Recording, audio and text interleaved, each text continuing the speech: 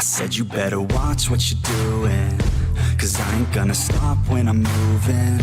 I'm headed to the top, I'ma do it. I'm headed to the top, I'ma prove it. And I could go all night, I'm sick of being nothing. All right, I'm gonna be something. I'll fight with every breath, trust me. I'ma be the one at the top, you can't touch me. I bleed with every word coming. I would rather die than be someone who's nothing. I'm the type of dude who will not remain nameless. I'm the type of dude who is headed for greatness. I'm the type of dude who could really make changes, 'cause I'm the type of dude that's becoming contagious. I'm the type of dude that will always be ageless. I'm the type of dude that will always feel shameless. I'm the type of dude that they say is fucking heinous, 'cause I'm the type of dude that you know is fucking dangerous. You are absolutely right. The way he went about it was absolutely wrong. Like, so, like I said, I'm not of my Jewish hatred that actually goes. Other than the fact that, why are y'all popping out of the sewers in New York City? Annunciation Catholic Church. You couldn't call it pronounced Catholic Church? Yeah, pronounce the Catholic.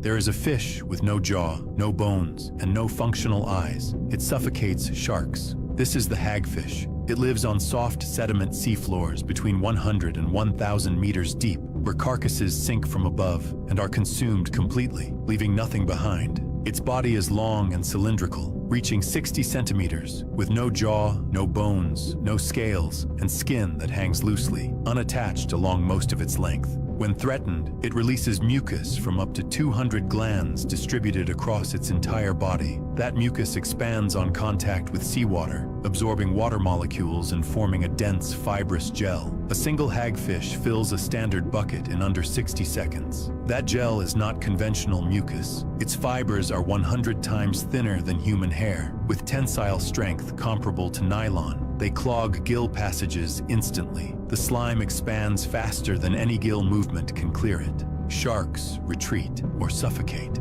The U.S. Navy studied its fiber structure for ballistic materials. A jawless, boneless scavenger produced a material defense engineers couldn't replicate. No jaw, no bones, no eyes. It has outlasted everything that was supposed to be better designed. Follow for more creatures built for extremes.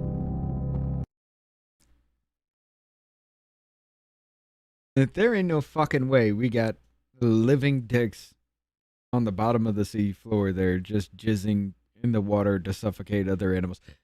What fucking planet do we live on? The hagfish is a disgusting ass creature. How y'all doing today? We gonna get this hearing going real quick. I just want to say what up, Scott. We got Sober with us and Colty starting out. I was listening to Rob for the pre-gaming. Yeah, it looks like Castro is fucked, ain't he?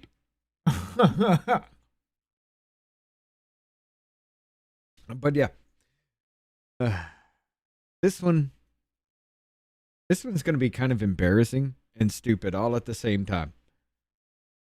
I've heard most of this, and Jesus Christ. The stupidity level goes through the roof very, very quickly here. Let's get this going. Come to order. Without objection, the chair is authorized to declare recess at any time. We welcome everyone to today's hearing on the Southern Poverty Law Center. The chair now recognizes the gentleman from Texas, Mr. Nels, to lead us all in the Pledge of Allegiance. Please stand and join me in honoring our nation's flag.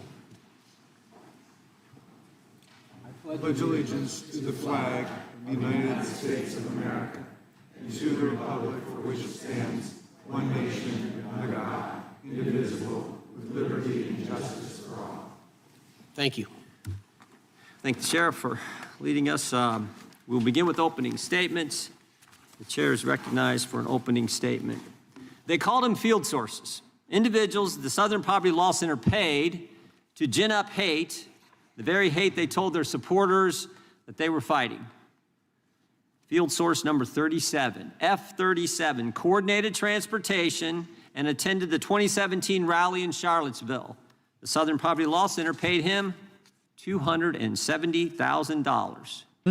$270,000 to the guy who helped put together the event where a young lady was killed. Field source number 9. He got $1 million over 9 years. F unknown. We don't know what number this guy was, but we do know he was the Imperial Wizard of the Klan, whatever that means, and he was on the Southern Poverty Law Center payroll. F27. Southern Poverty Law Center paid him $300,000 in 6 years, and what did he do? He ran the Aryan Nation Motorcycle Club. F43. Can we talk about he was president of some crazy Central group, Investigative and he was previously Agency? convicted of cross-burning. Can we talk about but that? The Southern Poverty Law Center thought he was worth $19,000 of their donors' money. All told, $3 million. $3 million to manufacture hate. Remember when Rahm Emanuel said, never let a crisis go to waste? The SPLC took it a step further. They went one better. They said, we're going to create the crisis. We're going to manufacture the crisis. And by so doing, they became the standard, the source for determining who's a hate group and who isn't. And of course, they labeled good pro-family organizations, conservative organizations as hate groups, like the Family Research Council is with us today, like Moms for Liberty, like Turning Point USA. Even the Alliance Defending Freedom has argued won numerous cases in front of the Supreme Court. They labeled them all hate groups. But not Jane's Revenge. Nope. Even though Jane's Revenge firebombed and vandalized churches, crisis pregnancy centers in the aftermath of the Dobbs decision, they never made the Southern Poverty Law Center's list. They were doxing left and right anybody and everybody who would say something to the effect of, hey, take responsibility for your actions. I got doxxed for saying you might just want to keep your legs closed then. I mean, is it that big of an issue? I got doxxed for that. By Jane's Revenge. They weren't just firebombing things. They were trying to get people killed.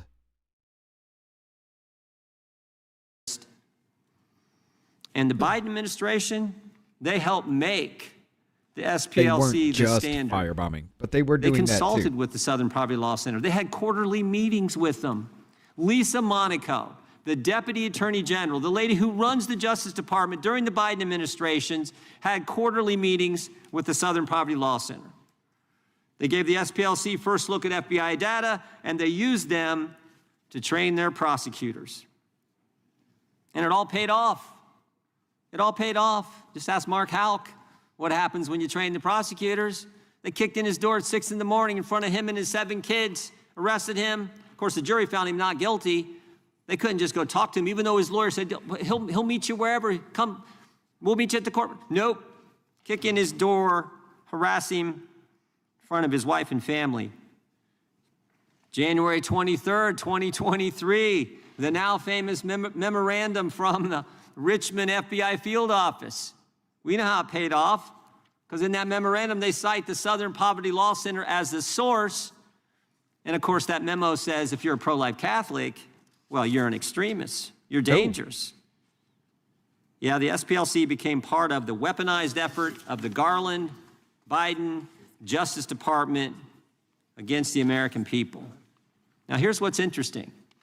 The Biden DOJ knew all about and no. it. They had opened an investigation. They were looking into this group. They knew the Southern Poverty Law Center was running a scam, but they dropped the case. They dropped the case because when you meet with them...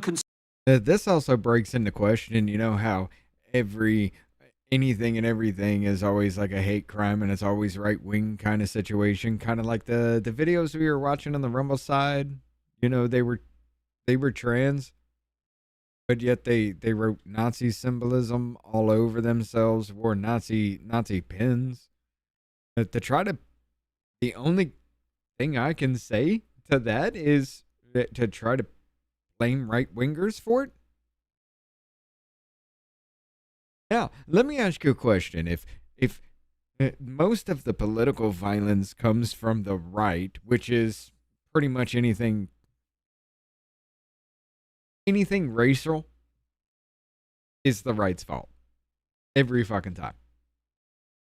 And not to mention the fact that when you actually do book these motherfuckers in here, instead of saying, hey, they're this immigrant or they're this person or they're black, well, you can't do it with black, but if they're Mexican or something like that, you put them under white when you book them anyway. But if the SPLC is creating these incidents that they blame on the fucking right, how much political violence actually does belong to the right then? SPLC has had their hand in a lot of these political violences about shit on the right. How much is actually attributed to something that they created to make right-wingers look bad then? I mean, do we have to go through the whole numbers again once they're found guilty for this shit? Assault with them, have them train your prosecutors. Well, guess what? You're not going to prosecute them. Nope, you're not going to prosecute them. They're too valuable politically. You got to use them for your political advantage, and that's exactly what the Biden administration did. And here's the scariest part of all. Who has donated to them. It worked. Field Source 37. Again, he was the first one I mentioned. He was part of the planning group for the Charlottesville rally. He was paid to coordinate transportation. He was paid to attend. After the event, again, after the event where a young lady is killed, the Southern Poverty Law Center almost tripled their income. It all worked. They went from $51 million annual income to $133 million. Turned out for them, creating hate was more profitable than fighting it. That's exactly what they did. They ran a scam, they became the standard, they didn't get prosecuted, and they made a ton of money. Made a ton of money. They're sitting on $800 million in assets, $700 million endowment fund. Such a deal. Such a deal. But here's the good news, because there is some good news. Here's the good news. President Trump got elected. Todd Blanche is Attorney General. Kash Patel is FBI Director. And guess what? They're prosecuting these guys for running a scam, ripping off their donors, falsely labeling all kinds of good organizations like the Family Research Council, Moms for Liberty, Alliance Defending Freedom, falsely labeling them hate groups. How you doing? But they got caught. Thank goodness they did. So I want to commend the Attorney General and the work he's done, the FBI, most importantly, President Trump for being the guy who put these guys in those positions. We look forward to hearing from our witnesses today. This is something, and we look forward to bringing in the head of the Southern Poverty Law Center. We're in discussions with them about we wanted him here today, couldn't make it. We're working on, and we will do whatever it takes to get him on that witness stand to answer our questions about the scam they run, the lies they told, the things they did. With that, I yield to the ranking member. Thank you very much, Mr. Chairman. Welcome to all of our witnesses. For decades, the Southern Poverty Law Center shared information about racist terror plots with the FBI gleaned from their informant program. The FBI was happy to receive it, and this practice frequently led to the disruption of dangerous conspiracies by the KKK and neo-Nazi groups to commit violence against synagogues, churches, African Americans, Jews, and other targeted minorities. So why is the Department of Justice under Trump and Todd Blanche now prosecuting the Southern Poverty Law Center? The DOJ says that the SPLC defrauded its donors by paying undercover informants to infiltrate and collect intelligence on these racist groups. But where are all the donors complaining about having been defrauded? Where? Maybe because they didn't have the evidence that's here in front of your face now. So if donors were going to claim they were defrauded, how are they going to actually prove it if they don't have the proof? It just sounds like crazy-ass people just blaming shit, right? I mean, we all do it. We all know it. We all see it. So if they didn't have the information to back up a claim of fraud, do you think it's going to stand up anywhere? Do you think anybody's going to listen when they sit there and say they're creating racial hate crimes, they're taking my money, and they are actually committing these hate crimes themselves? Do you think anybody's going to believe it back then? Back when they were really fucking doing it, and especially when they were prominent and everywhere. Do you think anybody would have believed that shit? So where are these people? They didn't exist because there was no fucking evidence of it at that point in time that was public, you stupid fuck. What do you mean? Jesus Christ, you're screaming for evidence that's coming out in court. Like, this is dumb. This is no fucking argument. This sounds like the exact same fucking argument that douchebag was making the other night. Where is the evidence of the fraud? Where are the civil lawsuits that always follow in the wake of a fraud, a scam, or a ripoff? DOJ has offered no... I mean, that usually follows when a fraud, scam, or ripoff is actually found to be a... Yes, it's a thing in court. Once a court case actually does land, those cases come out the ass, son. You don't do it while they're sitting there saying, hey, I allege this shit. Because there's no harm yet. No harm has been committed, so therefore no lawsuit can actually be filed. Just because somebody accuses something, you think that everybody should just go ahead and sue, and before we even know about the ending of the actual fucking case, we have to rule on whether these donations were used in a fraudulent way or not? What the fuck dumb shit is this?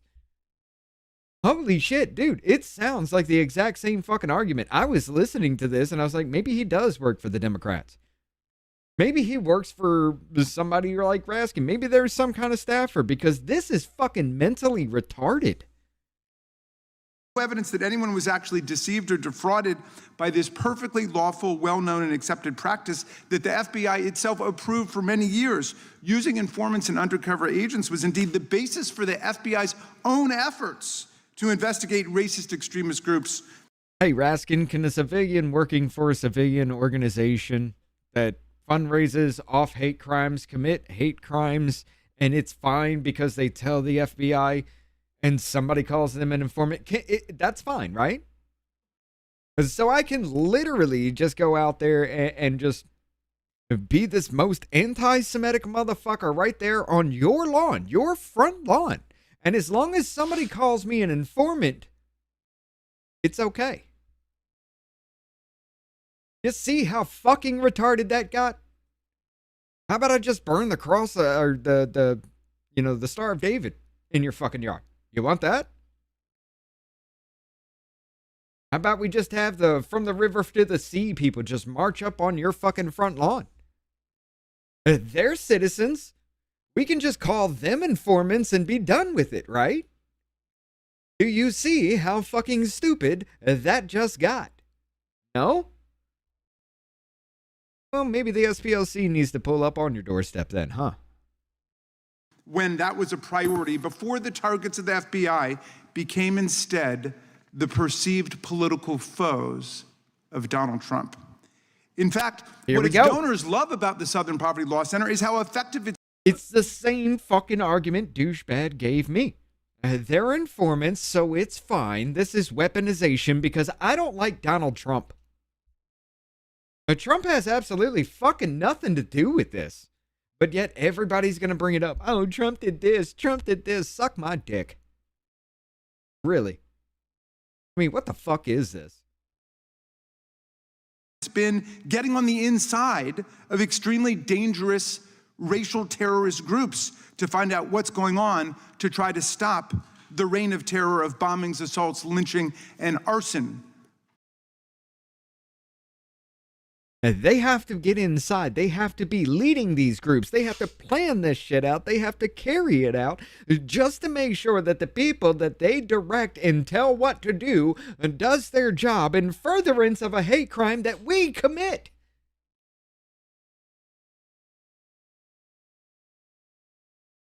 I mean, that sounds like the Whitmer fucking case too, doesn't it? Now tell me the fucking government isn't involved with this fucking shit. Tell me the Democrat Party has nothing to do with the SPLC. Every single time this shit comes out, every single time, there's like 3 fucking attacks they always goddamn do. 3 or 4 maybe. Every single fucking time. It's easy to pin down every time. And why? What's the justification for you saying that I can burn the Star of David in your front lawn and as long as somebody calls me an informant, it's okay? I hate Donald Trump. What the actual fuck, America? The violent price of white supremacy that goes back centuries in our country. Why are there no civil fraud lawsuits? Why has no one sued the Southern Poverty Law Center? From my experience, As a former state assistant attorney general and a congressman who deals with constituents who get defrauded frequently, and now And then I'm you the would know it co-chair of has the to actually bipartisan come out when Stop the some court Scams rules Caucus, against them. I can assure you that victims of fraud are usually enraged after a period of being embarrassed, and they come forward to complain and to sue the fraudsters. What does a real fraud case look like? And how do the victims respond? Well, let's take this well-known, long-running fraud case called Trump University, which was shut down by the New York Attorney General's office when it determined that Trump University was systematically deceiving and ripping off its students and cheating them of a real education they paid for. Over 8,000 swindled students brought 3 different class action lawsuits that were certified by the courts against Trump. They tried for years to recover the lost tens or hundreds of thousands of dollars in tuition for a completely bogus education, and they finally won a massive settlement for $25 million. So that was more than 8,000 desperate young people who told their stories to the world. So far, to my knowledge, there's not a single... Hold up. Hold the fuck up. Okay, so what you're telling me is they had the information to prove that shit in court, right? But they had to go through the court system to prove it, right? Which is the evidence you're screaming about right now, right? And why has nobody come forward? Well, this is the first time that they've actually had to defend themselves in a lawsuit concerning this, right? Nobody had the proof up until now to go ahead and bring into a court of law, right? So where are all these people? Why aren't you suing? Because they were indicted. Because there's no standing. Nobody has gotten hurt yet. Once there is standing, it can... I thought you were a lawyer here. Or are you just banking on the fact that everybody's too stupid to know what the court fucking process is? Probably that one. Too fucking stupid to be human, and too pathetic to respect. Single donor to the Southern Poverty Law Center who's come forward to say that he or she was defrauded, much less thousands of them. And they have many thousands of donors. Everybody can see what's happening with this outrageous, scandalous prosecution in Alabama, an outrageous, scandalous persecution here on Capitol Hill. If anyone has flipped sides to join the racist extremists, it's not the SPLC, it is the FBI itself. And if a fraud is being perpetrated on the public right now, it's not an SPLC fraud. You're committing racial fucking crimes to fundraise off of?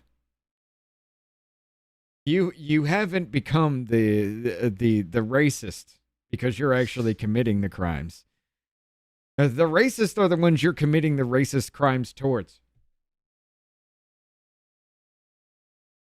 I don't understand what kind of fucking logic this is, to where you have to twist every goddamn thing about reality into some kind of bullshit only because orange men exist. But goddamn. This is too pathetic. Fraud. SPLC's been an enemy of the Klan and neo-Nazi groups for more than a half century. It's been unswerving and steadfast, which is why their offices and they were fucking bombed, did their job. And why they get and then they have to create racial hate crimes to make sure they exist. Death threats, something which makes this prosecution and persecution all the more appalling. No, what we're witnessing is a Trump administration fraud on a vast and shocking scale. Wait, we said the same thing about the bank in New York when they said Trump lied? Oh, no. That's not a big thing. There's not a lot of people that understand that Deutsche Bank in that fucking case said no.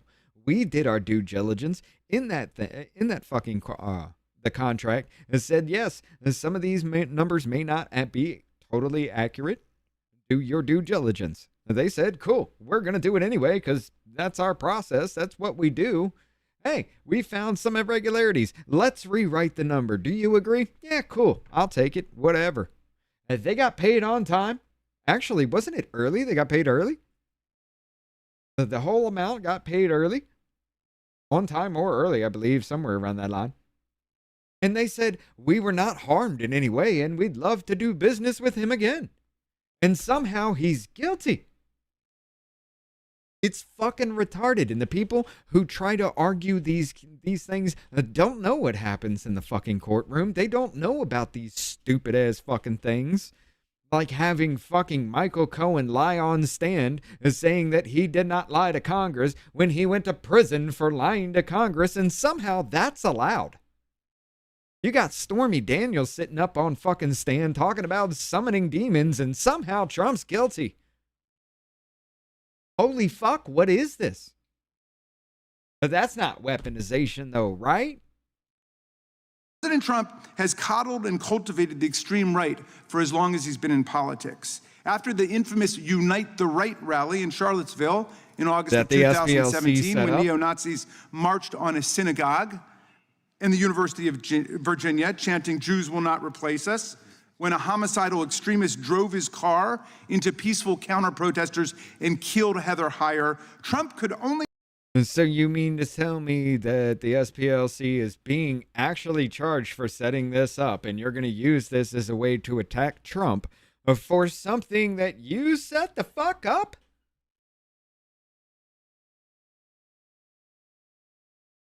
And tell me this is nothing more than a social media fucking clip for him. And tell me this is nothing more than social media fucking clip. He's got counsel sitting right next to him, and that's his fucking lawyer to tell him, hey, you shouldn't be saying anything like this. You need to say this. And tell me this is not a social media clip. This is all this fucking is. It's pathetic. How the fuck are you going to try to use the Charlottesville incident that SPLC is accused of setting the fuck up as a way of saying Orange Man bad? Because what you were saying right now is you set the shit up just to make Orange Man look bad to the public. This is the dumbest fucking way you guys, this is what you get your message out of? The Democrats, are you fucking serious? I get none of you even understand that the SPLC is actually being accused of setting this shit up in the court case any damn way. But this is where you get your fucking information from.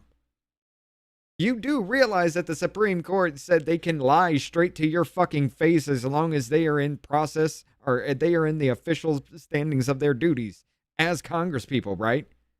That they can lie straight to your face. It's a speech and debate clause. It's fucking abused by both sides all the damn time. But you're going to sit here and tell me he's 100% right when they are accused of setting up the very same thing he's trying to use to say Orange Man racist.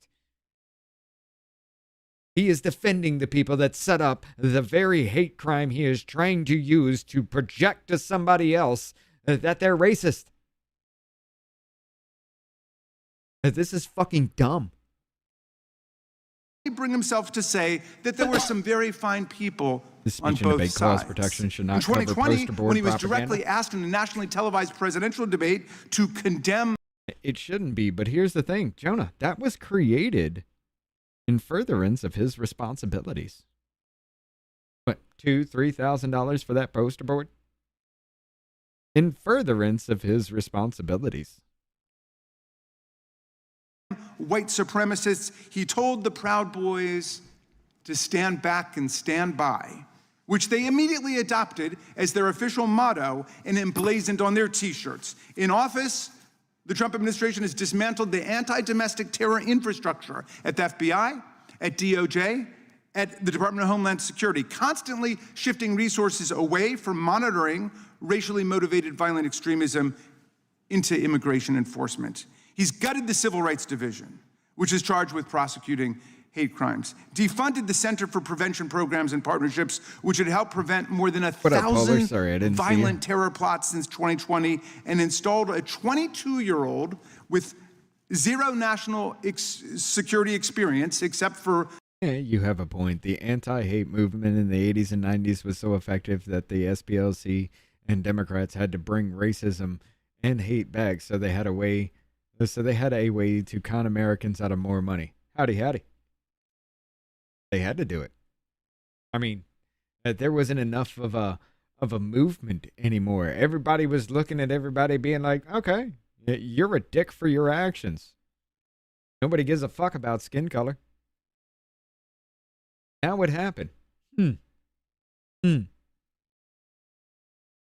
Social engineering on behalf of maybe creating a whole bunch of racial hate crimes just to look at somebody and say you're a danger to society because you say words. The social credit score, anybody?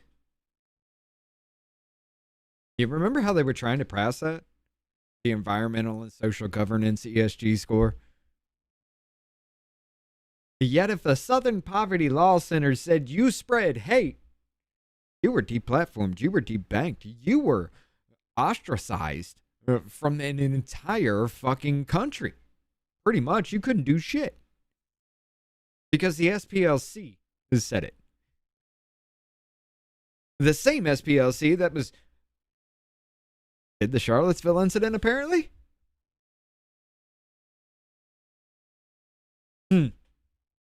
But it's okay. It's okay, because they're informants. Model United Nations, his junior year of college, to run what remains of our terrorism prevention office. He's redirected the Civil Rights Division to focus on so-called anti-white discrimination instead of the actual hate crimes devastating communities across America. He fired the federal prosecutors and FBI agents who investigated and convicted the extremists who attacked the Capitol on January 6, 2021. And just this month, the Trump administration released a new national counterterror strategy. You got a point. You got a point, Jonah. Didn't he say after the dinner shooting that he only attacks Trump's policies, not the man? Here he is blaming everything the SPLC did on Trump. They did it because Orange Man exists, ladies and gentlemen, and you must excuse it. That literally erases right-wing violent extremism from the record.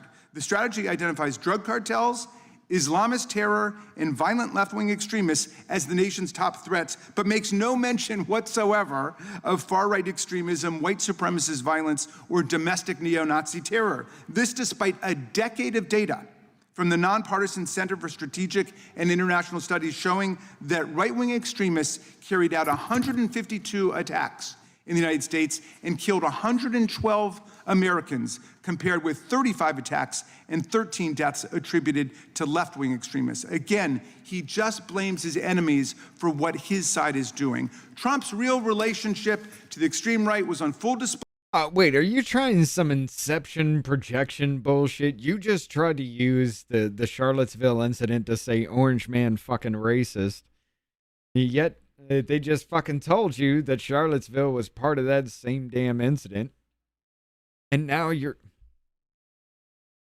Motherfucker, back that up a second. Back that up a second. Deaths attributed to left-wing extremists. Again, he just blames his enemies for what his side is doing. Trump's real relationship to the extreme right was on full display. Motherfucker, you did try double inception bullshit. This is like projection on an inception goddamn level. You project onto them that they're racist because you're actually committing their racist fucking acts your goddamn self just to blame somebody else for it. And then you say just because they say, hey, they're actually doing it.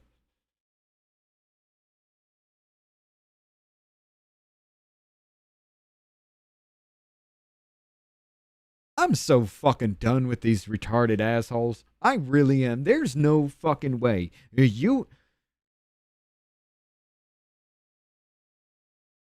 have to be clinically fucking retarded to vote for this man.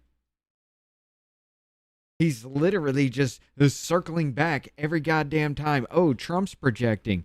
He's saying we're doing it because he's doing it. Because we're doing it to make him look bad. The amount of retardation in that statement alone should concern every living human being with a fucking brain. January 6, 2021, when the Proud Boys, Oath Keepers, and 3%ers, all in Roger Stone's sphere of influence, led the violent assault on the Capitol and our police force as Trump exhorted a crowd of thousands to go out and fight like hell or you won't have a country anymore. That mob not only chanted, "Hang Mike Pence," referring to Donald Trump's then vice president, and tried to shut down the peaceful transfer of power for the first time in American history, but brutally assaulted our police, wounding, injuring, disfiguring, and disabling more than 150 officers, terminating many careers in the process. And Jesus Christ, he's still playing off the fact that we don't fucking know. Like we didn't even suspect in the first damn place, but he's playing off the fact like we don't fucking know that federal law enforcement was actually involved. There were more feds in the crowd that day than there were Oath Keepers and Proud Boys put the fucking together. Dude, by all intents and purposes, it looks like the federal government set that shit up to make Orange Man look bad. You fucking did it yourself, and now you're trying to scream about what the fuck you committed yet again.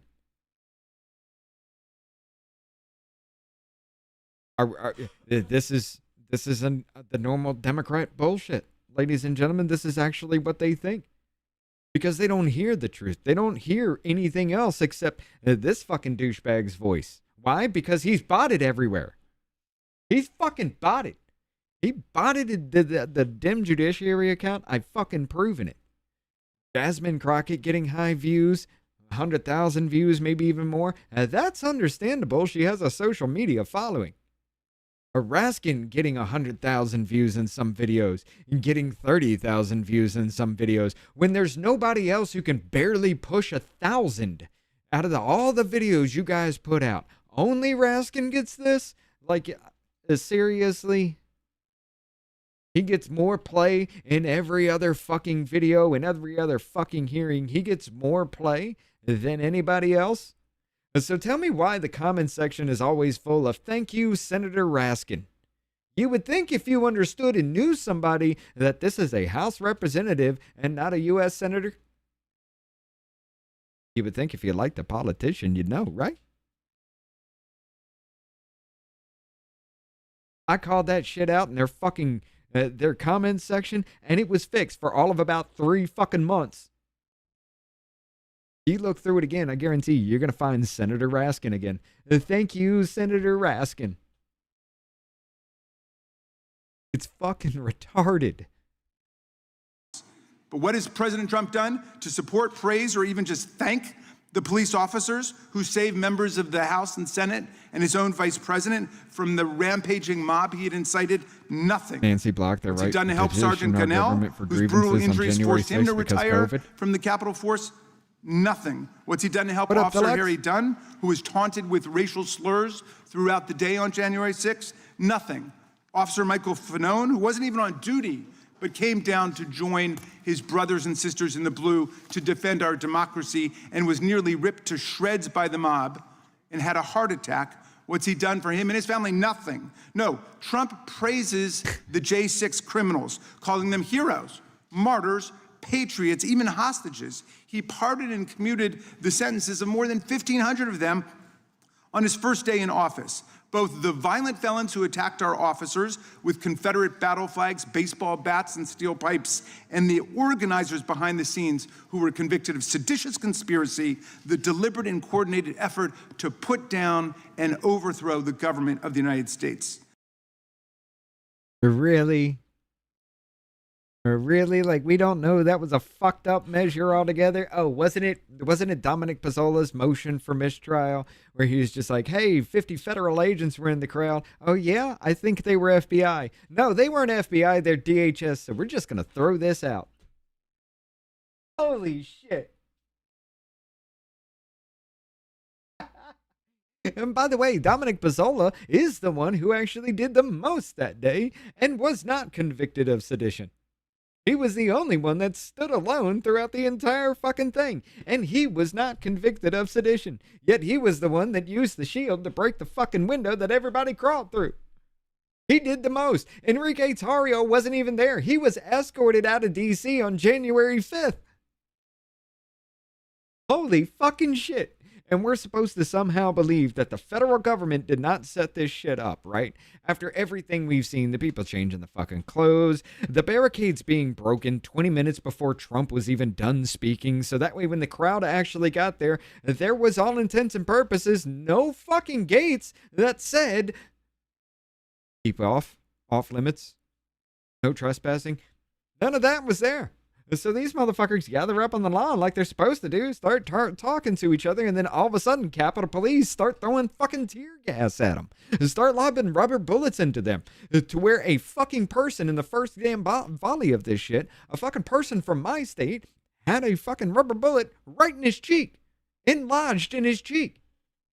You enraged the crowd, you made them get violent, you pushed them towards the Capitol, they break into the fucking building, they gather their senses, start coming back, and pushing back on the crowd that's pushing back in, you start lobbing tear gas and that shit, and you wonder why they push back in. All of a sudden, it starts to look a little bit fishy, right?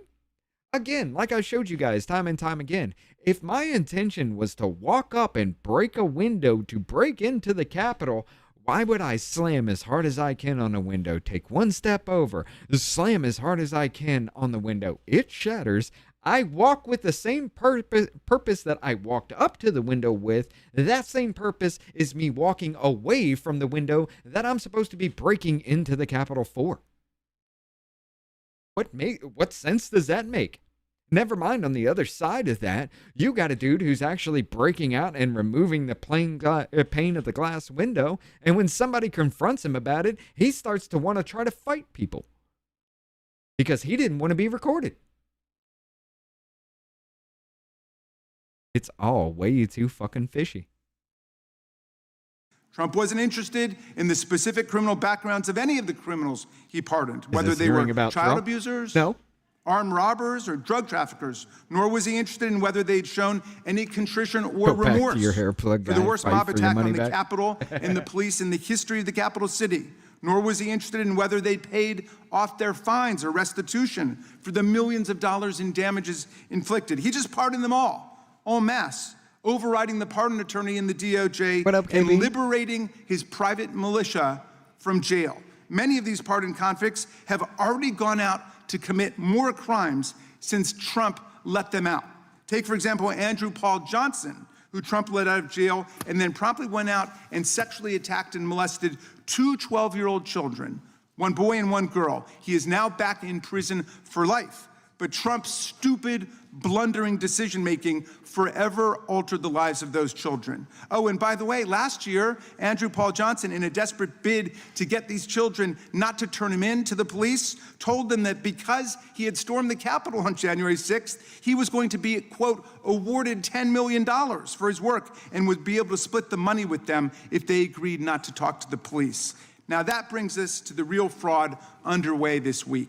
Donald Trump has withdrawn his bogus $10 billion lawsuit against the IRS because the judge in the case, Kathleen Williams, doubted there was even a case or controversy and whether Trump had proper standing to bring it. And there was clearly no adverse relationship between Trump and the IRS. In any event, he withdrew it. He knew he was going to lose. Now, Trump is claiming that he and the IRS have a so-called settlement, which is not possible because the case was dismissed. This fraudulent settlement involves not only an agreement by the IRS and the DOJ not to investigate or prosecute him, his family, and his businesses forever for tax frauds that he may have committed in the past, but the established... No, they actually do have policies. The policies is we need to tax you more so we can take your money and funnel it into all this other dumb shit to make everybody else rich. But tax the rich, right? Establishment of a $1.776 billion political slush fund in the DOJ called the Anti-Weaponization Fund that will be used to reward his friends and foot soldiers. This is lawless. To begin with, Trump doesn't establish federal programs and appropriate money for them. We do that. That's the power of the purse, which belongs exclusively to Congress. We never set up this political slush fund to be run out of the DOJ, and we never would. We have a judicial system to hear authentic cases and controversies, not as... So see, because they set up something and they put you away in furtherance of their crime, you should not be compensated, ladies and gentlemen. there's nothing that should happen to you because you were in furtherance of their crime. You were sentenced. You were punished. You spent years in fucking prison for something they did. But you shouldn't be compensated for it. It's illegal. It's illegal for the federal government to give you compensation for hemming you the fuck up and making you look like a bad guy for a fucking crime they committed. Oh my God. He gives me a migraine. What up, Joe? A single J6er has had charges thrown out because of a false, malicious, or retaliatory prosecution. Not a single one has had their criminal conviction reversed on appeal because of a false, malicious, or retaliatory prosecution. I mean, you're doing it in D.C. Nobody's going to reverse or appeal any of that shit, no matter what. I mean, you can't even get a fucking indictment on something that is blaringly fucking obvious. You turn down indictments. You dismiss cases that are blaringly fucking obvious. So yeah, you think we're going to get really anything out of D.C.? Bitch, you own that. So that's how you get people that are railroaded by the federal fucking government, but the federal government is never held to account. They own the fucking law. Case in point, all these small little low-level court judges saying I'm more powerful than the president just because my pussy hurts and I'm gonna say something. I mean, isn't there something in there about that again? Like somebody, it was either today or yesterday, I didn't change it, but the other day or something like that, they're blocking something for Trump again. I'm so fucking sick and tired of it. And you want to argue he's doing this. It's all him doing this. It's him doing this. We need to waste your money to stop him from doing any goddamn thing. Oh, why? Because he's racist, he's bad, he's Hitler. Oh yeah, who says that? SPLC. Oh wait, aren't they going to court to answer for the crimes that they committed, that they made up, that you blame on him?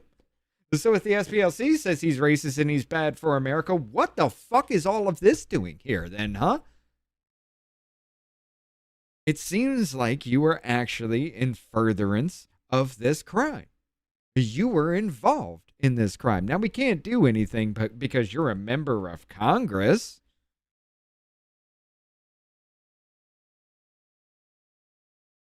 But I say the speech and debate clause be damned. It's been weaponized on both sides. Nothing changes until we actually push for the change. Convention of fucking states, erase that from the Constitution. You will be held accountable for your fucking words and your goddamn lies to America, however the fuck we need to. And if you don't want to vote for it, you don't want to bring it up, you think you should be allowed to lie straight to my face? Well, we should be allowed to strip you no matter what of your title. You don't want to listen to the American people. You don't deserve to make the laws to tell me how to live my fucking life. You're there to represent me, not rule me. And a lot of you, even right down to the state and local level, you've forgotten that. You think it's just a free ride for money and you get to do whatever the fuck you want to do and fuck the people. And then you get upheaval, you get uprisings, you get riots. And it's everybody else's fault but yours, right? Right? The idea that they were falsely or maliciously prosecuted has not been found by a single judge, Republican, Democratic, or independent appointee. And this is a defamatory slur on law enforcement and the serious civil servants at the DOJ who have been under attack since this nightmare of MAGA weaponization began in January of last year. False, malicious, and retaliatory prosecutions MAGA are how Donald weaponization Trump to hold you to and his account. DOJ operate, not real law enforcement, not It's real weaponization prosecutors. We would to never hold set up me a to what I political do. slush fund to compensate the J6ers for their imaginary injuries because it's blatantly unconstitutional. Section 4 of the 14th Amendment, which I commend to all of my colleagues, it's in the Constitution, provides that the United States shall not assume or pay any debt or obligation incurred in aid of insurrection or rebellion against the United States. All such debts You're cool, because not a goddamn person was charged for insurrection or rebellion against the United States of America. So, cool. We agree. Anybody that insurrects America should not be paid for any fucking reason for anything. That's fine. Not a single fucking person was charged for it. So what are you bitching about? How is it illegal? How is it unconstitutional? Because not a single motherfucker was found guilty of insurrection.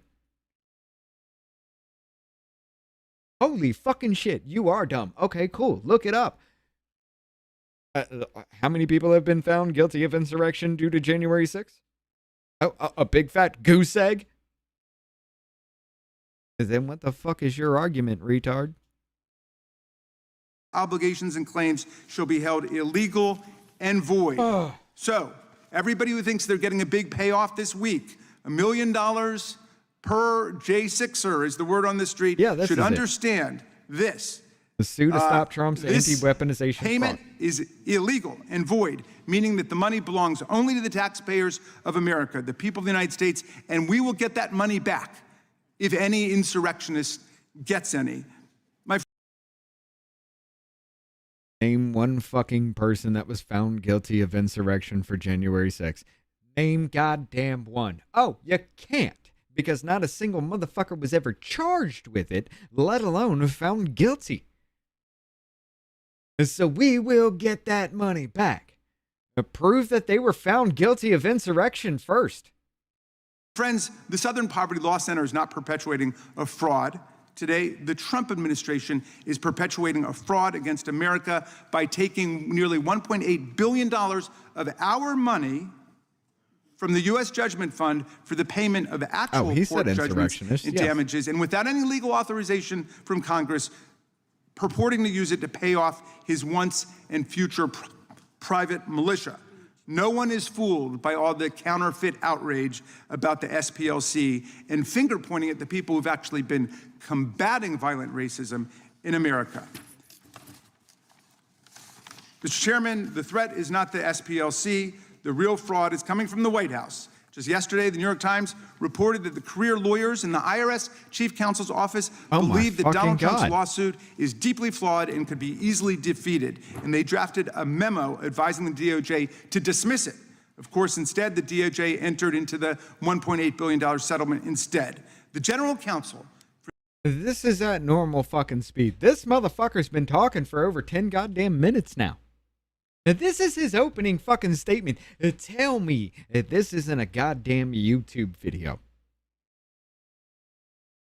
The Treasury Department, Brian Morrissey, the top lawyer, resigned on the same day this settlement was announced. We've got many questions for everybody involved in this brazen and corrupt transaction. Mr. Chair, pursuant to Clause 2K6 of Rule 11, I move that the committee now immediately subpoena those involved in the creation or execution of the nearly $1.8 billion slush fund. Acting Attorney General Todd Blanche, Associate Attorney General Stanley Woodward, Treasury Secretary Scott Bessent, IRS Chief Executive Officer Frank Bizignano, and Treasury Department General Counsel Brian Morrissey.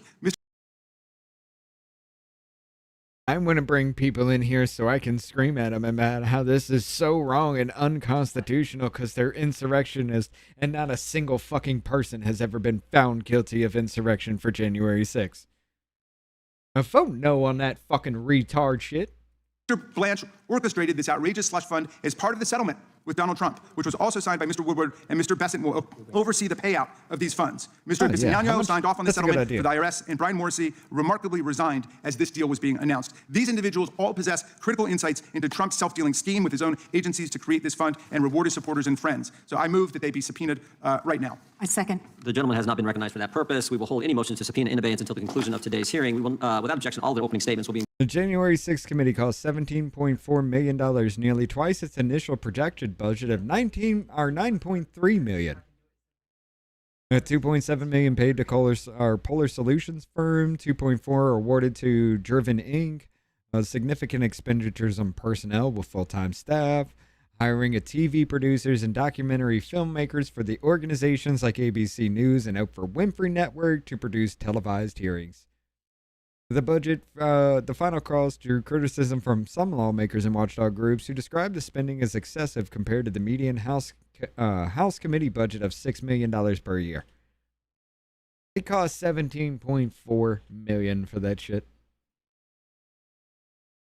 By the way, what you were asking about Raskin, didn't he say he doesn't attack the man? Yeah, and you have, as many of your fellow Democrats, have used some heated rhetoric against the president. And do you think twice about that when something like this happens? What rhetoric do you have in mind? Just talking about some of the fact that he, is terrible for this country and so on and so forth. I understand that that's your Democratic right. The heated rhetoric, bitch? No. How about he's Nazi? He's a Nazi. He's Hitler. The right-wing extremist, the racist. And how about all that shit? Oh my God, he's just bad for this country? That's your rhetoric? You wonder why CNN is fucking caving? That's fucking why. Dana Bash is just like, well, you say he's bad for the country. AOC Right? start with Oprah. But overall, Yeah. do you I have have a no responsibility? personal problem with Donald Trump at all. I mean, I talk about the policies of this administration, the authoritarianism like we saw on display in Minneapolis, where 2 of our citizens were gunned down in the streets simply for exercising their First Amendment rights. Renee Good, Alex Preddy, and others have, died in custody. I'm talking about policies. I don't personalize it, and I certainly have never called the press the enemy of the people. I think the press. I've never called you the enemy of the people. I don't attack him. I attack his policies, and I've never called you the enemy of the people. The fuck up. You just attacked the man for goddamn 10 fucking minutes straight. Blaming him for everything the SPLC is being fucking accused of. Holy fucking shit, dude. Included in the record, we will introduce today's witnesses. We're pleased to have with us Dr. Carol Swain. Mr. Chairman, I just want to request. If I was one of those witnesses, as soon as I'd start talking, I'd just be like, you know what? Absolutely not. I'm just going to stop my statement here and I'm going to, just to clarify, this asshole just sat here for 10 minutes saying that everything the SPLC is accused of doing, it's Donald Trump that's actually doing it. That's what he just said for 10 minutes, right? Okay, I'm just making sure I heard that correctly. Holy shit. Recorded vote on that, if that's all Well, right. we'll do that Holy when it's pink time for eye that. But it's not Batman, time for that now. right? We're pulling it in advance. Dr. Swain is author and former. No, I'm actually thinking it's actually like blood in his eyeball, like a vein burst or something. Autoerotic asphyxiation? Maybe? Is there anything around his neck? Or did somebody choke him or something? Or, I mean, because I refuse to believe he held a sneeze in and that happened. Professor of Princeton University and Vanderbilt University. She has served on various government commissions, including the National Endowment for the Humanities and the Tennessee Advisory Committee to the U.S. Civil Rights Commission. She graduated Phi Beta Kappa from Roanoke College and received a master's degree from Yale and her PhD from North Carolina. Mr. Tyler O'Neill is a senior editor at the Daily Signal, where his reporting focuses on nonprofit organizations. He previously was an editor at PJ Media and Fox News and is the author of 2 books. Mr. Tony Perkins is the president of the Family Research Council, a nonprofit organization that advocates for family-centered policies. He's an ordained minister and previously served as the chair and vice chair of the U.S. Commission on International Religious Freedom. Mr. Perkins has also previously served as a member of the Louisiana House of Representatives. And Ms. Maya Wiley is the president and CEO of the Leadership Conference on Civil and Human Rights. She previously served in the Civil Division of the U.S. Attorney's Office for the Southern District of New York and worked at the ACLU and the NAACP Legal Defense and Educational Fund. We welcome our today's witnesses and thank them for appearing today. And if you all please stand, we'll begin by swearing you in. Oh, that woman does a horrible job. Raise your right hand. Do you swear or affirm under penalty of perjury that the testimony you're about to give is true and correct to the best of your knowledge, information, and belief, so help you God? Let the record reflect that the witnesses have answered in the affirmative. Thank you, and you can be seated. Please know that your written testimony will be entered into the record in its entirety. Accordingly, we ask that you summarize your testimony in 5 minutes. We'll start with Dr. Swain. Just make sure you hit the microphone there, hit that button, and try to stay as close to 5 as you can, although I won't cut you off right at 5. After all, we gave Mr. Raskin 15, so. Good morning, Chairman, Ranking Member, and distinguished members of the committee. Thank you for giving me the opportunity to testify today on this very important subject. I am Dr. Carol M. Swain, a former tenured professor of political science and law at Vanderbilt, and I was also tenured at Princeton. I'm a woman who rose from rural poverty in Southwest Virginia, earned 5 degrees, and built a career as a scholar of race, politics, and representation. My 1993 book, Black Faces, Black Interests, won 3 national awards and was cited by the U.S. Supreme Court. Yet, starting in 2009, I became the target of a sustained smear campaign by the Southern Poverty Law Center, an organization. Unless you all actually hear the whole thing, you don't even know the half of it. The clips do it no fucking justice. Once respected for fighting real hate, but which I believe has become a weapon against conservatives, Christians, and dissenting voices. In September 2009, I found myself in the SPLC's crosshairs after I published an article in the Huffington Post titled Mission Creep and the Southern Poverty Law Center's Misguided Focus. I argued that the SPLC had drifted from its original mission of monitoring genuine hate groups, such as the KKK and the neo-Nazis, towards targeting mainstream conservatives, immigration reformers, and anyone challenging progressive ideas on race and immigration. You mean a black woman was saying SPLC's doing something shady in the background? We need to look at them, and somehow she's a hate. She's part of a hate group now. Oh wait, she's a black woman that doesn't follow our rules. So yeah, she's a black face of white supremacy like Larry Elder, right? And I'm supposed to believe the right's the racists. I specifically criticized the SPLC's attacks on figures like Lou Dobbs and organizations like the Center for Immigration Studies. I concluded my article with the line, rather than monitoring hate groups, the Southern Poverty Law Center has become one. Within weeks of my article, the Southern Poverty Law Center retaliated. In October 2009, SPLC spokesman Mark Potok publicly labeled me as an apologist for white supremacists. This stemmed from my endorsement of a documentary film, A Conversation About Race, directed by Craig Bodecker, which I recommended for classroom use because it offered perspectives rarely heard on university campuses. This attack on me was not an isolated incident. The Southern Poverty Law Center has used guilt by association, cherry-picked quotes, and fabrications to damage and destroy reputations and organizations. SPLC was involved with labeling every right-wing figure a hate group because of the whole bullshit Biden thing that, the Russians were paying these people. They brought up all the charges right before an election, so it discredits the actual big-name figures that have an audience. And somehow that was a thing. Oh, what happened? As soon as the election was over, they dropped the case completely. No harm, no foul, right? We just sat here and tried to smear you, saying you were working for a foreign government. We tried to bring you up on, we were going to bring you up on charges, but we just dropped it just because. It's okay, American. You're not going to prison. Calm down. We just made the shit up. It's fine. We can do it. We're the federal government. Long-term professional harm to me. Offers from other universities dried up. Speaking opportunities declined. I became kryptonite in certain academic and media circles. My experiences with the Southern Poverty Law Center exposed a powerful, tax-exempt organization with enormous influence over media, corporations, law enforcement, and government that can shield speech and academic freedom without any meaningful accountability. The Southern Poverty Law Center's tactics, the mission creep because it's lost sight of its original purpose.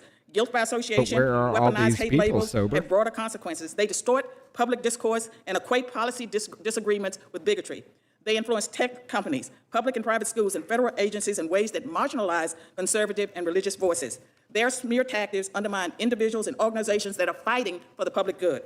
I urge this committee to examine the Southern Poverty Law Center's practices, its financial operations, its influence on government partnerships, and the lack of transparency and accountability surrounding its hate group designation. Real civil rights work requires truth-telling, not retaliation against scholars who challenge orthodoxies, and certainly not the alleged financing of the hate the organization claims to fight. I hope Congress will deal with the Southern Poverty Law Center appropriately. Both political parties need to address this. This is a bipartisan issue. They should use all available means to hold this organization accountable, as you do, or as you proclaim to do, with other organizations. Let's hold everyone to the same standard. Thank you for your time, and I will be ready to answer questions at the appropriate time. Thank you, Doctor. That woman does amazing. Chairman Jordan, Ranking Member Raskin, members of the committee, thank you for the opportunity to testify. I'm Tony Perkins. I've served as the president of the Family Research Council here in Washington since 2003. Americans once associated Southern Poverty Law Center with fighting the Ku Klux Klan during the civil rights era. That reputation gave the SPLC enormous moral credibility. But in November of 2010, SPLC shifted its focus beyond violent groups and began targeting Christian organizations opposing efforts to redefine marriage and human sexuality. Family Research Council was among the most prominent of that first wave. In August of 2012, FRC joined Governor Mike Huckabee in supporting Chick-fil-A Appreciation Day after the company was boycotted because its leadership publicly affirmed traditional marriage. 2 weeks later, on August 15th, LGBT activist Floyd Corkins entered FRC headquarters carrying a 9mm pistol, 50 rounds of ammunition, and 15 Chick-fil-A sandwiches. According to his later confession, his intent was to kill as many as possible and stuff the sandwiches into our mouths.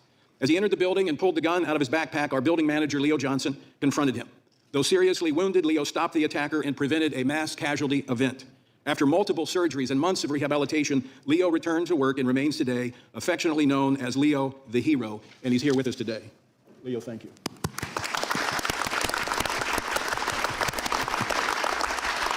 The following day, investigators confirmed Corkins confessed to selecting FRC because of SPLC's website and hate map.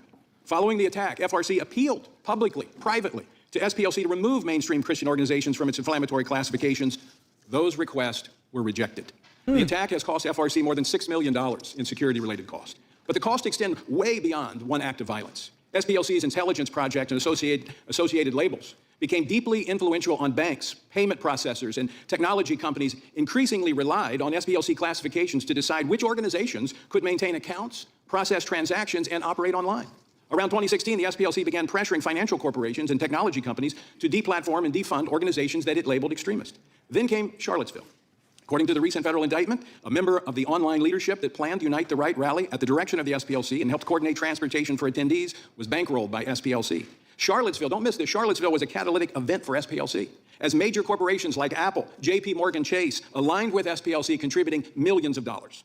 Shortly afterwards, the coalition known as Change the Terms was formed, led by SPLC and the Center for American Progress, establishing standards that would encourage companies to deny digital access and financial infrastructure to organizations that SPLC labeled. The timeline of Change the Terms closely parallels the acceleration of the efforts to debank and deplatform conservatives. I hate America's FRC experienced this from Truist Financial, BB&T, Fidelity Investments, GuideStar, Mobile Calls, and other technology-related companies. And SPLC officials openly acknowledged this strategy before Congress. In January of 2020, SPLC official Lakeisha Brooks stated this, quote, "We have lobbied internet companies one by one. A key part of this strategy has been to target these organizations' funding." Brooks continued to describe the coordinated effort to pressure technology companies and financial institutions to restrict access for organizations SPLC opposed. This committee, the issue before this committee, is larger than SPLC fraud.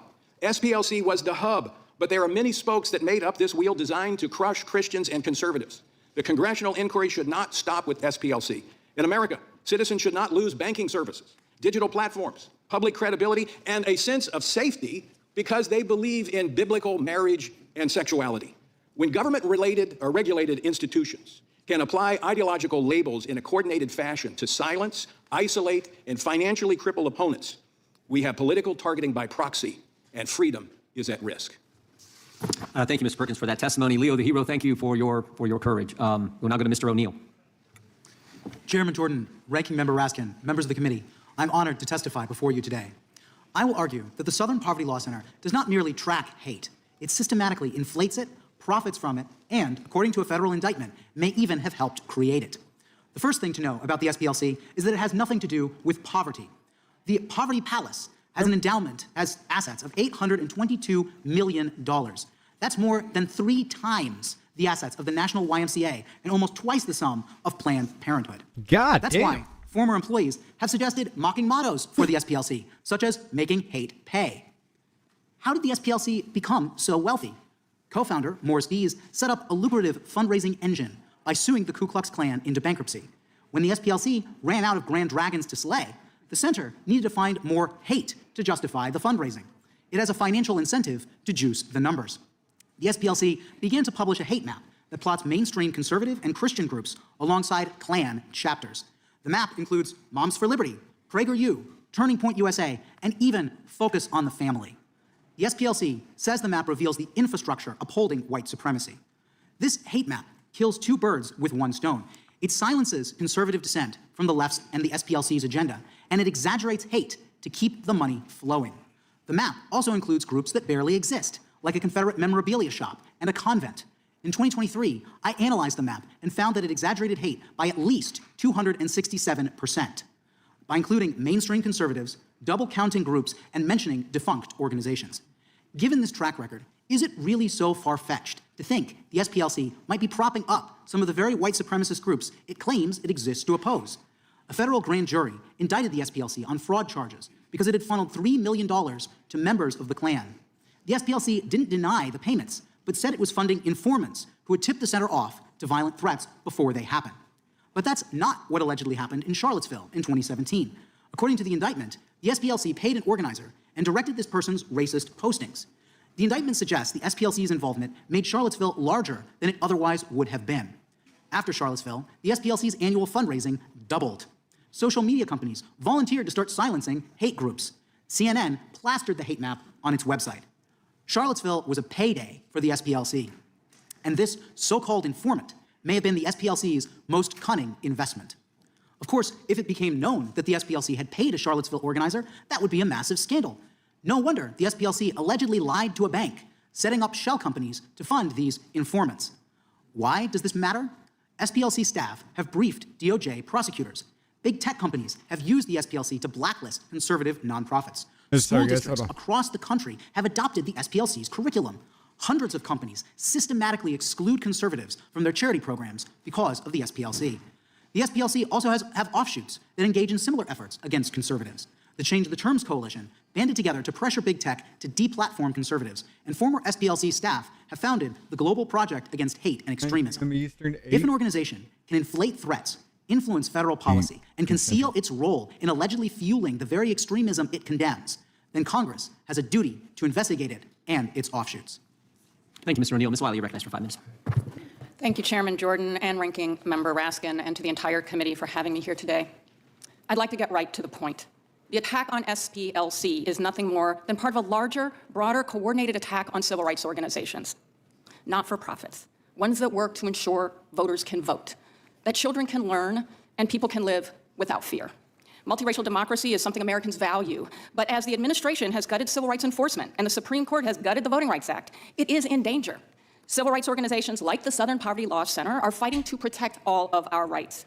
It has done so for more than 5 decades. It helped bankrupt the violent white supremacist organizations, including the United Klans of America. It has brought major voting rights cases, including to secure fair representation for black voters in Alabama. And it educates the public on threats from extremist movements before those threats turn to violence. Sadly, this work is critical. A San Diego mosque and the families of 3 brave fathers are mourning the apparently hate-motivated killings from just Monday. No one should fear violence in a place of worship or anywhere else. SPLC has been targeted by extremists and their supporters for years, not because it is dangerous, but because it is effective. Today, it is SPLC. But in a sense, we are all SPLC. I won't spend much time picking apart the preposterous criminal charges because I have complete confidence in SPLC's ability to do so in court. There it is. But all Americans, no matter our party or beliefs, should not sleep on this hearing and what is happening. Because Monday's murders at a mosque appears to be from 2 young people apparently espousing neo-Nazi and white supremacist hate, and they took up arms. We need to discuss hate ideologies and the groups that spread them to understand how we can prevent the kind of violence that happened on Monday. Trying to distort SPLC's use of informants into some claim that engaged in manufacturing hate is not only nonsensical, it's an effort to deny that hate exists. Prosecution should never be tolerated as a weapon. It's denying that hate exists to charge the SPLC for committing racial hate crimes. It's denying that that hatred exists. It's denying racism. To charge the SPLC for committing racial hate crimes. You can't make this fucking shit up, dude. Holy fucking... This is beyond retarded. This is subtarded. This definitely hits subtarded levels, Jonah. To silence disagreement or stop lawful activities that this administration dislikes. In the past year, we've seen countless examples of weaponization against law firms, universities, media companies, advocates of basic rights branded as domestic terrorists, important nonprofits that had their grants cut off, protesters who faced violence. The use of criminal prosecutions is consistent with this pattern. And our concern is that no organization seen as dissenting from any administration's policy, large or small, should ultimately face this kind of abuse of power. We are also concerned that some private financial companies, namely... So you mean no company, large or small, should ever be held responsible for their actions, especially if they're committing hate crimes to blame on somebody else?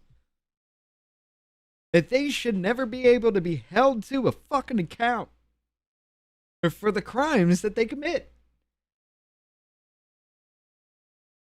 How the fuck with a straight face can you actually try to argue that? Schwab, Fidelity, and Vanguard have joined in the administration's efforts to cut off funds that donors have asked be sent to Southern Poverty Law Center. In this case, it doesn't appear that conviction is the goal. Starving the SPLC of resources, tarnishing its reputation, and ultimately bullying it into compliance is more likely the point. Luckily, SPLC and civil rights organizations will not be intimidated. SPLC is continuing to fight against hate and to stand up for people's rights. It just sued the Goyim Defense League for anti-Semitic and racist harassment of Jewish and black residents in Nashville. It has sued to ensure that voters in Cobb County, Georgia are getting their absentee ballots on time. And it continues to educate us about... Did they set up those anti-Semitic Goyim fucking... those? Did they set it up? Because they're accused of doing it already here, and you're just saying they should be able to do it simply because we're fighting hate. We're creating racial hate crimes to fight racial hate. And we should be allowed to do it, ladies and gentlemen. The government shouldn't hold us to account for what the fuck we do. It's a blatant weaponization. It's a blatant weaponization to hold us account for creating racial hate crimes to blame on somebody else. The growth of hate and extremism in this country, which even federal data has shown has doubled since 2015. It is real. The SPLC is far too busy fighting hate to manufacture it. You don't have to like or agree with all of its strategies. I wouldn't ask that. But the fact that SPLC is... They're too busy fighting hate to manufacture it. And I mean, shit, there wasn't a racial problem not too fucking long ago until identity politics came into fucking play. And it seems you motherfuckers were behind it. You're too busy fighting your own creation. To create your own creation? You know how fucking dumb you sound? Holy fucking shit. Being criminally charged for its work only shows how much work it has to do. Thank you. Only shows how much more racial hatred we're going to have to spread. Member for some comments. Mr. Chairman, thank you very much for this. I just wanted to note the very sad occasion of the passing of a distinguished former member of the House of Representatives, Barney Frank, who succumbed to his illness and died just moments ago. And so I wanted to make sure that all members knew about the passing of this great champion of civil rights and civil liberties. Thank you, Mr. Chairman. I yield back to you. Mr. Chairman, if I could just add, I mean, Rep. Frank was obviously a huge advocate for civil rights, particularly LGBTQ rights, and a big advocate for finance reform across our economic structures. So his voice will certainly be missed. Thank you. I would just relate what I remember about, one of the things I remember about Representative Frank was when I first got here, this was back when the mean to recommit was actually a debate. I mean, you may remember, 5-minute debate, and I was a freshman. And for some reason, leadership asked me to do the motion to recommit, said, would I be willing to do the motion to recommit on a bill sponsored by Barney Frank? And I said, no, are you crazy? I don't know. It was a financial service bill. I said, I don't know the subject. Plus, I've seen the guy debate. I'd rather not do that, particularly as a freshman. So he was very good at holding his own in any type of discussion or debate. And I think we all have those memories of the late representative. Mr. Chairman. Mr. Nadler is recognized. Barney was a great champion of all kinds of civil rights and civil liberties. I particularly remember the day in 2008 when he became the first member to offer a motion to legalize transgender, to recognize transgender people. Chair, now recognized. Gentleman from California. At the risk of piling on, we all have, that served already have some fond memories. I'll just close out mine by saying, from the time I was a freshman, he was very good at coming up to me and saying, Daryl, now you're probably not going to be for this, but you should be. Or some similar ones. And on occasions, it was true. And that was the thing about incredibly smart, if you will, happy warrior at times. He wasn't always happy, but when he was, and on this committee where I served with him, he was happiest when there was real debate, when he could use his wit to either change minds or at least embarrass those who had come half prepared. So yes, he will be missed, and I thank the gentleman. We now move to 5-minute question. The gentleman from Arizona is recognized for 5 minutes. Thank you, Mr. Chairman. And Ms. Wiley, the SPLC labeled a brilliant black conservative, the woman sitting to your left, Dr. Carol Swain, a, quote, apologist for white supremacists, close quote, simply for daring to disagree with them. Do you personally think Dr. Swain is a racist? I don't know Dr. Swain. What I will say is what's important about the Southern Poverty Law Center's work is that it identifies where and how we have problems. I'm asking you. You're choosing not to answer. Okay, you don't know her. Have you read any of her writing? Okay, you don't know her, so if the SPLC says she's racist, do you believe she's racist because the SPLC calls her racist? Answer the fucking question. I have not. Okay, so Dr. Swain, what was the impact of SPLC's radical, unnecessary attack on you? What was the result of that? It actually set in motion a series of events that led to my retiring in 2017. And there are more things that happened, but once the Southern Poverty Law Center labels a a black conservative as an apologist for white supremacists, then people don't know how to process that. But I can tell you that James Taranto of the Wall Street Journal wrote a 2,000-word article in defense of Carol Swain. That's the title of the article, In Defense of Carol Swain. That helped a lot. But I think that it hurt the Southern Poverty Law Center as well, because people knew that if they went after the author of a book on white nationalism, I published with Cambridge Press in 2002 a book, The New White Nationalism in America is Challenge to Integration. They went after me. And so I was... You were a tenured professor, Yes. Vanderbilt and Princeton, Yes. and it impacted your career. It definitely impacted my career. Thank you for that information. So let's just cut to the chase here. SPLC is closing on an $800 million nest egg. I happen to have their 990 employees and how much they get paid. The president CEO from this filing from 2024, $466,000 is the base salary. Total with perks, $522,000. And you go on down the list, and when the list closed for me, I didn't see anybody making less than $285,000 per year from them. And there's a reason that Charity Watch gives SPLC an F as a charity. The organization's recent federal indictment for wire fraud alleged that it secretly took some of that money, through over $3 million in donor funds, to informants tied to extremist groups like the KKK, Aryan Nations. And it only confirms what mass resistance has warned about for years, that the SPLC was never fighting hate, was manufacturing it to justify existence. Mr. O'Neill was talking about Eisen, who actually was one of the founders, who was attacking the KKK, and then actually had to shift when they put them out of business because they needed money. And so then it became this mission to attack people and falsely label them and basically gin up the basic money machine that they were doing. And I want to ask you, Mr. Perkins, your team was specifically targeted by SPLC, and as a result of their targeting you for having espousing traditional American and biblical values, there was actually an attempt at mass violence. Can you describe that a little bit and talk about our hero, Leo the hero, just a little bit more? The gunman, who's now serving prison for domestic terrorism, came into the building with a gun. Leo, who was the building manager, was actually standing at the front, asking what he needed. He pulled the semi-automatic pistol out of the backpack. He began shooting. The first round hit Leo in the arm, shattering his arm. He was still able to take him down. More shots were fired. The bullet holes remained in the walls of our building. Leo was able to disarm him and take him down and even recover the weapon. And following that, watching the footage with the FBI agents who were surveilling it, said, why did he not, he was bleeding out, why didn't he fire the round into Corkins to make sure that he could not come back at him? And I didn't know the answer. As a former police officer, I would have, just as the FBI said, I would have defended myself, not knowing if I was going to pass out. So I asked Leo when he came out of surgery that night. I went to the hospital about midnight. He came out of the hospital, and my first question was, Leo, why didn't you shoot him? And he said, because God told me not to. We're not here for revenge. We're here for justice.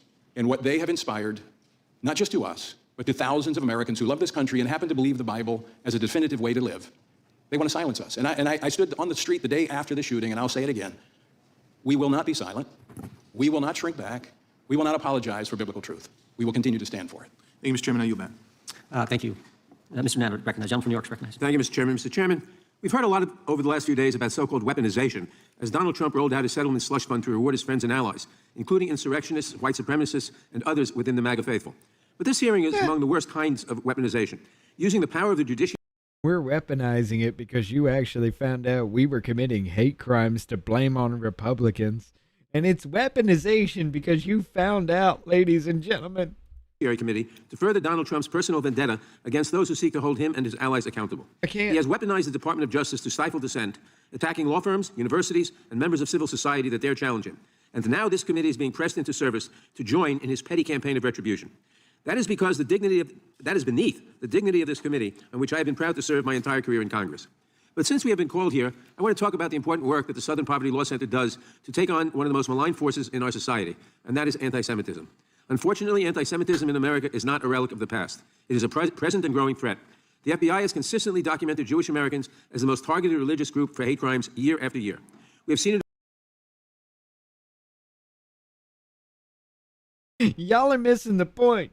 Y'all are missing the point. The SPLC defends the Jews, and I'm a Jew. Y'all are missing all the anti-Semitism. Which, by the way, he argued in the House floor that the word anti-Semitism should be nebulous so he can make it up and make it whatever he wants it to be, because some dude that said, hey, this is a definition for anti-Semitism, it should never be written into law, said so. Therefore, we can't describe what anti-Semitism is. You know, just kind of like how the word racism changed over time, you know, that it just meant anything and everything. I don't agree with you, so therefore you're racist. It's the same goddamn shit. This asshole actually argued Jews should be able to say you're a racist just as much. Off no fucking qualifications other than the fact that I'm Jewish and I don't like you. And that was actually his fucking argument. And here we are crying, oh, what about the Jews? The Jews, ladies and gentlemen, SPLC stands up for the Jews. You mean the racial shit that could have been thrown towards the Jewish community by the SPLC, kind of like in a mafia move? I'm going to protect you. The Jews erupt into mass violence, from the massacre at the Tree of Life Synagogue in Pittsburgh to the attack on Poway, California. We have seen it spread through online spaces, and we have seen it increasingly seep into mainstream right-wing politics, in conspiracy theories about Jewish financiers, in Holocaust analogies deployed as political weapons, and in figures with well-documented ties to white supremacists ascending to positions of influence. The Southern Poverty Law Center is on the front lines fighting anti-Semitism. In 2019, the SPLC won a $14 million judgment against the founder of a neo-Nazi website, Daily Stormer, who orchestrated a full-blown doxing and harassment campaign against a local Jewish woman. She ended up getting more than 700 gruesome threats online, like being told that she should have died in a concentration camp and that she was, quote, easy to find. Someone even posted an image of her and her 12-year-old son and their rabbi imposed on photos of the gates of Auschwitz. One of our witnesses, Mr. O'Neill, has accused the SPLC of exaggerating hate. I wonder if he thinks that the hate against this woman was exaggerated or manufactured. Last year, the Southern Poverty Law Center filed suit against the white supremacist extremist group Goyim Defense League, an openly anti-Semitic group that calls for the return of the Nazi Party. SPLC sued because in 2024, the GDL launched a coordinated campaign against...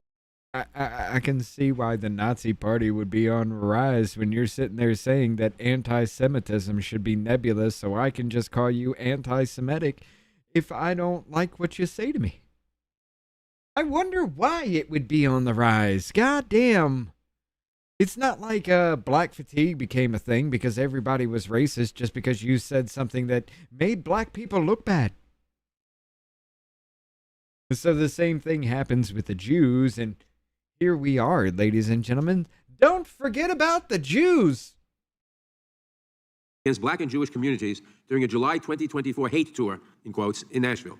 These neo-Nazis were marching across the city, assaulting people they believed to be Jewish, harassing groups of young black children, and waving swastika flags. Another one of our witnesses, Mr. Perkins, has called the SPLC, quote, a partisan smear machine. I certainly hope he does not believe that it is a partisan smear to call out neo-Nazis and to make them pay for assaulting Jews and harassing black children. Fighting against neo-Nazis, You stupid faggot. You retarded little dwarf-ass faggot. They're fighting neo-Nazis. They're not the neo-Nazis, they're fighting the neo-Nazis. You know, the ones that are hunting down the Jews. They're creating the neo-Nazis that they're supposedly fighting, you stupid asshole. They're paying them to do it. And so the SPLC is leading the charge and calling for your fucking head, and here you are defending them. The outright retardation. Fascists and white supremacists is not a partisan issue. It should be very simple to reject these tenets. So why is it so hard for Republicans to call out the anti-Semitism we see within the current administration? President Trump has not only hosted, but also refused to condemn Nick Fuentes, the Holocaust denier and white nationalist. Meanwhile, Republicans have remind silent as the administration attempted to implement political litmus tests in order for synagogues to be deemed eligible to receive security grants, hired known anti-Semites like Kingsley Wilson, Ed Martin, and Sebastian Gorka, and gutted the agencies charged with preventing domestic terrorism. Lip service about fighting anti-Semitism rings hollow when you staff your government with people who embrace it, no matter how many task forces or advisory committees you form. And now they are coming after an organization. You know what? If I was a Jewish person, I'd disown this fucking piece of shit. I'd literally just move to kick him out of the fucking Jewish faith altogether. No, we denounce you, motherfucker. You're not a Jew anymore. Holy fucking shit. How can you be this bad at your job for this fucking long? Seriously, how can you be this fucking bad for this goddamn long? You don't even know what the fuck's going on anymore. You just go in there and read a piece of paper somebody handed to you and vote to how they tell you to fucking vote. You're almost as bad as Biden. The fact that the only difference between you and Biden is you are cognitively aware that you exist and you are actually there. Whatever moment in time you exist in, you know cognitively you are there. That's the only difference between you and Biden. You both are too goddamn stupid to call humans and so fucking pathetic nobody should ever respect you. On the front lines of fighting anti-Semitism and racism in all its pernicious forms. Ms. Wiley, the time we have left, I want to turn to you. What harm does it do to the Jewish community or any targeted community when Republicans spread false information against one of the few organizations actively fighting hate crimes and tracking extremist groups? Representative Nadler. It would do a lot of harm if it wasn't fucking true.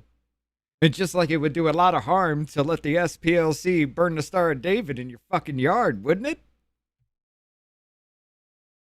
Huh? Huh? No, because they're fighting that. That drums up white hatred against you, a Jew. Huh. You actually shared one of the examples I would share, which is the Goyim Defense League lawsuit. This is incredibly important for the Jewish community because anti-Semitism and the great replacement theory that we're seeing in so many of these ideologies that SPLC is identifying actually comes for all of us. Comes for people who are black, comes from people who are transgender, comes Wait a minute.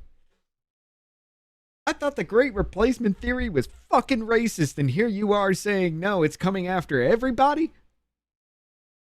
Rewind that. Did I just fucking hear that correctly? One of the few organizations actively fighting hate crimes and tracking extremist groups. Representative Nadler, you actually shared one of the examples I would share, which is the Goyim Defense League lawsuit. This is incredibly important for the Jewish community because anti-Semitism and the great replacement theory that we're seeing in so many of these ideologies that SPLC is identifying actually comes for all of us. Comes for people who are black, comes from people who are transgender, comes for people who are Jewish. And one of the things in the leadership... Okay, no, what she is saying is the great replacement theory that they have deemed a racist thing, which is has nothing to do with skin color, and it's all about economics. There's a goddamn document. There's a United Nations fucking document that proves it's a fucking thing. They took the economy of the 1990s, mid-1995, and said, how do we fucking maintain this? How do we slowly grow it, or how do we exponentially grow it? And then lo and behold, all of a sudden, it happens. But everybody wants to disclaim this shit. Oh, look, in the document, it says it's just a suggestion. Yeah, it's just a suggestion to flood your fucking country with illegals to boost your fucking population. That's just a suggestion, ladies and gentlemen. Lo and behold, 20 fucking years later, it happens. It's just a suggestion. Conference on Civil and Human Rights was co-founded with Jewish organizations and leaders. It is part of our roots and history as a civil rights coalition.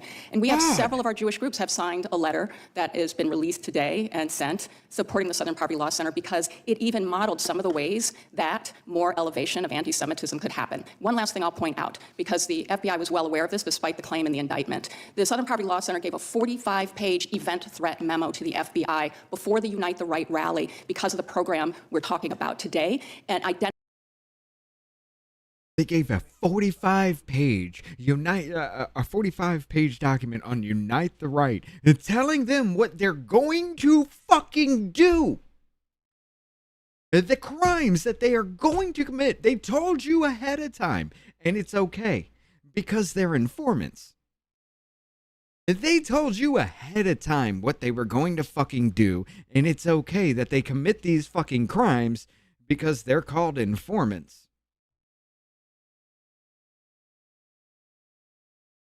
You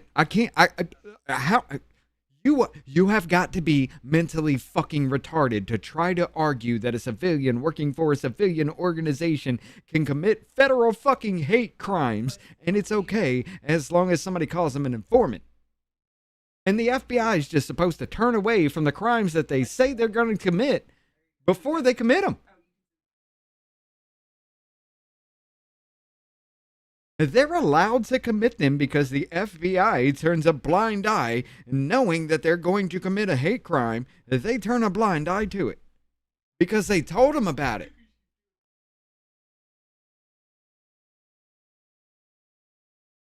I don't understand why people have this ability to try to twist this into anything other than the fact that There's no way you can legally fucking do this.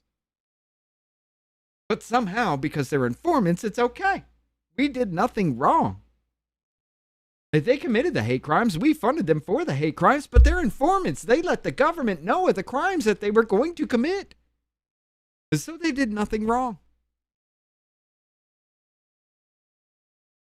That's like me telling the government that I'm going to go mass shoot somewhere. I'm just going to commit a mass shooting at this point, and I send it all to the government. And the government goes, okay, go ahead, buddy. You think that's going to happen? Because that's what happened in this case. Identifying that there would be people there who were armed, and as we saw in what turned out in that rally, it was critically important. Thank you, and I yield back. Someone yields back. Mr. O'Neill, they had an extremist file webpage, didn't they?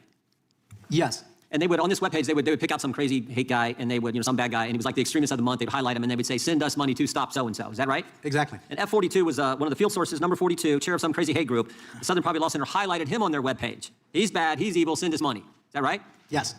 Did they tell their prospective donors they were paying this guy? No. They didn't tell him. Did they tell him they were paying him $140,000? Or a guy named So they Evil. said, let's stop the racist, even though we're paying him to be racist. That was their pitch. But they didn't tell him that, did You know the fucked up thing, Jonah? You know the fucked up thing, the truly fucked up thing about this? I wasn't even talking about evil. Except at the beginning when I was just mentioned, hey, that argument sounds exactly like that fuck ass I was talking about. Everything I've been saying after that has nothing to do with him. You literally got a preview of their fucking argument on our channel. Remember, the dude works for the DNC, right? I didn't even fucking bring him up except to say that sounds like the argument he gave me. No, they did not. Is that appropriate, Ms. Wiley?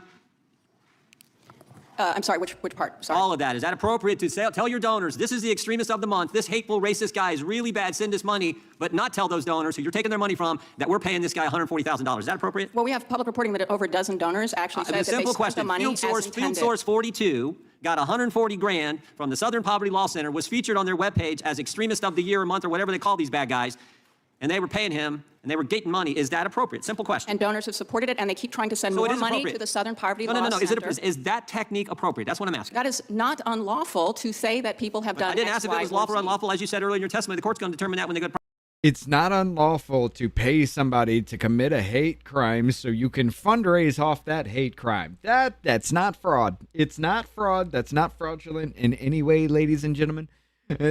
Don't look behind the curtain. It's textbook definition of it, but don't look behind the curtain because that's not fraud. when they go to trial. What I'm asking you, is it appropriate? As I said, the donors have spoken. And in fact, they're trying to send more money now, and their financial institutions refusing to send the money. Is Alliance Defending Freedom, is that a hate group? I don't know. I don't do designations. Well, they've argued 16 cases before the Supreme Court, won 16 cases before the Supreme Court. They stand for traditional values. Southern Poverty Law Center labeled them a hate group. Are they a hate group? I don't know them, and I don't work on the designation. Wait, you're standing here in defense of Southern Poverty Law Center, but you don't know what the Southern Poverty Law Center is naming as a hate group? So how the fuck can you back them up if you don't understand what the fuck their arguments are? Like, seriously. That's like me walking into defending somebody into a fucking argument, not even knowing what the argument is about. It's not going to fucking happen. But here we are, ladies and gentlemen. I don't know what the fuck they talk about. I don't know who they are, but I'm going to sit here and defend them. This is retardation at a maximum fucking level. One thing, let me ask you this. Is Jane's Revenge, is that a hate group? Because the ADF, they didn't firebomb anybody, but Jane's Revenge did. ADF is labeled a hate group. Jane's Revenge isn't. I want to know how you would label. I'm not here as a person who designates groups. I'm here to talk about the impact on civil rights. Okay. Mr. O'Neill, do you think any of these field sources were double dipping? I mean, during the Biden, Ray, Garland administration, the Justice Department paid a bunch of confidential human sources, a bunch of them. No, Jonah, keep in line with this. Don't try to take it out of the field of that shit, because that kind of pisses me off too when somebody still goes on with the what is a woman thing. What you do is you look at her and say, hey, there are 2 Jewish members in this committee here, and they've talked about anti-Semitism. Can you define anti-Semitism for me? Because here in Congress, they say that it should be a nebulous term, and it should mean whatever the fuck they want it to mean. Can you define anti-Semitism for me, please? A bunch of them were at the Capitol on January 6th. 4 went in the Capitol. And I'm just wondering if the same entity, the Justice Department under President Biden, paying these confidential human sources, who was working with the Southern Poverty Law Center, having quarterly meetings with them, consulting with them, giving them FBI data before anyone else could see it, having them train their prosecutors. I'm just wondering, do you think it was out of the realm of possibility that the Justice Department was paying the same sources the SPLC was paying? I don't think it's out of the realm of possibility. I have no information or knowledge that they were double dipping. I would say that Stephen J. Ross, who is author of The Secret War Against Hate, which is about the history of informants that Jewish groups had placed in some of these violent groups back, decades and decades before the SPLC ever existed, he said that neither the ADL nor the American Jewish Committee nor the Anti-Nazi League did anything like highlighting informants online as in extremist profiles while also funding them. Yeah. Last question will come to you, Mr. Perkins. In your opening statement, you talked about how it was just worse than the SPLC because how they've put themselves out there or become the standard, helping the government, I think, in becoming the source of the standard on evaluating and determining what groups are hate groups, what groups aren't. But it's bigger and broader. It has things. But I think the real thing here is how closely they worked with the government to carry out what they were trying to do. And the reason the Biden administration embraced them, I think, so fully was politics. Simple politics. You agree? Well, there are members of this committee that were endorsed by SPLC. They had a C4 was involved in elections, so they were not just an umpire. They were a player on the field as well. So how can they be objective in determining who is a purveyor of hate and who is not? I mean, they had a stake in this. But to your point about their engagement with government, it goes much further than the federal government and the FBI and the Department of Justice and the Department of Defense, which their material was in briefing to the members of the military. But they also continue to have their Learning for Justice, which is about 500,000 educators across America, and bulletins to local law enforcement. And I happen to know because the agency I was with, the sheriff called me and said, hey, we got a bulletin that says you're a part of a hate group. Yep. And he was laughing. Yep. But that is the reach that they've had. This is the hub. They're the hub, but they're spokes that go out and... No, I think that's an appropriate metaphor. My time has expired. With that, I recognize the gentleman from Georgia. Thank you, Mr. Chairman. Mr. O'Neill, have you ever heard the name Michael Donald? I have, yes. I'm very familiar with the case. How about you, Mr. Perkins? You don't know? You've never heard of him? How about you, Dr. Swain? No. You've never heard of Michael Donald before? You can cut your mic on. I'm not sure, but... I'm just going to ask this question right here before we go any further. Has Guam capsized yet? No? And then why is this asshole talking? And why does it always get worse every time he's allowed to talk? Maybe if you give a little he was the 19-year-old African-American black boy down in Mobile, Alabama. He's the son of Beulah May and David Donald, the youngest of 6 children. He was in community college at the time while working part-time for a local newspaper. And on March 21st of 1981, he was lynched. You've never heard of that before? No, I have not. Then you did not know then that the SPLC was responsible for filing a lawsuit against the United Klans of America, whose members were responsible for lynching Michael. So because they did something like 40 some odd years ago, they should be able to commit racial hate crimes now. Coming from a black man, ladies and gentlemen, holy fucking shit. Holy fucking shit.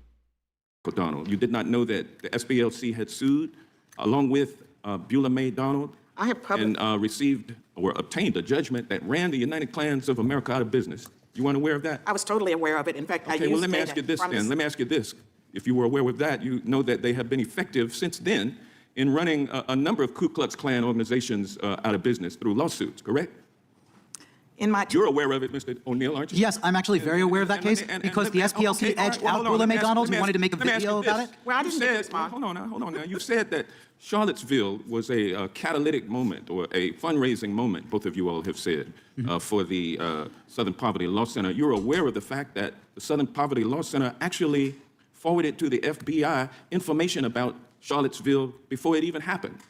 Yeah, they forwarded the information that they were committing. You stupid son of a bitch. Before Donald Trump said that the Ku Klux Klansmen down there and anti-Jewish folks, anti-Semites, were good people, you were aware of the fact that SPLC provided information to the FBI about that. Isn't that correct, Ms. Wiley? That is correct. And they have been very effective at suing organizations, anti-Semitism, anti-racism.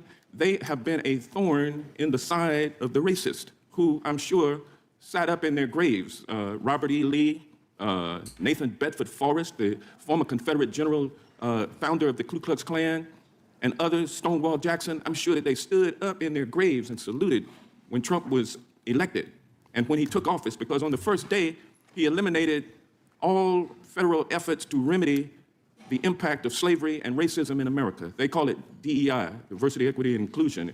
Trump has tried to stop that, and the United States Supreme Court has gone along with him in ending enforcement of or the ability to enforce the Voting Rights Act, which is one of the ways that you, Dr. Swain, were able to get the right to vote. I don't understand it, Ms. Wiley.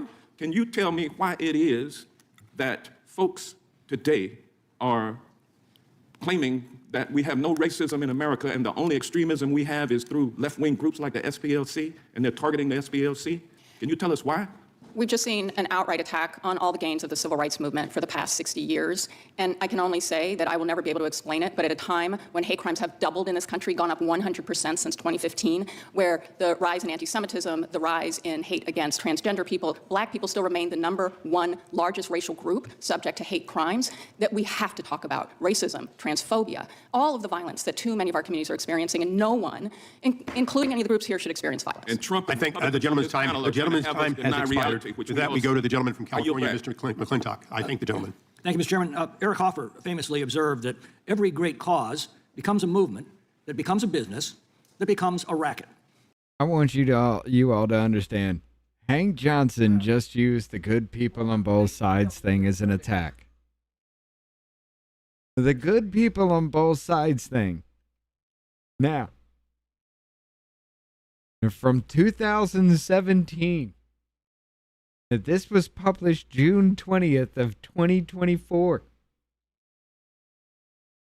7 fucking years later, Snopes actually fucking says the truth. And here we are, 2 years removed from that, and Hank Johnson, the I'm scared Guam's gonna tip over guy, is still saying that the neo-Nazis and white supremacists were very fine people, according to Trump. This is what I'm talking about. The speech and debate clause be fucking damned. Seriously. Get the fuck rid of it. And I think that sums up precisely the matter before us today. SPLC is a private organization. They have a right to speak and influence the public policy discussion. No one questions that. What they do to malign innocent groups like Turning Point USA and Family Research Council and others is despicable and hateful, but that's freedom of speech. But freedom of speech does not include the right to defraud donors. It does not include the right to commit bank fraud. Those are the allegations in the grand jury indictment. We've got a legal system that I trust will sort those charges out. And it also doesn't include the right to slander, and we have good laws and civil courts to hold them accountable for defamation. So that leaves 2 legislative concerns. First is this: the civil rights movement, of which SPLC was once a part, had made great progress in uniting our country and marginalizing racist ideology and dramatically reducing racial strife between the 1950s and the 1990s. But over the past several decades, that progress seems to have reversed.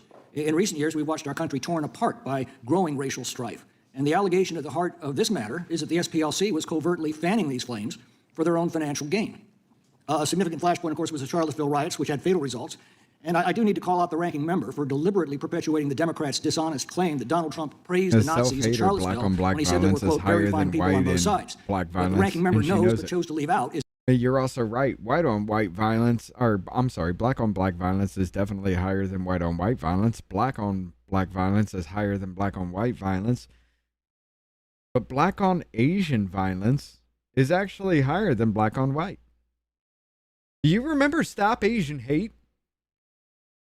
Look into why the fuck that disappeared. That shit was funny. That Trump then said, I'm not talking about the neo-Nazis and the white nationalists because they should be condemned totally, unquote. Ranking member knows this, and the fact that he perpetuated that today speaks for itself. Mr. Chairman, I ask that the gentleman's words be taken down. The gentleman will suspend. For what purpose does the gentleman interrupt? I ask that the gentleman's words be taken down. Which words are you referring to? Well, he mentioned twice that the ranking member misled, deceived, and lied to this committee. I didn't use the word deceive. I didn't use the word lie. Would both gentlemen please suspend? Would the recording clerk read back verbatim that passage is being referred to? Let's fucking go. Both times. It's only one chair here. I'll take just one of them. It'll be fine. I think we need... The gentleman will suspend. To put it in context, Mr. Chairman, we got to have both The gentleman will suspend.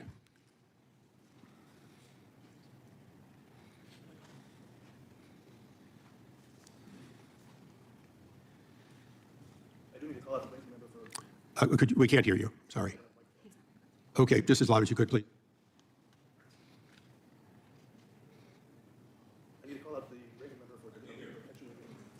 I need to call out. Go ahead. For Deliberately perpetuating the.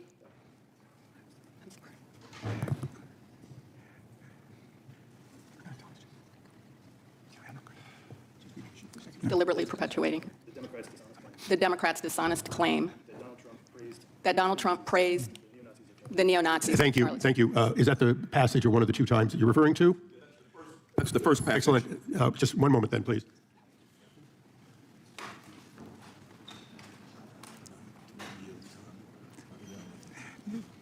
The chairman's prepared to rule. Although we would prefer that all people speak only to the facts and not to the previous statements of either side, it does not violate the rules of decorum to have an opinion as to the veracity of the other person's statement. With that, I thank the gentleman, but I will not take down the line. Mr. Chairman, the second statement is the one that I asked then that the words be taken down. So it's only proper that we hear the second. Okay, if the gentleman will suspend, I'll be patient. Could you please read the second one and tell me, is there a difference?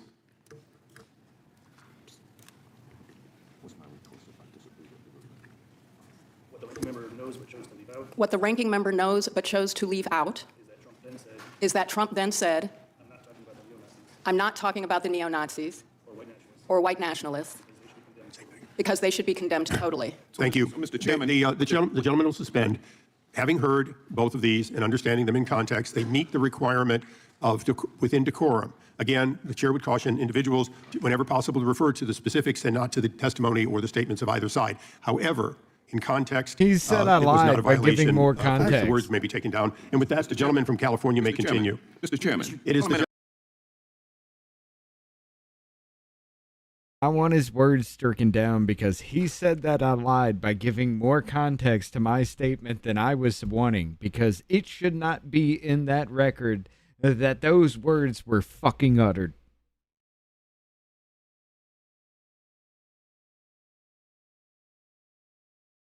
He's crying about how he can't strike down somebody's words just because he doesn't want them into the fucking record.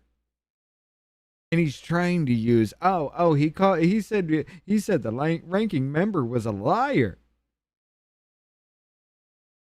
He said no such thing. He said what he failed to leave out was, and then went on to describe what he failed to leave out. This is the retardation that I'm talking about. This is your taxpayer dollars at work.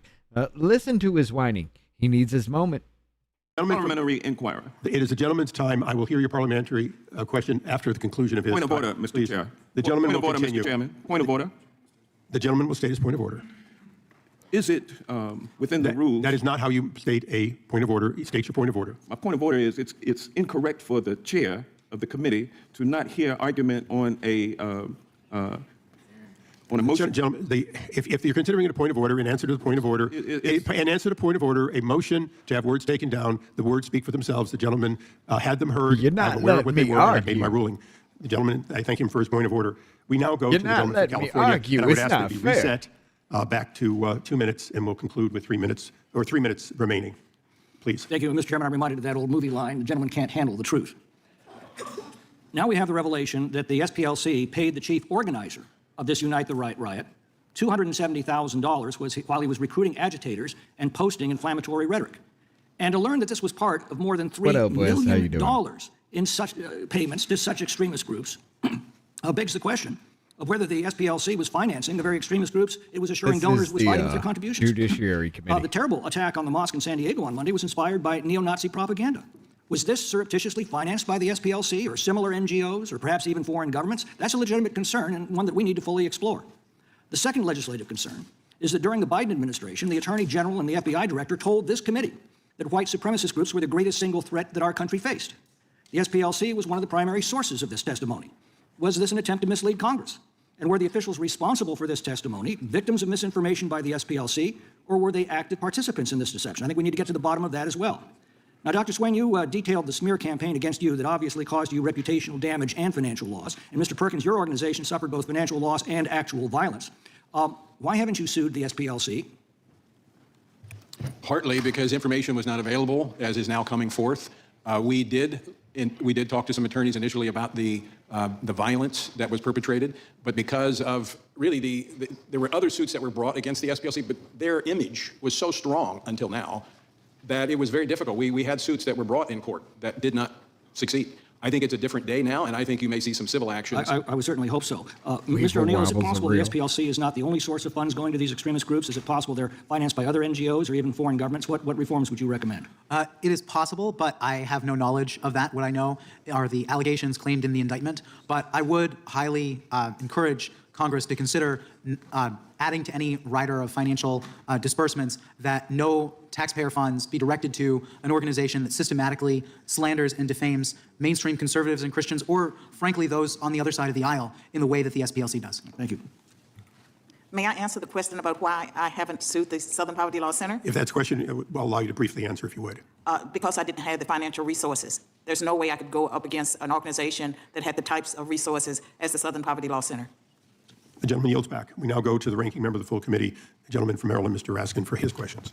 Thank you very much, Mr. Chairman. Just a footnote to that recent contretemps. I was not remotely offended by what the gentleman from California said, because I'm used to having all of my points misstated by him regularly. It was interesting. He said that I had accused the president of praising the Ku Klux Klan and the neo-Nazis. I never said that. I said he just made himself perfectly clear when he said there were very fine people on both sides. The fact that you can find... No.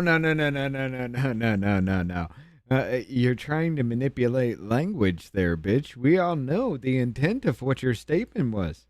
The very fine people quote that you used, yet again, you 2 years after even Snopes said, nope, it didn't fucking happen. We all lied to you for 7 goddamn years straight, 9 goddamn years straight, and they're still fucking lying to you.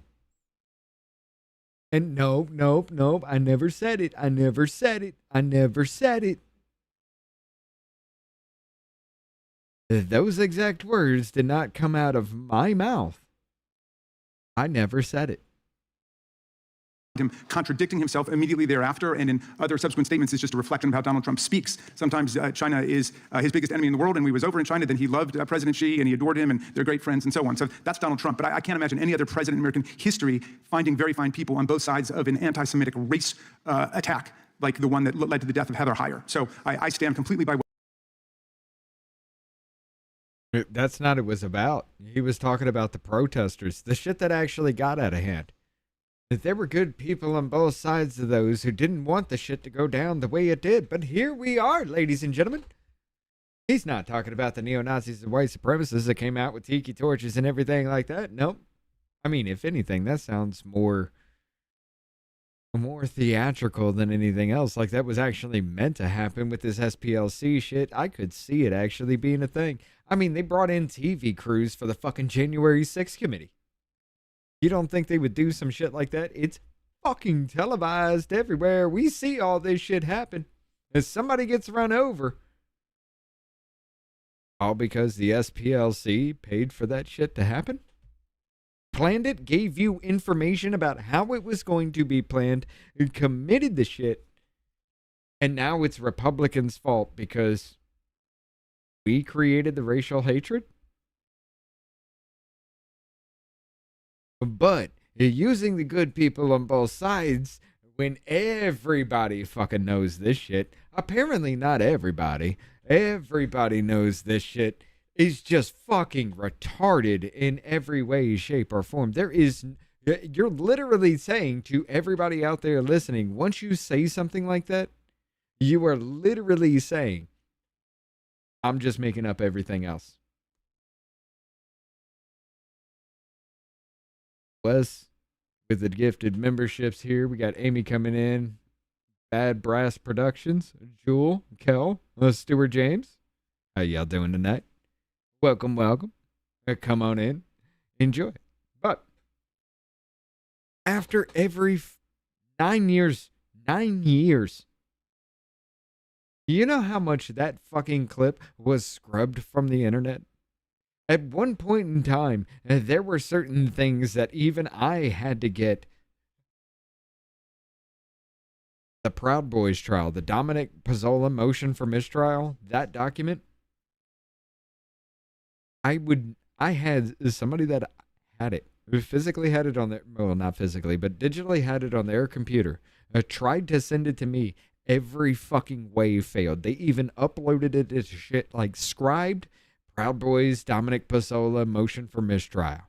That shit was taken down every time they fucking did it. Every time that they tried to upload, they had to say peanut butter mistrial for it to go up. I downloaded a file called Peanut Butter Mistrial from Scribed because Proud Boys was not a thing. That document disappeared from the internet for a good 8 months. After it was brought up, after everybody saw it, you couldn't find that after.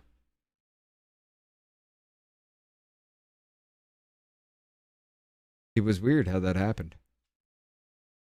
What I said before, and I reject completely your insinuation that I've misrepresented the reality. All I did was quote Donald Trump's own words. Ms. Wiley. Wes, and I'll say one other thing. Welcome to being very an people on both sides, off-labeler. to people in Charlottesville, that was a very painful thing. My sister and her family happen to live in Charlottesville. The Ku Klux Klan and neo-Nazis gathered at the local synagogue. That's where they kicked off their attack on Jews and African Americans in Charlottesville. So some people might be able to roll their eyes at that and say, oh, well, later he read a statement that his staff wrote for him saying that he denounces racist violence, but he made himself perfectly clear. Ms. Wiley, have you heard any of these witnesses today? All right, Jonah, that one fucking stings. Why didn't Jim's strongly worded letter checkmate Raskin after he finished? That fucking stings, dude. Cite any evidence that anybody was deceived or defrauded by the Southern Poverty Law Center, which is the whole heart of this attack on them? Did you hear one iota of evidence being offered that anybody was deceived or defrauded?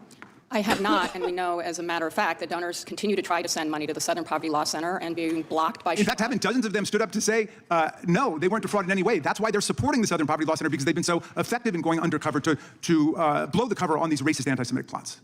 Yes, and I just want to note that, and because there was a representation made about the SPLC, that it worked with the Donald Trump Department of Justice providing information from its informant program in the first Trump administration. So that's what... You mean the same motherfuckers, the 51 spies who lied kind of situation? They were working with the SPLC, man. They were, hey, it explains why they were giving information about a fucking hate crime coming up, every bit of detail behind it, who was involved, and they still did nothing about it. It makes fucking sense why they're always on your radar now.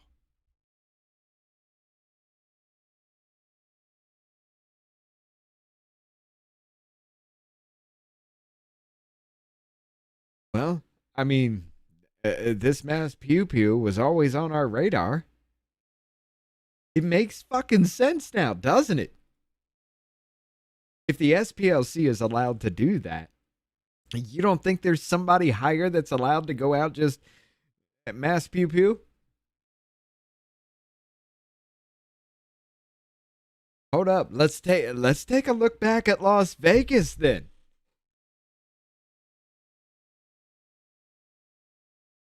Rewind it.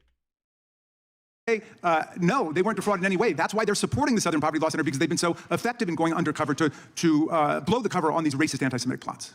Yes, and I just want to note that, and because there was a representation made about the SPLC, that it worked with the Donald Trump Department of Justice providing information from its informant program in the first Trump administration. So that's why we were so concerned to hear that denial that they had knowledge that the acting attorney general had to retract. This is something that should concern all Americans, because no Department of Justice should be behaving this way. Yeah. So an FBI under the first Trump administration, the 51 spies who lied, they went goddamn rogue. Let's admit it.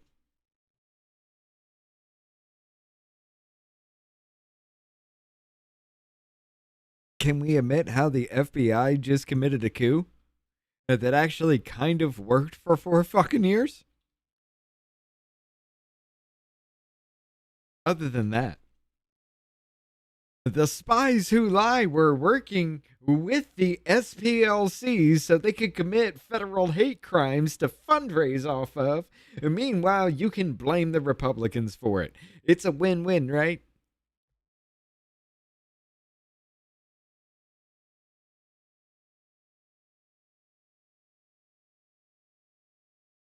It's all coming together. Tell me this is not levying war upon you, ladies and gentlemen. Well, you know the not-for-profit sector very well. It seems like now one of the lines of attack against the SPLC is that the people who work there make too much money. I just went online and checked out some of the salaried executives of the right-wing groups that we're not having a hearing about today, like the NRA. Wayne LaPierre was making $1.2 million when he was there. You could look at the Heritage Foundation, which in 2023 paid its president $953,000, I think 3 times what they're talking about there. I imagine being the CEO of the Southern Poverty Law Center is a lot more dangerous than being the president of the Heritage Foundation. Just very quickly on that, is there anything to this, the idea that the work of the Southern Poverty Law Center should be trashed and derided and dismissed because the people who go to work there in Alabama are being paid too much money? Well, certainly not. And I think the point is... I'm sorry, go back. I kind of wasn't paying attention to this rambling. I will admit that, but he said Alabama and I parked up. What? Dollars when he was there.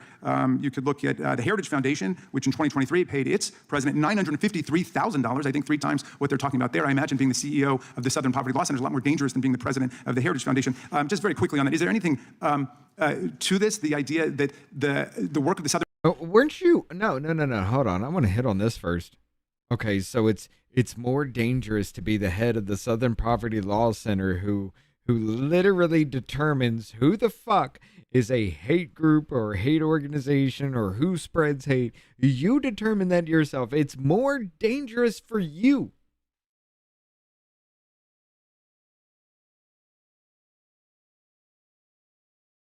Hear it again. Hear it again. Look at the Heritage Foundation, which in 2023... Yeah, I remember Heritage Foundation, right? Paid its president $953,000, I think 3 times what they're talking about there. I imagine being the CEO of the Southern Poverty Law Center is a lot more dangerous than being the president of the Heritage Foundation. Just very quickly on that, is there... Being the CEO of the Southern Poverty Law Center is more dangerous than being the CEO of the Heritage Foundation. Project 2025, it's Donald Trump's agenda. Everybody went wild for that shit. We know how you get when you motherfuckers get locked into shit. Project 2025 was the Heritage Foundation. It's more dangerous to be the head of the SPLC who decides who spreads hate than it is to be the Heritage Foundation CEO who you have determined spreads hate and you have shown you are willing to kill for.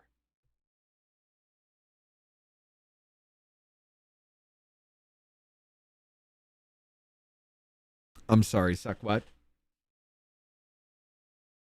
It's more dangerous to be at the head of fucking power as you just label your enemies whatever and then your hordes, mass hordes of fucking retards attack. It's more fucking dangerous to be in that position than it is the one being attacked. What type retard shit was that, Raskin? There ain't no fucking way you can actually make that argument in good faith. It is more dangerous to be the attacker than it is to be the defender.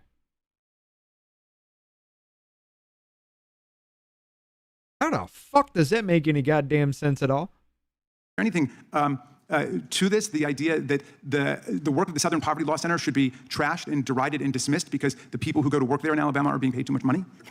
Well, certainly not. And I think the point is the way... Wait. Okay, this came... okay, I understand his argument with the Alabama thing now. This came up because Alabama's being paid too much money. This was allowed to be concocted because Alabama is getting paid too much money.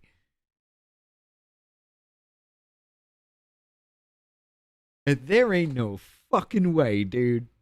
Nah.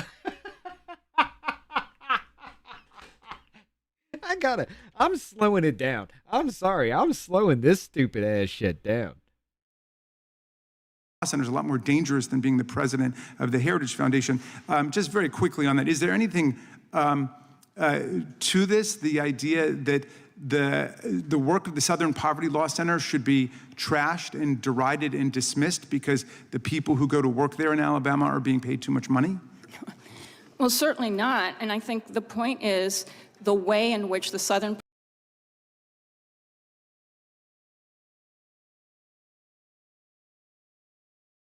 And this happened because they're getting paid too much money. That's your argument now. This is your fucking taxpayer dollars at work. Raskin is amazing, isn't he? His argument is they're getting paid too much money. Poverty Law Center is providing free legal services, for example, to a black community How the fuck that are has you a developers coming lawyer? for land and they won't benefit from the land, for food assistance programs, But to you make still sure look- all that right. a mother who has a disabled child, 5 years old, is getting the disability services the law requires. That is what is happening with donations as well, and we are not talking enough about the work that civil rights organizations do, including SPLC. Well, let's talk about that, because to listen to some of your co-panelists there, you think that there is no extremist hate violence taking place. What about the AME Church in Charleston, South Carolina, where Dylan Roof, who was charged up on white supremacy, went out and killed 9 people? How about the Tree of Life Synagogue, the worst anti-Semitic attack in American history, where Robert Bowers, who was consumed with white genocide replacement theory, which we hear from even more mainstream conservative groups, killed 11 people? Is racist violence, in fact, some kind of myth made up by the Southern Poverty Law Center? No, and the government's own data demonstrates. No, things like that actually do happen. I will admit it. But the question isn't, does it exist? The question is, how much do you create? Why are we trying to go back to, does this actually exist, when we know it exists because you have been accused with evidence behind it, enough or a preponderance of evidence, at least to get an indictment that, yeah, you're the one committing the hate crimes that you say you're fighting. That, but also, if you look at The gentlelady can answer the question, but not go on beyond that. The gentleman's time has expired. Thank you. Thank you. We now go to the gentleman from Virginia, Mr. Klein. It's Thank you, Mr. fucking Chairman. I appreciate retarded. holding this hearing. The And information somehow that has that's come out in this fucking indictment is popular on the left, truly apparently. disturbing. I'm supposed to believe my that? district is adjacent to the district that includes Charlottesville. Many of my constituents. Jasmine Crockett had better have fucking family in arguments saying Charlottesville. she's black. Many of my constituents work in Charlottesville. And to see that, let me ask you, Mr. O'Neill, the SPLC explicitly stated that they sought donations under the auspices that donor money would be used to help dismantle violent extremist groups by funding F37, who was a member of the online leadership chat group that planned the 2017 Unite the Right event in Charlottesville and attended the event at the direction of the SPLC. Is that helping to dismantle these organizations? No. I would say the SPLC in subsequent filings did mention 2 cases where they claim information from Especially if these you're the informants, these leader field of sources, that led to federal organization. prosecutions. So I think that is important context to add. Thank you. I want to You could continue to dismantle inquire it, right? about this. You're this the funding. leader.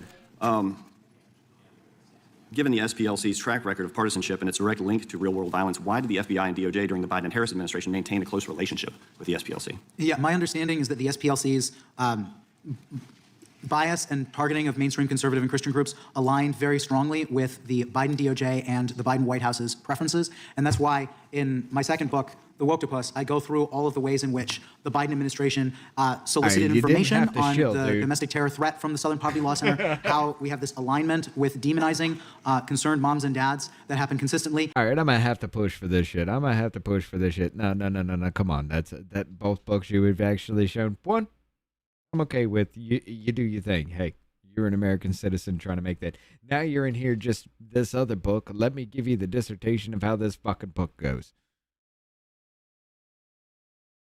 You're on my time, sir. And of course, when the SPLC released the hate map that included chapters of Moms for Liberty for the very first time, putting moms and dads who are concerned about their kids' education on a map with the Klan, they first gave an embargoed copy to their allies at the Civil Rights Division in the DOJ.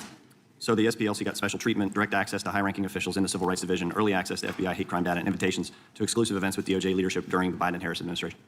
Correct. In fact, they had one of their staffers by the name of R.G. Cravens who spoke before DOJ prosecutors. This is the same man who, when the Southern Poverty Law Center put Focus on the Family on the hate map last year, he defended putting Focus on the Family on the hate map by saying that it is both false and dangerous for conservative Christians to hold to biblical morality against the claims of the LGBTQ movement. And in October of this year, FBI Director Patel terminated the FBI's relationship with the SPLC. What was the nature of the relationship prior to the termination? You discussed that. Isn't it true that the FBI relied on the SPLC's hate group designation when determining which extremist groups to monitor?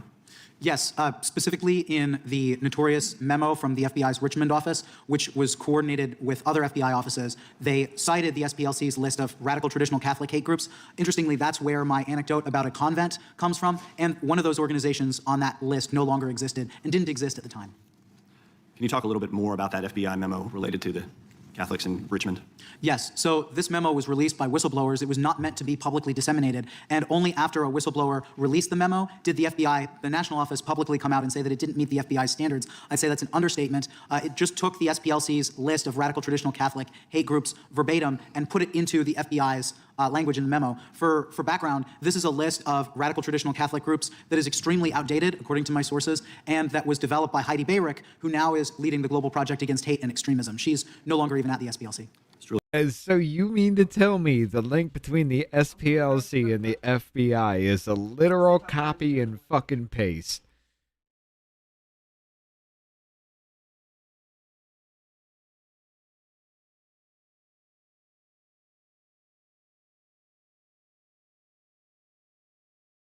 Literally? That they just copied and pasted. And now it's just like, there we go. FBI knew. Hey, we were giving our information to the FBI. The FBI allowed us to do it, ladies and gentlemen. We're informants because we told the FBI of the shit we were going to do, and they allowed us to do it. God damn. Shocking. Thank you for being here. I yield back. Gentleman yields back. The chair now recognizes the gentleman from California. Thank you, Mr. Chairman. I know there's a talk of the Department of Justice's vindictive prosecutions of SPLC. I just want to remind us all of something else that the Trump DOJ just did. On April 14th this year, exactly a week before it targeted SPLC, DOJ asked the federal court to vacate the convictions of dozens of leaders of the Proud Boys and Oath Keepers. Now, who are the Proud Boys and Oath Keepers? Both are far-right organizations that spout Islamophobic, misogynistic, and white nationalist ideologies, and both happen to be on SPLC's watch list. Both groups and others like them took up arms for Donald Trump and attacked the Capitol on January 6th.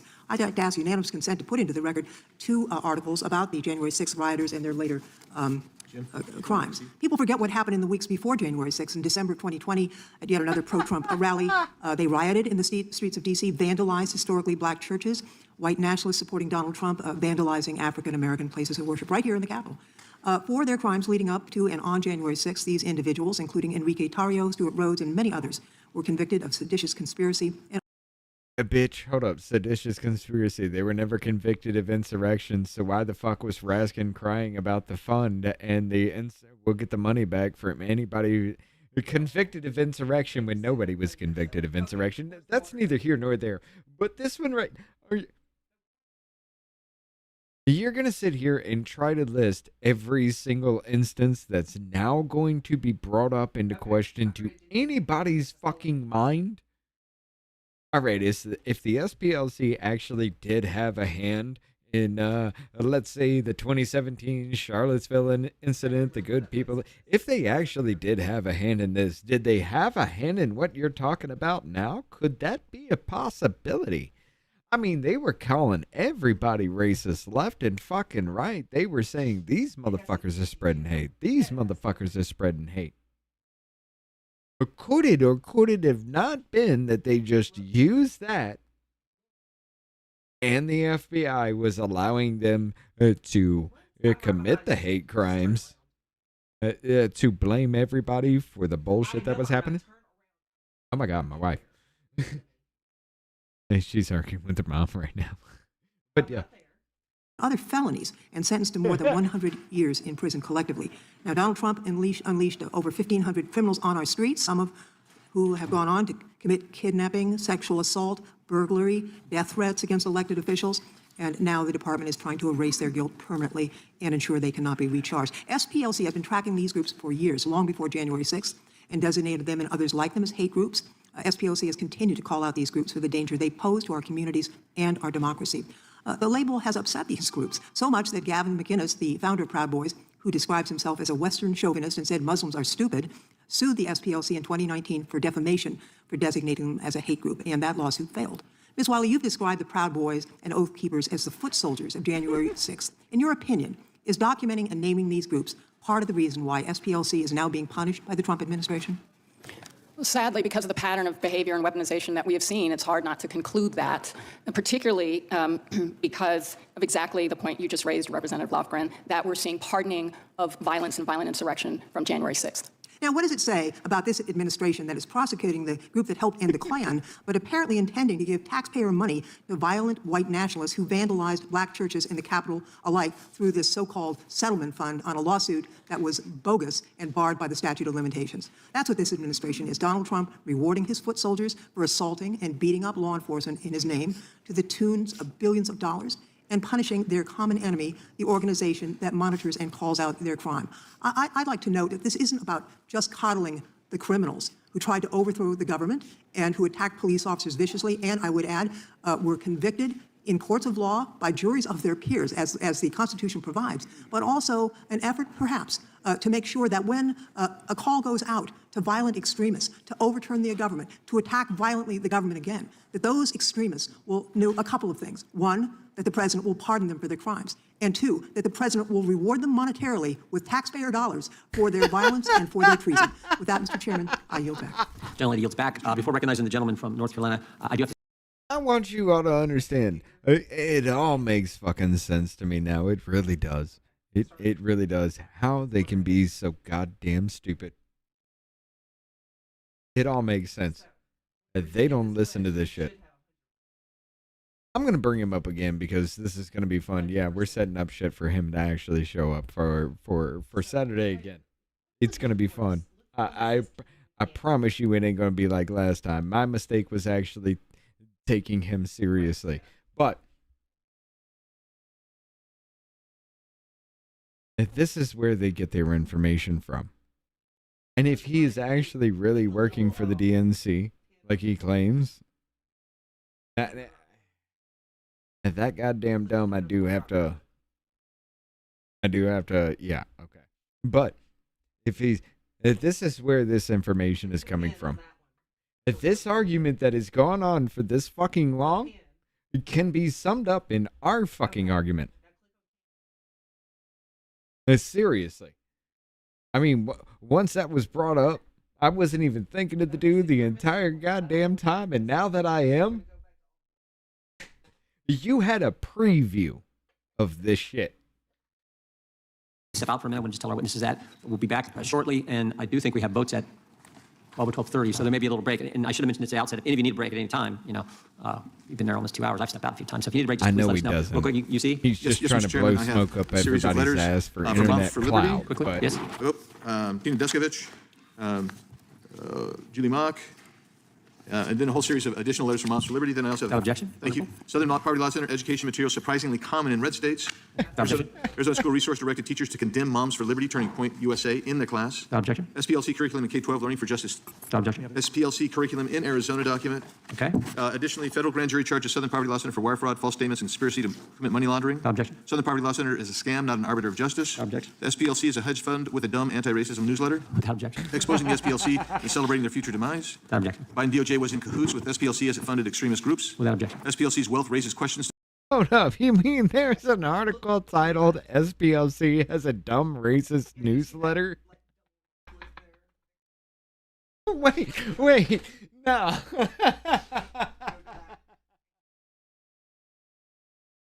We're gonna put that into the record, Biggs. Wait, what? False statements and conspiracy to commit money laundering. No objection. Southern Poverty Law Center is a scam, not an arbiter of justice. No objection. The SPLC is a hedge fund with a dumb anti-racism newsletter. Without objection.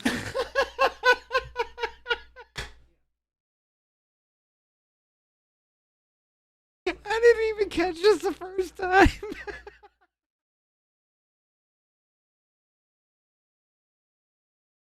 He just put into He just put into the record an article titled SPLC is a hedge fund with a dumb, racist newsletter. That's part of the fucking record. Oh my God. Exposing the SPLC and celebrating their future demise. Objection. Biden DOJ was in cahoots with SPLC as it funded extremist groups. Without objection. It's all a SPLC's wealth fucking raises show. questions despite controversial activities. Objection. A 990 filed in October of 2024 by SPLC. Objection. And America First Legal reveals explosive documents exposing Biden Department of Justice's partnership and coordinated campaign with the Southern Poverty Law Center to weaponize civil rights enforcement. Objection. Thank you, Mr. Chairman. Gentleman from North Carolina, Mr. Harris, is recognized for 5 minutes. Mr. Chairman, I'd also like to submit to the record a letter from Awake, Illinois to the House Judiciary Without Committee. objection. I'm Thank you, turning Mr. Chairman. red as fuck right I'm now. so grateful for all you witnesses for being here today, and I want to take just a few moments to talk about the shooting that took place at Family Research Council's headquarters in 2012. That obviously hits home for me because I have followed and admired the great work of FRC as both a pastor involved for a number of years and now as a member of Congress. In 2010, the SPLC, as we've talked about today, designated Family Research Council as an anti-LGBTQ hate group and placed it on its so-called hate map. And as I stated in our hearing last regarding the SPLC, there's nothing hateful about the Family Research Council. Family Research Council is a pro-family, pro-life group that promotes the Christian values held by many, many Americans. That's but that the didn't problem. stop the SPLC from promote placing Christian FRC on this map. You already fucked yourself what was up, clearly Harris. a politically motivated designation was intended to harm FRC, and it had dire consequences. We mentioned it today. On August 15, 2012, Floyd Lee Corkins II entered Family Research Council's headquarters in Washington, D.C. and opened fire. It was FRC security guard Leo Johnson who heroically tackled Corkins to the ground and wrestled the gun out of his hand despite being shot in the arm. And thankfully, no one was killed, and Corkins was sent to prison for a period of time. However, I want to bring attention today to what Corkins told the police, which we happen to have on video right here. And I would call your attention to Corkins' video. Now, how did you, this building, this organization, how did you find it? Or did you look it up online, or how did you know what the Southern Poverty Law lists anti-gay groups. I found them online. Okay. A little bit of research on their website and stuff like that. Okay. I did a little bit of research, and guess where he landed? There's no speculation here, you know? There's no need for interpretation at this. The convicted shooter specifically cited SPLC as his source for finding out about Family Research Council. Speaks for itself. Mr. Perkins, what was your immediate reaction when you found out that the shooter learned about FRC through this SPLC hate map? Congressman Harris, I actually anticipated that was the case. In fact, the day after, before the FBI acknowledged it, I stood before dozens of TV cameras on the street in front of FRC and said that FRC may not have pulled the trigger, but they inspired the gunman. I was mocked by the media, but then the testimony, the confession came out. And I asked at that point, SPLC take down Christian groups from this list. They didn't, and the consequences have been in 2017. One of your colleagues, one of my former colleagues, Steve Scalise, was shot. He was targeted by the SPLC. And then, of course, last year, Charlie Kirk, who also was targeted by SPLC, was assassinated. So there is culpability in knowing that this list, this ideological labeling leads to violence. No doubt. And as of yesterday, when I looked up FRC on SPLC's hate map, your organization is still listed despite this attack in 2012. So what impact has this continued designation has it had on the organization and your staff? Well, fortunately, we were large enough that we could sustain SPLC and their blood money that they've been raising to target conservative groups. It has hurt us. We spent $6 million just to enhance our security. It's funny, they're crying now that they're getting their own medicine, that Fidelity is not giving money to them. How about the thousands of conservative groups that were denied donor-driven funds because SPLC's labeling? Is there fairness in that? I think not. And I will say, this may seem like a silly question, but following the 2012 attack on your headquarters, did SPLC ever reach out to apologize? No. Well, I think it's disgraceful that FRC has put such a hate map to begin with in place. SPLC does not need to agree with everything that FRC says, does, or stands for. However, their actions of placing this organization on a hate map is clearly an attempt to cripple and socially ostracize a conservative organization, and it cannot be allowed again and again. With that, Mr. Chairman, I yield back. The gentleman yields back. We now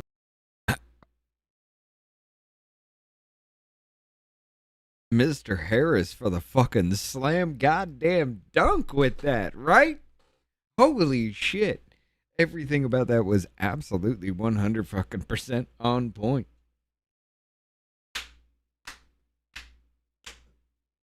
Holy shit. go to the gentlelady from Pennsylvania. I see next. Okay. then the gentlelady from Washington. I'm looking and seeing you came back, so we're thrilled to have you with us. The gentlelady is recognized for 5 minutes. Thank you so much, Mr. Chairman. It is really a rich irony that Republicans want to argue that Donald Trump or this DOJ care about stopping hate. And that's why they're going after the Southern Poverty Law Center. Donald Trump just set up an illegal $1.8 billion slush fund of U.S. taxpayer dollars to pardon convicted insurrectionists who are tied to white supremacists from the Proud Boys, the Oath Keepers, Nazi supremacists. Oh, yes, and prohibit any action against his own violations or his family's violations of tax law. You want to argue that Trump's DOJ is trying to stop hate? Give me a break. Trump ran his campaigns and these administrations on stoking fear and racism against communities of color and promoting hate, enacted Muslim bans, kidnapped and disappeared immigrants of all immigration statuses, including U.S. citizens, forced universities to roll back their diversity, equity, inclusion efforts, stripped voting rights from black and brown voters, disenfranchising women and rural voters with the SAVE Act that he wants to pass. It's all a shameless plan to return America to single-party control by a Republican Party who, unable to win on any sort of policy merits, turns to an old racist playbook that restricts the power of black, brown, and working-class voters and goes after any political foe.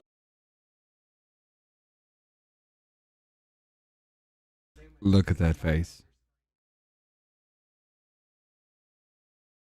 She is looking dead on at the fucking camera right here. Why does it look like literally just like the left side of her fucking head is just caved the fuck in at this point? She's staring at the camera. And that is her head straight on at the goddamn camera. And what is this?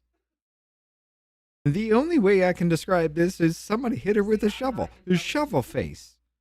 What? Her eye. Another thing. The eyes. Look at the eyes. One is sunken the fuck in like normal, right? The other one is bulging the fuck out. And it's set a good half-inch lower than the other. Why are so many of these people deformed? Just to hold on to power. That's what's happening. For decades, the Southern Poverty Law Center has sued and won jury verdicts against hate groups who conspire and facilitate violence against black and brown people. The center secured a verdict against the planners of the 2017 Charlottesville rally, the same rally that drew participants whom Donald Trump called very fine people on both sides. And yes, I know what he said after that to try and defend it, but the entire rally was organized by white nationalists. And even after images and videos revealed that these participants put up their arms in Nazi salute and violently injured counter-protesters and cheered on the former Grand Wizard of the Ku Klux Klan, he stuck by that. SPLC has been winning. That's why Donald Trump wants to target them. That's the problem. Stephen Miller, angry that SPLC called him out back in 2016 for promoting white nationalism and right-wing extremist ideas, has decided to take revenge with an outrageous... Hey, guys. Before we go any further, isn't it Graham Plattner? The Democrat who had the fucking... the skull and bones, crossbones things that is actually linked to Nazi fucking shit? And they're just like, oh, I didn't know. I had no fucking clue. I got the tattoo in an area where Nazi propaganda is government fucking illegal as fuck. So how did you do it?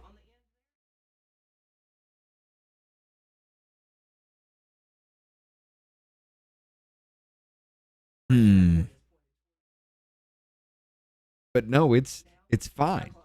It's fine that happens because he said he apologized and he had his tattoo covered up. He didn't know, so it's fine. But you, because you bring up something that I don't like, you are racist because I say so. Never mind the fact that there is a dude who actually has Nazi symbolism tattooed on his fucking body that ran for the Democrat fucking party, right? Indictment that is replete with mistakes of fact and law. It is a complete fabrication that any crime has been committed at all. In the words of one former prosecutor, DOJ falls, quote, egregiously short on alleging a crime. So, Ms. Wiley, the indictment and this entire hearing is premised on the theory that SPLC somehow manufactured hate by paying confidential informants. So I want to set the record straight about these informants. Based on what we know from public reporting, did one of the center's informants produce information that successfully prevented a white supremacist group's planned terrorist attacks against a synagogue and gay bar in Las Vegas? Yes, Atawaffen Division is the name of the extremist group, and I should say that in addition to the work that SPLC did... did they organize that? Did they set that up? Were they behind that shit too? just so they could say somebody else is a fucking problem? Did that fucking happen? Because everything has to be brought up into question now. If you're talking about one thing, you have to bring up every fucking thing. Up until the point that where they actually did dismantle the KKK. After that, what the fuck happened?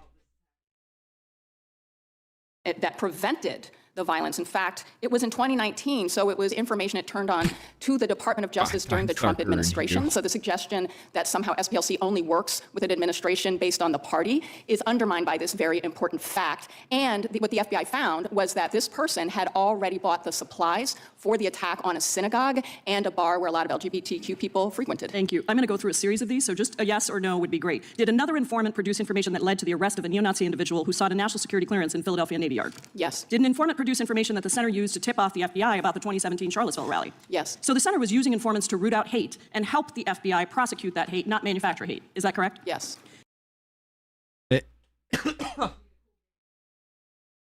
Did we give the FBI about the information of the bullshit that we were actually gonna fucking do, and the FBI turned a blind eye because it benefited the Democrat Party?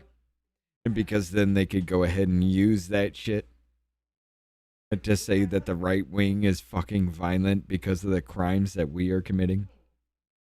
Did that be a thing? Yes. And I want to ask you, the charges are also premised on the idea that donors were misled and they didn't know what the funds were being used for. But the New York Times publicly reported there's no donor that's come forward, as Mr. Raskin said. Bitch, I heard about this not too long ago. I mean, before this went down, it was like a year or two that people were actually kind of saying this may actually be a thing. It was only a year or two before this indictment came out that this was actually if you're getting leaked information, I'm not going to say leaked information, but if you're getting information passed down through the shit about how it's going to be a thing, like, and then 2 years later, they're just like, nope, it happened. You know how sloppy you have to fucking be? I mean, serious. The good people, let's take into account everything we've heard tonight. The good people on both sides quote that everybody's fucking used with this. That took fucking 7 years for Snopes to say, nah, it never fucking happened. You went from just ramblings to indictment. You know how fucking sloppy you have to be for that then? Based on your experience, is there anything different about how SPLC is operating than any other nonprofit? Not that I'm aware of. Thank you, Ms. Wiley. This seems to be a trumped-up case, literally, just to continue to prosecute people who don't agree. I yield back. The gentleman yields back. Mr. Chairman, we now go to denial. Of course. Yes. Thank you very much. The first one is The Intercept. We knew they were paying informants. SPLC donors reject Trump DOJ. Without objection. The second one is a letter from the Leadership Conference on Civil and Human Rights Nonprofits Together in 442 civil rights organizations rejecting the criminal charges. And finally, unanimous consent to introduce a statement from Trevor Potter, president of Campaign Legal Center, former Republican chair of the FEC. Without objection, so ordered. We now go to Mr. Hunt for 5 minutes. Thank you, Mr. Chairman. Yes. Hold on. The talking point for the Democrat library today is that Jim Crow is alive and well in America, and I'm sure that some of the SPLC's actions have helped them make this argument. My first question is for you, Ms. Swain. In the 2024 presidential election, were you required to pay a poll tax before you voted? No. I have another question for you. When you went to vote at the voting locations, were you intimidated in any way with baseball bats, fire hoses, or dogs? The only thing that intimidated me is that in my state that you go into, if you have to ask for a Republican ballot or a Democrat ballot, and if you are in a precinct that's predominantly Democrat, I think you know what? I'm going to give Wesley Hunt every bit of respect here. Let's slow it down. Have a lot of fear. Thank you for answering that question, ma'am. For all my Democrat colleagues and everyone on the left screaming Jim Crow 2.0, like I hear ad infinitum, let's take a moment to revisit what actual Jim Crow was. Jim Crow was a time when black Americans could not sit in classrooms with white Americans. It was colored-only water fountains. It was beatings in the streets. It was lynchings. It was fear. It was public humiliation. My own father, who grew up in a segregated South in New Orleans, had to walk around to the back of a restaurant just to order a sandwich in the French quarters of New Orleans because of the color of his skin. That was Jim Crow. And that is precisely why it is so offensive to compare that era of legalized discrimination and racial terror to showing a photo ID in a voting booth. And it's just as offensive when groups and organizations like these manufacture faux hate and racial tension. Requiring identification to vote is not oppression. It is not segregation. It is not racism. It is a basic standard that applies equally to every single American citizen, regardless of what you look like. You need an ID to board a plane. You need an ID to cash a check. You need an ID to buy alcohol. You need an ID to enter these very federal buildings. And by the way, attaining an ID in this country is an extremely low bar. But somehow showing an ID to vote in America is now considered to be Jim Crow 2.0. This is not about civil rights. This is about political theater. And the Democrat Party survives on manufacturing grievance. Democrats invoke the pain of the past because they have nothing to offer for the present. They don't want an honest debate. They want emotional manipulation. They want outrage. They want division, as evidenced by our discussion in this very hearing today. They want Americans to fight each other because chaos is politically useful to them. Words like racism and white supremacy and Jim Crow 2.0. For the purposes of elucidating my colleagues on the other side of the aisle, let's take a hard look at what real Jim Crow was. Check out this one behind me. You see, this is Jim Crow. This is what Democrats call Jim Crow. Next slide, please. See, that is Jim Crow.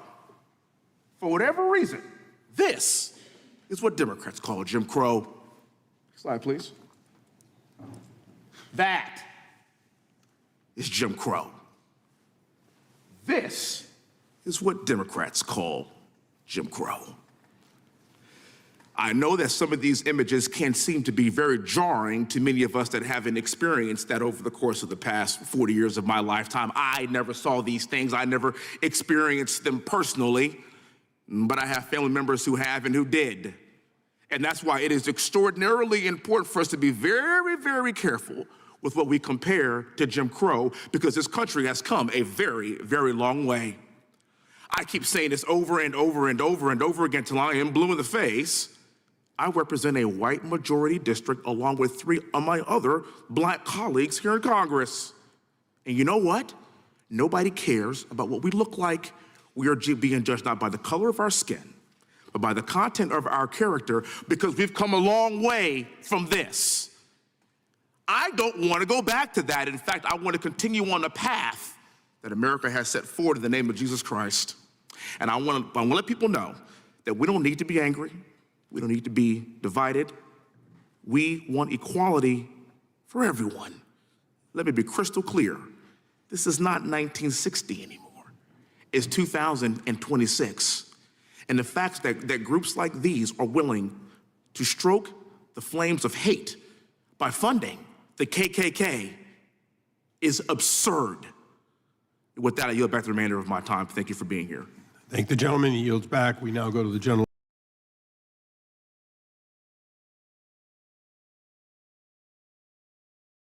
Sir, the only thing I will ever judge you on is that bald-ass head, just because I have hair. Well fucking said. Let's get back. Lady from Pennsylvania, Miss Scanlon.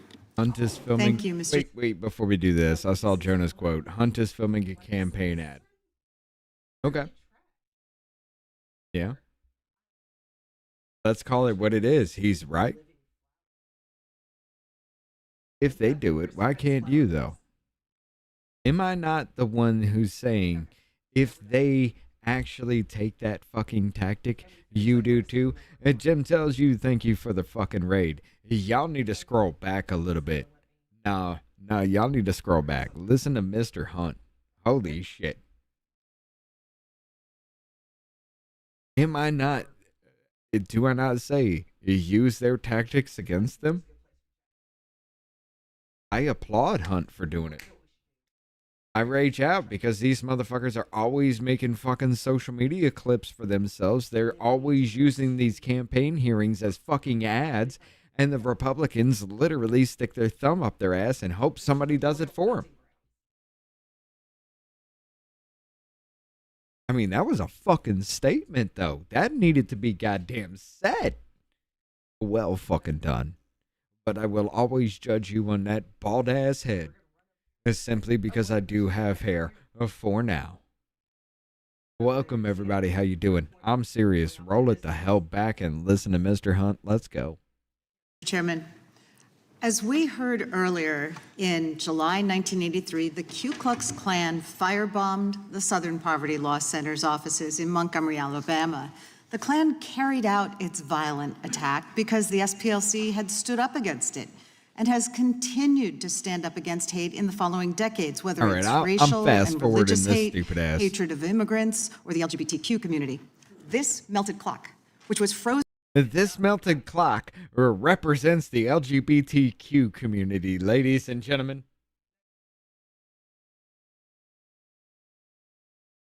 All right. I'm gonna bring it up again. Why the hell does this bitch right here look like the Netflix version of the priest from Poltergeist 2? Frozen in time by the KKK firebombing still hangs in SPLC's headquarters as a reminder of the very real dangers of defending American civil liberties from hate. So how grotesque is it, given that history, that the majority has chosen to frame this hearing as an accusation that the Southern Poverty Law Center itself is in the business of manufacturing hate? But with the increasing shamelessness of the Trump administration and its congressional allies, none of us should be surprised that they are desperately trying to manufacture a reason to attack one of the organizations standing up to their assault on American civil rights. They're trying to turn back the clock and drag America backwards into some of the darkest days of our past. What has changed is not the Southern Poverty Law Center, but the way that this administration, with its embrace of white nationalist rhetoric and groups, has decided to rewrite facts and history. In the past year, we've seen pardons of Proud Boys and Oath Keepers who orchestrated the violent January 6th attack. The DOJ hiding from the public government research confirming that right-wing extremism poses the biggest domestic terrorism threat to our nation. The White House issuing NSPM 7 a directive that the Department of Justice and IRS target left-leaning groups that the White House has declared without evidence are a threat to our national security. And members of the administration making repeated statements that they intend to destroy nonprofit groups like the Southern Poverty Law Center that are a threat to their extremist agenda. This White House has engaged in a concerted attack on the pillars of civil society that would ordinarily hold it accountable, going after law firms, the courts, legacy media, universities, organized religion, and even the Pope.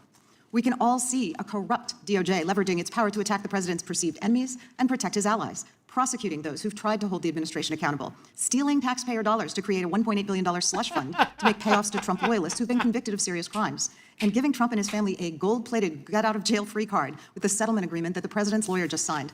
The Department of Justice's blatantly political prosecution and this committee's attacks against the Southern Poverty Law Center signal the revival of an old authoritarian playbook to vilify and discredit those working to combat hate and protect people from oppression. And it's part of this administration's whole-of-government attempt to shut down opposition to its lawless behavior. This administration and its MAGA allies are trying to rewrite facts and history just as they've tried to whitewash the violent January 6th assault on our Capitol and our Constitution. But facts have a way of being sticky. They get in the way of lies.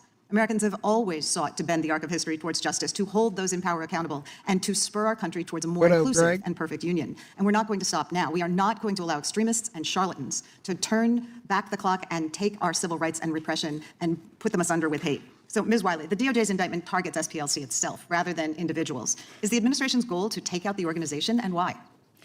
Well, I certainly can't speak for the administration. I think that what is so concerning to us as a civil rights community is that the Southern Poverty Law Center has been attacked because it does work to ensure that black voters can vote, because it does work to show and ensure that fair maps are drawn for places like Alabama and Louisiana, where, yes, because we still have racial segregation in this country, black people have to be packed or cracked to take away the opportunity for them to decide who can represent them that will actually be accountable to them. These are incredibly important for civil rights, but it's also incredibly important for people's ability to have voice and power, including to dissent and disagree with the policies of this administration. Do you think that SPLC might have been targeted because it published emails by Stephen Miller that were expressing white nationalist sentiments? The gentlelady may answer briefly. Possibly, yes. Thank you. I yield back. Thank you. I now recognize myself. Ms. Wiley.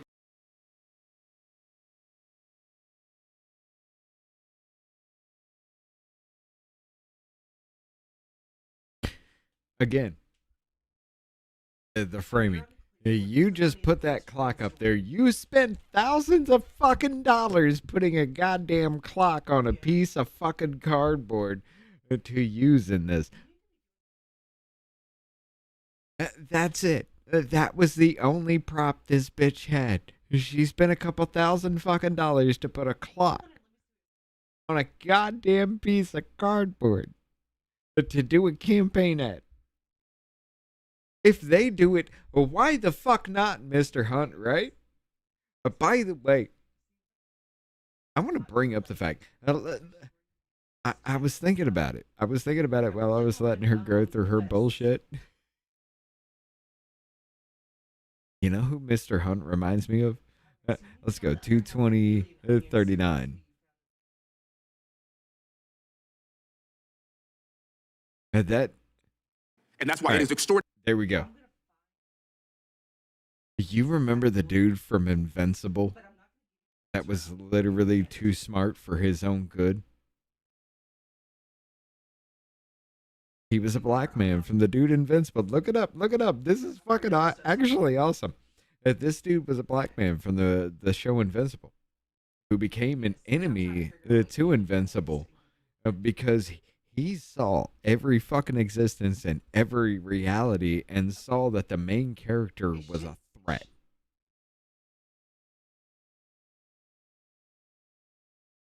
I swear to God, I look at it now and I'm just like, dude, that's why I say I'm going to make fun of your hairline, because your hair could have hid all that. But now that I see that you bald as fuck and I'm headed that way myself, holy shit. What am I going to look like? Is my head going to be deformed like that too? You smart as fuck, brother, and I love the fuck out of you, but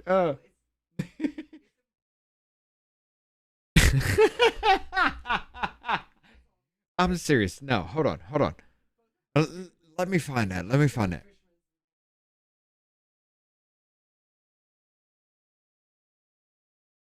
From Invincible. That was calling himself from every universe. Maybe, I don't know. No, it was every reality. Yep. Look. Boom! I love it. I fucking love it. I'm sorry. I love you. I love you, Hunt. I love you, but I gotta fucking do it. Angstrom Levy. That was the dude. Hold up.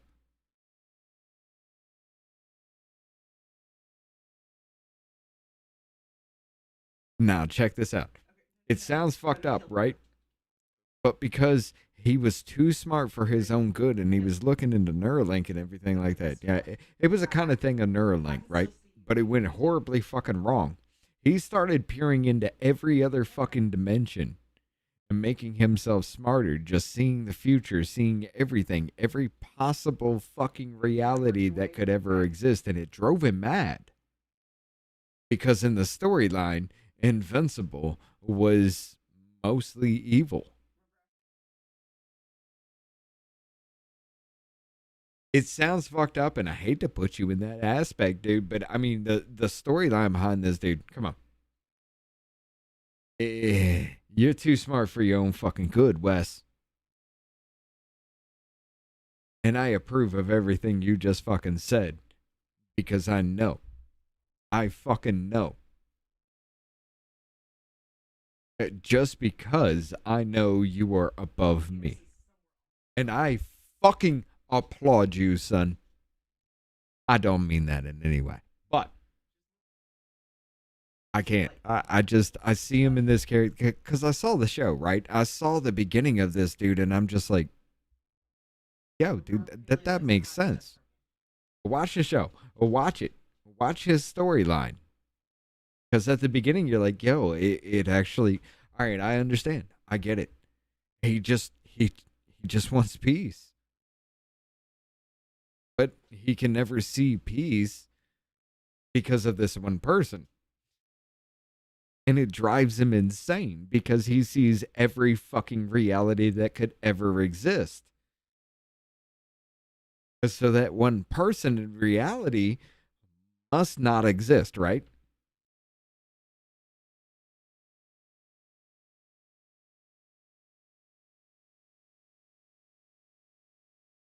His storyline is fucking amazing. And I see it on parallel with Mr. Hunt. Because he gets it. He understands. Look, we treated you like shit. Yeah. Okay, it still kind of happens, right? Yeah, okay. We can all agree. It still kind of happens. It's fucking dead. We understand the Democrat Party is actually trying to keep this shit alive. It's fucking dead. Nobody cares about skin color in any way.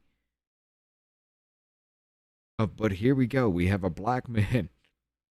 I swear to God, you put this motherfucker on a ticket, let him be your governor. Because he understands. He gets it. His skin color's different than mine. This motherfucker went to West Point. This motherfucker makes the laws to tell me how to live my life, and he's saying, I am proud of you, America. Oh, look, I guess he's the black face of white supremacy too, right?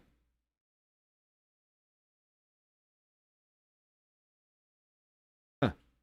All right. We got to skip back past Scanlon. Let's get back to this. All right. Mr. Isa? Yes. Okay. I got to pee. I'll be right back. Would you agree that a group could be good, have a great mission, do a lot of good things, but also commit crimes? Well, I mean, anything is possible. I think what we're talking about today is that was kind of a yes or no, but it's a specific organization we're talking about, though, which is Southern Poverty Law Center. So your opinion is they can't commit crimes because they do good? My opinion is that we see a prosecution where we know that the Southern Poverty Law Center offered evidence and is asking for accountability about whether that exculpatory evidence was shown to a grand jury. That should concern all Americans. Okay, Mr. O'Neill, I'll ask you essentially the same question. Would you say that Southern Poverty Law Center does some good work, at least historically? Yes. And having looked at the evidence, would you say that it appears to be overwhelmingly evidence of criminal activity? I would direct audiences to page 10 of the indictment, where there's a direct quote from an employee saying, I certify that I am the sole owner of the above named proprietorship. This is a statement to a bank in December of 2016. And then the statement from then Chief Executive Officer of the SPLC, Margaret Wong, who said that the accounts below listed were open for the benefit of the Southern Poverty Law Center operations and operated under the center's authority. Okay, so what you have is actual evidence of bank fraud. I'd say it's black and white. Okay. So long as the quotes from the indictment are accurate, I have not seen. Well, people will go to jail if if it turns out that, that in fact it was true, but they've indicted them. So, both sides are playing high risk, but it appears as though the evidence is overwhelming. Ms. Wiley, did you ever hear of the Jewish Defense League? Are you familiar with them? I'm not familiar with them. Okay. Hold up, Coney, what? I can't have peace because I remember when America was in Mexico.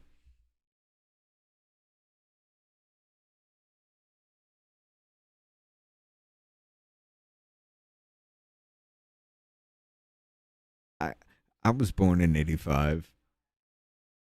I remember the mid-90s. I grew up in the time after that. I saw an opportunity fade the fuck away from me before I could even do anything about it. You know how pissed I am?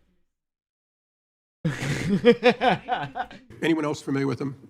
You are. Mr. O'Neill, you're familiar with them. They go back to the days of New York City and going after basically white supremacist groups, anti-Semitic groups. Yes. Would it surprise you to know that Irv Rubin and Earl Kruger both went to prison for attempting to blow up my office in 2001?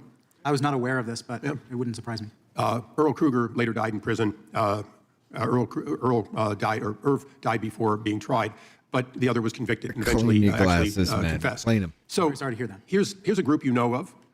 They have a history of fighting anti-Semitism, something that's been mentioned on the other side, and that obviously still exists in this country, as does racism. So you can be a good group, and yet you can have criminal activity, an activity that flies in the face of what you say you stand for. Yes. Ms. Wiley, I asked you that question for a reason. Dr. Swan here has, in fact, a history of being falsely accused, a history of being gone after. Mr. Perkins has given these examples. The other side has spent a lot of time here today trying to tell us that it's all motivated because somehow we're persecuting people in this administration.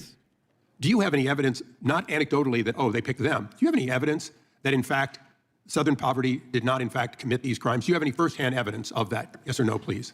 Well, the Southern Poverty Law Center has a motion before the court right now, which actually says that the Department of Justice admitted that they knew that the banks new Southern Poverty Law Center own the accounts. That is evidence in the public record that will be tried in court. I will look forward to that in trial, and I want to thank all the witnesses today for bringing out the fact that we should, in fact, this committee should be looking at these not-for-profits and whether, in fact, they have deviated from their mission.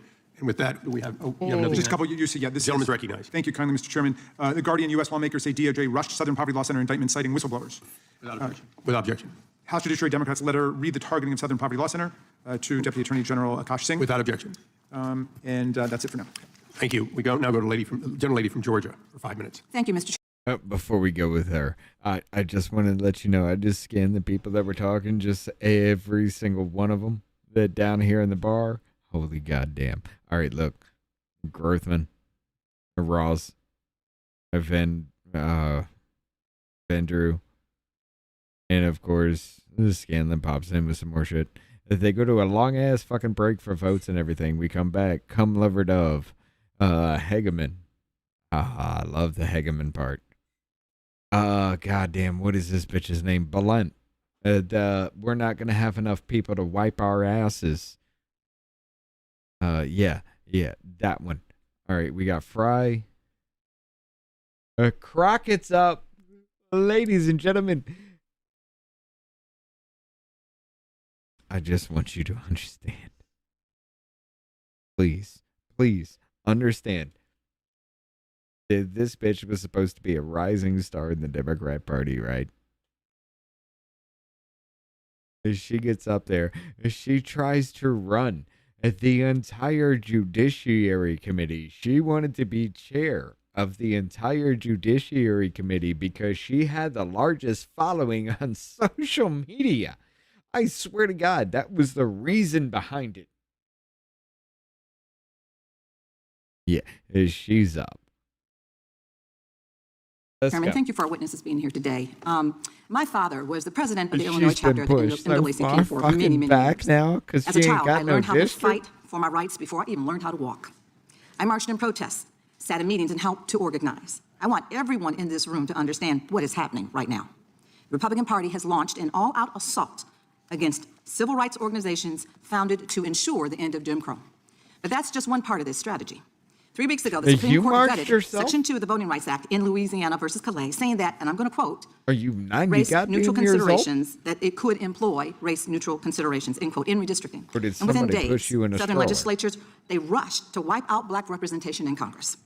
Tennessee called an emergency session to repeal its own law against mid-decade redistricting. It then splintered Memphis, a city that is 60% black, into 3 districts to dilute the voices of the black voters there. The state's black legislators protested, and in response, the Speaker stripped every single one of them of their committee assignments. Tennessee is not alone in silencing black voices. Alabama moved to reinstate maps a court previously struck down for intentional racial discrimination. Florida passed new racially gerrymandered maps, and we're waiting in my home state of Georgia to see what happens with us on June 17th.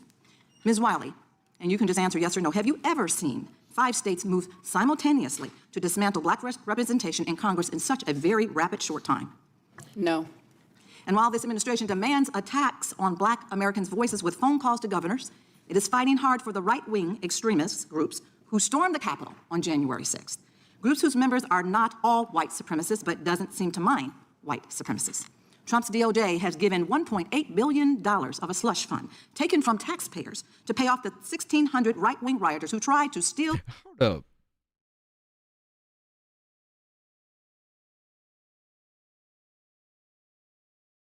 Did this bitch not say she was marching in the streets for civil rights?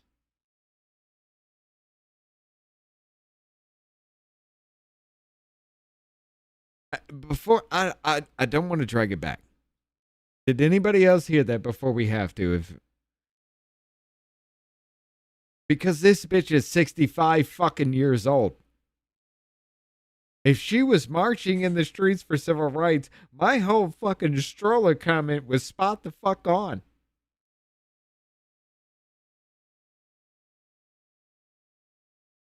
We have an entire... There's a generation and a half between this shit. That this bitch says she was marching in the streets, which means her parents were pushing her in a fucking stroller.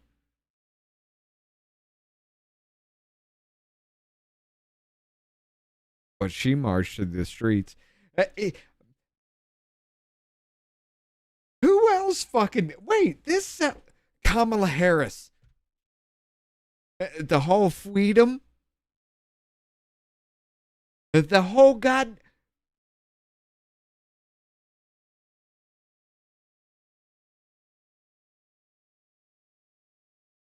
I did not make this connection till now. I'm literally really listening to this bitch because I was working while I was listening to this one. If this is the Kamala Harris story, right? The election for him. That's $1 million for each rioter with $100 million left over. Ms. Wiley. No. Hold on. I'm sorry. Let's go back a minute. No. And while this administration demands attacks on Black Americans' voices with phone calls to governors, it is fighting hard for the right-wing extremist groups who stormed the Capitol on January 6th. Groups whose members are not all white supremacists, but doesn't seem to mind white supremacists. Trump's DOJ has given $1.8 billion of... And not all, but some. But some are all.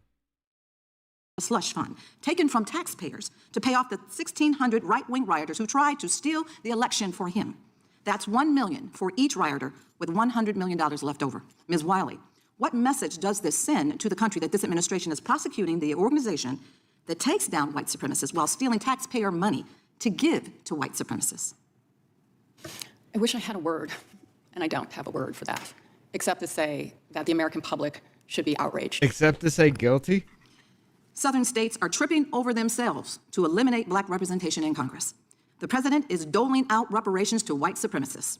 And DOJ has indicted the Southern Poverty Law Center, an organization built to defend the rights of Americans, on charges so flimsy that it would make Bull Connor and George Wallace. It all makes sense. Never mind. Americans deserve a voice in our democracy, representation of their interests, and should not have to fight for their basic civil rights again and again and again. Race should not be a factor. This is an attempt to roll back the progress made through the civil rights movement and strip Black Americans of their voice. Race should not be a factor unless we're redistricting, goddammit, because race must be a factor because Black people can't get ahead unless you give them everything, but race should not be a factor unless it comes to voting.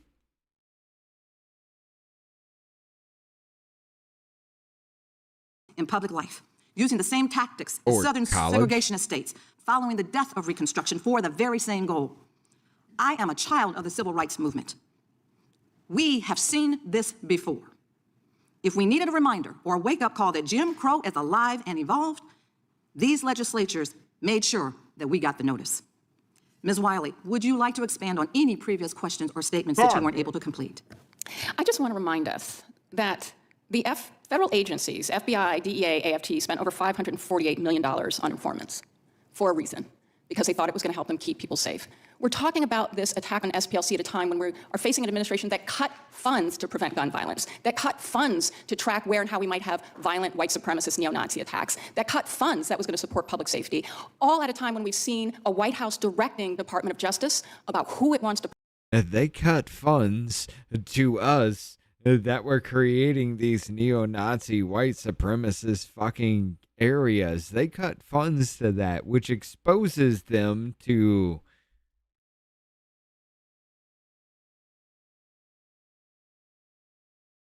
I mean, if they cut funds to the neo-Nazis and white supremacists that you were actually funding, what does that expose them to? I mean, because they can't have neo-Nazis and white supremacists marching through the fucking streets like Patriot Front because they're not getting paid for it. So what does that lead to? Are you not existing?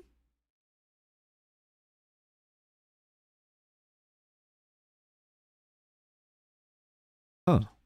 Prosecute, and as someone who used to work for the Department of Justice, that is unheard of. Thank you, and I yield. The gentleman yields back. The gentleman from Wisconsin is recognized. Yeah, just a couple of comments lead off. First of all, I'd like to thank Congressman Hunt for his pictures up here showing what it was like in the days in which the Democrat Party just rode roughshod over the South. I'd like to point out that the criticisms of Stephen Miller, to believe to this day, are because the role he took in exposing the Duke lacrosse player hoax, in which 3 people almost were sent to prison for life. And Steve had the braveness to stand up to the politically correct. And eventually those 3 people were found innocent after going through absolute hell.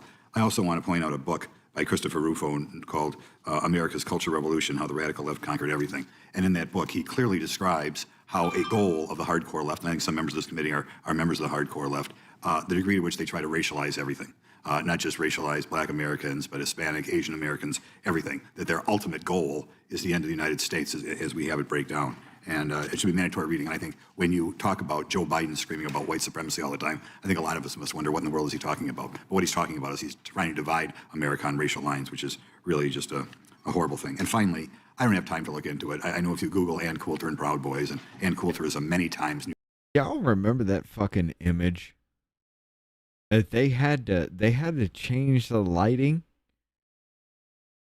because he was sitting there screaming at the top of his lungs about racist white supremacists, and the background was red.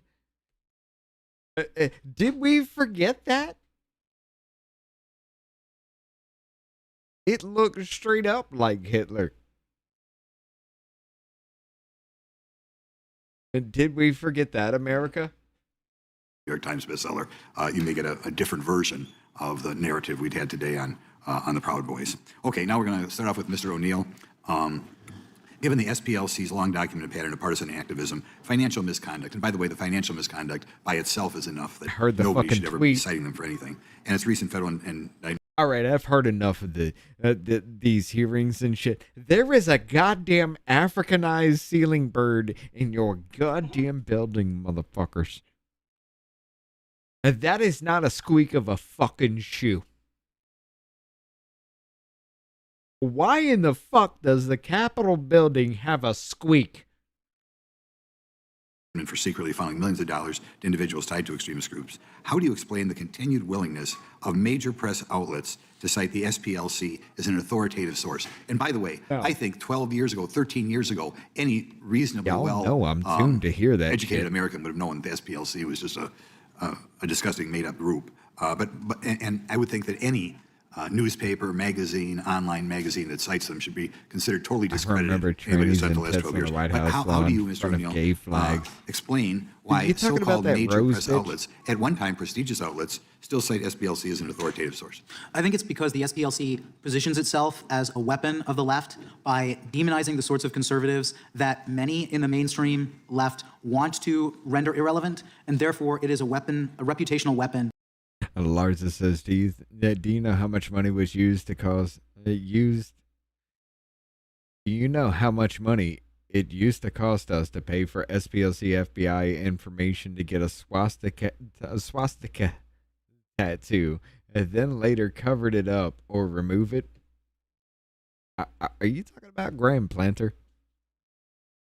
The swastika tattoo throws it off because I can't really plant all that there, but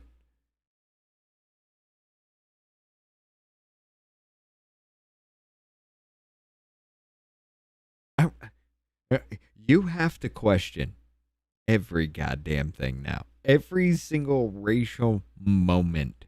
From the moment the KKK was goddamn disbanded. And now they still do really exist in some kind of really form. Cry about it. No, they're fucking gone. All right. From that moment, how the fuck could you justify your existence? Oh, we got civil rights. Everything is all kosher, right? No.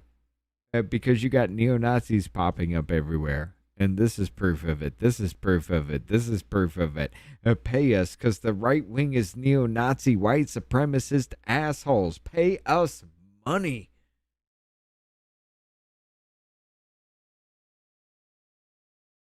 Meanwhile, every goddamn instance, or a good fucking portion of that instance, could and may have well been SPLC.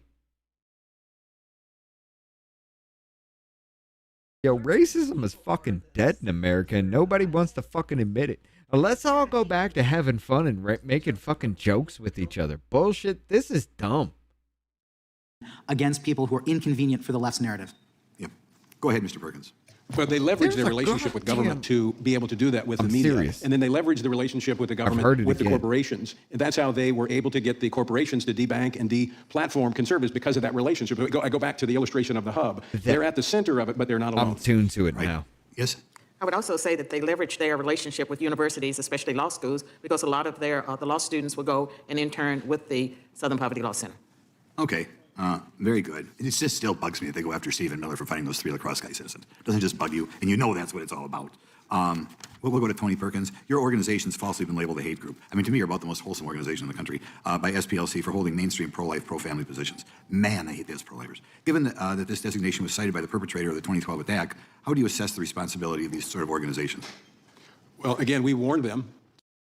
You know, played at this fucking speed. That sounded incredibly fucking fake, especially when you said, man, I hate these pro-lifers.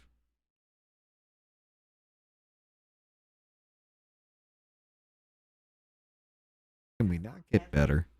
Look, we can tell. We can tell the motherfucking staffers write this shit. There ain't no goddamn way you got Nadler sitting up there screaming about LGBTQ rights with a goddamn pink-haired woman behind him and think this is,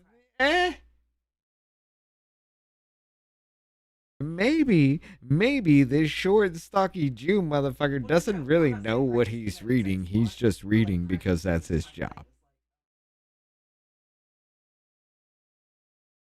You get shit like that where it's so fucking evident the goddamn staffers are writing their shit. And you...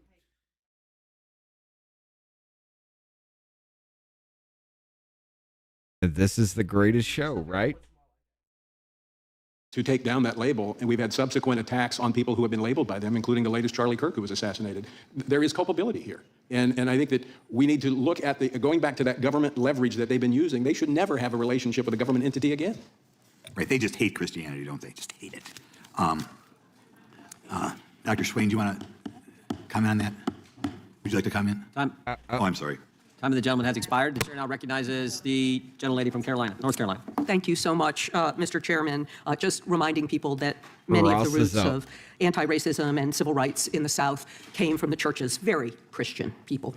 I suppose I need to remind some members of this committee of the long and blood-soaked history of the Ku Klux Klan in North Carolina, maybe even some of our witnesses. During Reconstruction, the Klan lynched and assassinated countless black and white leaders who opposed them. In the 60s, the Klan grew to more than 10,000 members in North Carolina, more than any other southern state combined, and they earned the nickname, and North Carolina earned the nickname, Klansville, USA. Klan members in North Carolina carried out coordinated terror campaigns culminating in the 1979 Greensboro Massacre, where the Klan and their neo-Nazi allies shot and killed 5 people who were protesting against them. But the story doesn't end there. Only because of the bravery of those who fought back against the Klan, like so many of our Christian ministers and the Southern Poverty Law Center, did we see some change. In the 1980s, the Southern Poverty Law Center launched Klan Watch to monitor, track, and expose the activities of the Klan. In 1987, the Southern Poverty Law Center won a groundbreaking lawsuit, securing $7 million in a judgment against the United Klans of America after their members lynched 19-year-old student Michael Donald in Mobile 6 years earlier, and I know that Mr. Johnson talked about that. Mercifully, the judgment bankrupted the United Klan of America. This verdict greatly weakened the Klan and sent them scurrying underground, though of course we're seeing many of them today. But it didn't stamp out the last rotten remnants of the Klan throughout the South. And those remnants have been planting seeds that have been cultivated by this president.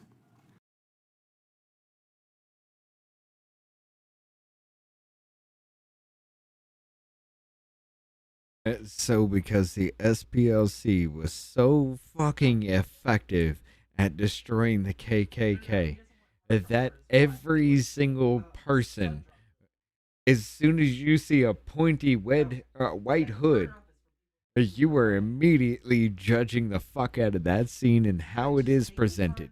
Every single fucking one of us do it. It doesn't matter. Even in a joking form, however you use that in a joking form, every single one of you, once you see that white hood, you're immediately judging how it's used. Every time. They were that fucking effective at imagery to dismantle the fucking KKK in this country. And it's looking like, motherfucker, you have become the KKK. And this bitch just pointed out my whole fucking point altogether. I'll be right back. That's why the continued work of the Southern Poverty Law Center and its allies is so essential. Now, Ms. Wiley, is paying for informants to disrupt a violent white supremacist organization like the Klan the same thing as supporting these groups? No, and that's why I was citing the FBI's own use of informants. And actually, was there a book written about an undercover agent, by an undercover agent who infiltrated the Klan, like maybe called Black Klansman? Could you tell us about that? I haven't read the book, but it's a great movie. It's a great movie.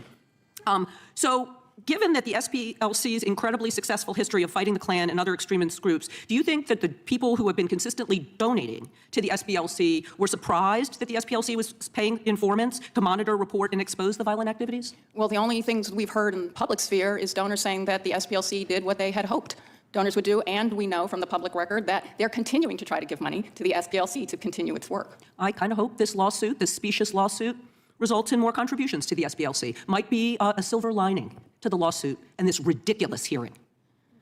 Even the amateur hour Trump lackeys at DOJ know that this is a specious lawsuit.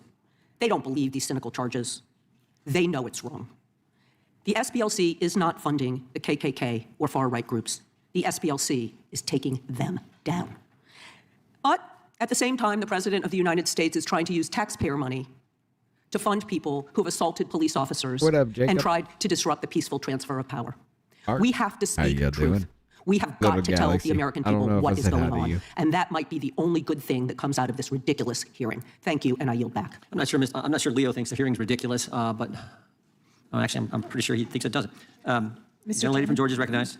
Thank you so much, Mr. Chair. I have unanimous consent request. I request unanimous consent to enter into the record an article from April 15, 2026, titled Justice Department Moves to Toss Seditious Conspiracy Convictions of Oath Keepers and Proud Boys.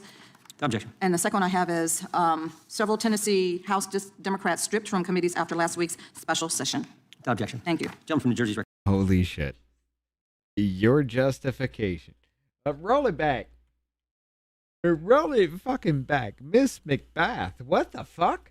From April 15, 2026, titled Justice Department Moves to Toss Seditious Conspiracy Convictions of Oath Keepers and Proud Boys.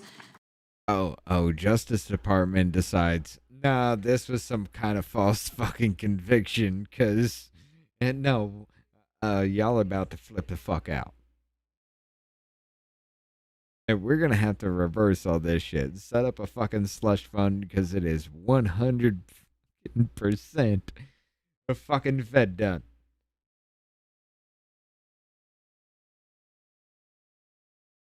Y'all motherfuckers about to get paid. Hold up. Objection. And the second one I have is several Tennessee House Democrats stripped from committees after last week's special session. So, because these motherfuckers acted out, tried to get violent, threw up, fucking acted like they were gonna buck up to people, set goddamn papers on fire in the Tennessee Capitol fucking building.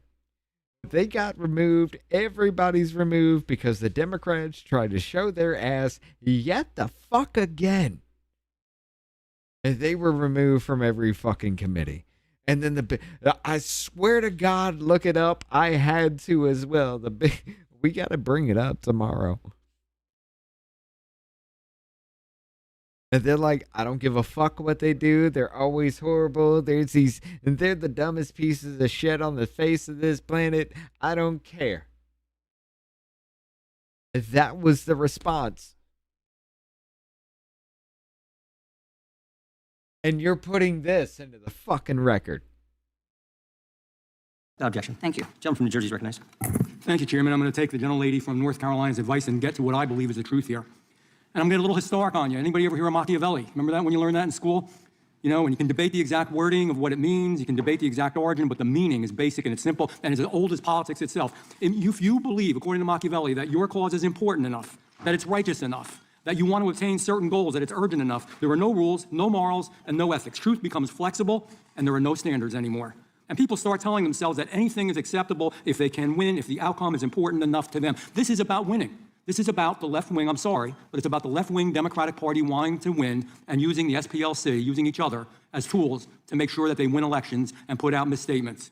And we have to ask, when did it become part of the philosophy? Well, in the last administration, we saw a lot of things. An FBI of lies, an FBI of untruths, an FBI of injustice, an FBI that Joe Biden was willing to rely on politically tainted information, some of which came from the SPLC. Bad information. We know now that it was wrong, that it wasn't true at multiple levels.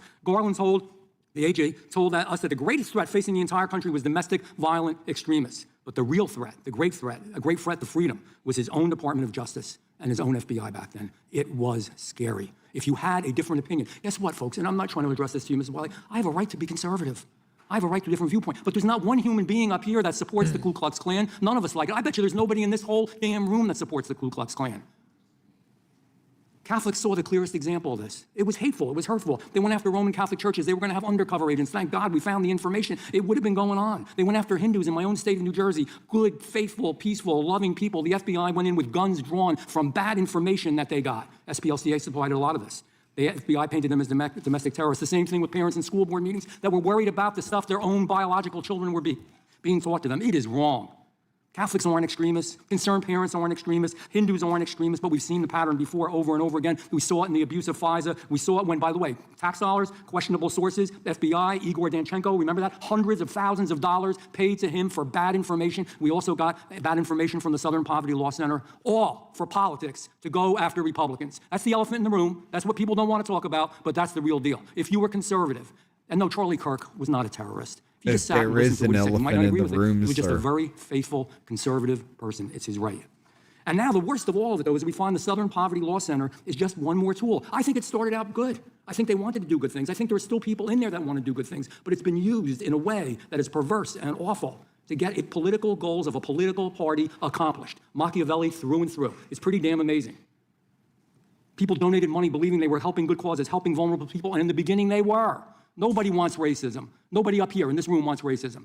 Nobody wants to hurt anybody. Nobody wants to hate anybody. But the Southern Poverty Law Center and the work that they've done in recent times has actually caused more hate, more hurt, and more problems. They gave money to the KKK. I don't give a how you approach it, what you say about it, it's a bad thing. I just got some real quick questions because I know I'm running out of time. Mr. Perkins, should the Southern Poverty Law Center have had such a high level of influence in federal agencies? No. Y'all know I got to do it. No. In fact, with the FBI memo, the SPLC has suggested that the Catechism of the Catholic Church is itself a hateful document. It's unbelievable. I'm a Roman Catholic. I resent that, Ms. Wiley. I'm not a hateful person. I would never hurt anybody. I resent that. And so do a lot of Catholics, and so do a lot of people of faith. They have a right to... Mr. Chairman, if we're going to run over time, can we talk about the president's attack on the Pope? How does an organization... Is that part of your presentation? Last question, and then I'm done. How does an organization maintain credibility... New Jersey controls the time. Last question. I'm losing my time here, but how does an organization maintain credibility as an authority on extremism if there are serious concerns being raised about its own extremism, its own judgment, and its own activities? Real quick, Mr. O'Neill, Mr. Perkins. And Dr. Swain, how do you go? I can say that by 2009, they had already deviated and started targeting conservatives. And I would say that they were so effective at eliminating hate groups that they had to find new people to label new organizations. That's the problem. You're right. Go back to your original mission. I have a few UCs. Okay. What do you UCs? Mr. Chairman, point of order, just so we're clear, that was 1 minute over as we move into Ms. Ballent's time. We've been very late with the time. I just want to make sure we're doing it equally, that's all. Equal rights, that's all. Moving to UCs from Mr. Van Drew, UCs from the gentleman from Pennsylvania, and then we're actually going to... Equal rights, because we're not going to have enough people to wipe our ass has to talk. Equal rights because she's a woman, I guess? Are we pushing that, Raskin? Go vote, and then we'll come back once votes are completed. Gentleman from New Jersey, UC. I have a UC from Moms for Liberty, and it is entitled The Justice Department Announced Indictment Against Southern Poverty Law Center. A UC from Tyler O'Neill on 2026, Democrats beclown themselves by defending SPLC. Another one from Mr. O'Neill. However bad you think Biden's DOJ was, new documents show it was even worse. Thank you, Chairman. Gentleman is back. Gentleman from Pennsylvania, recognized. Thank you, Mr. Before we hit her up, y'all know. If Andrew is a Republican, that sounded great, right?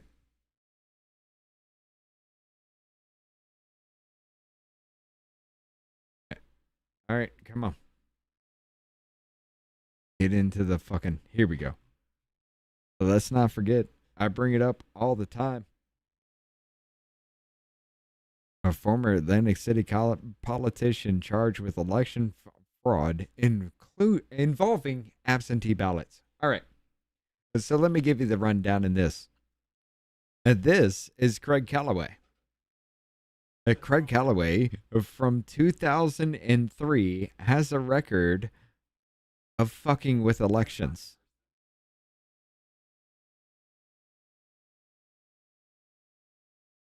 This motherfucker was found guilty of voter fraud. He had a win record of low fucking 90s. Who the fuck does that? You hire this son of a bitch 90% accuracy that you're going to fucking win? Who has that?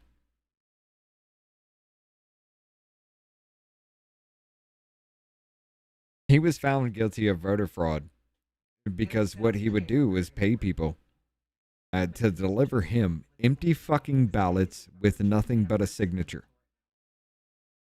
Him and his crew would fill out these ballots and they would pay other people to go stuff them in mail-in ballots.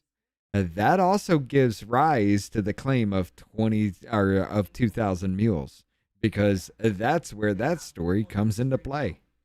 That these motherfuckers manufacture the ballots. Oh, why does everything look like a Sharpie? Why does it only vote for one fucking person?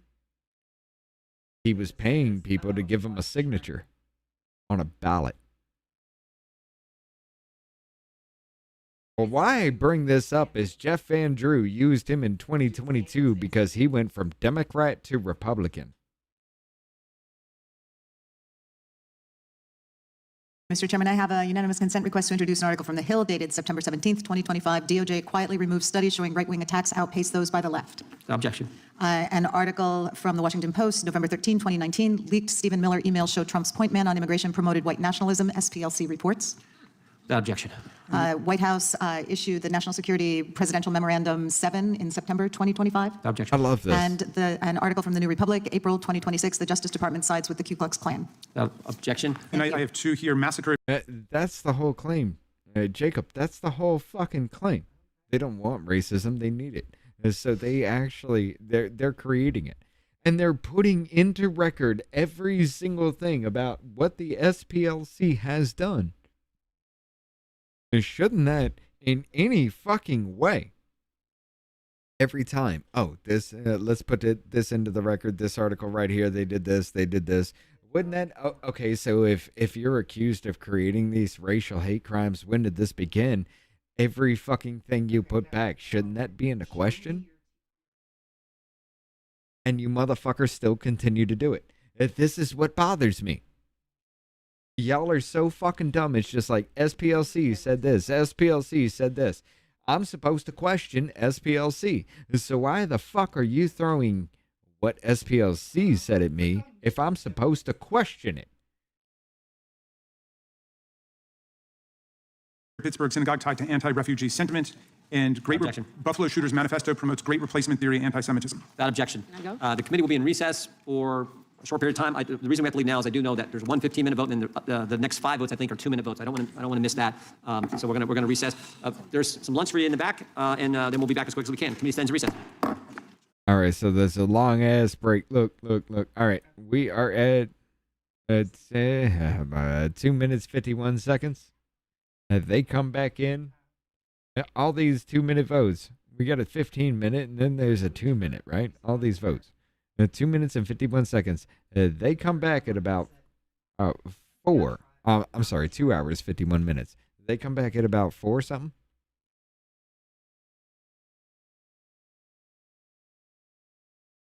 Chair, I previously asked in this committee why the DOJ took down the NIJ's journal dedicated to domestic radicalization, violent extremism, and terrorism.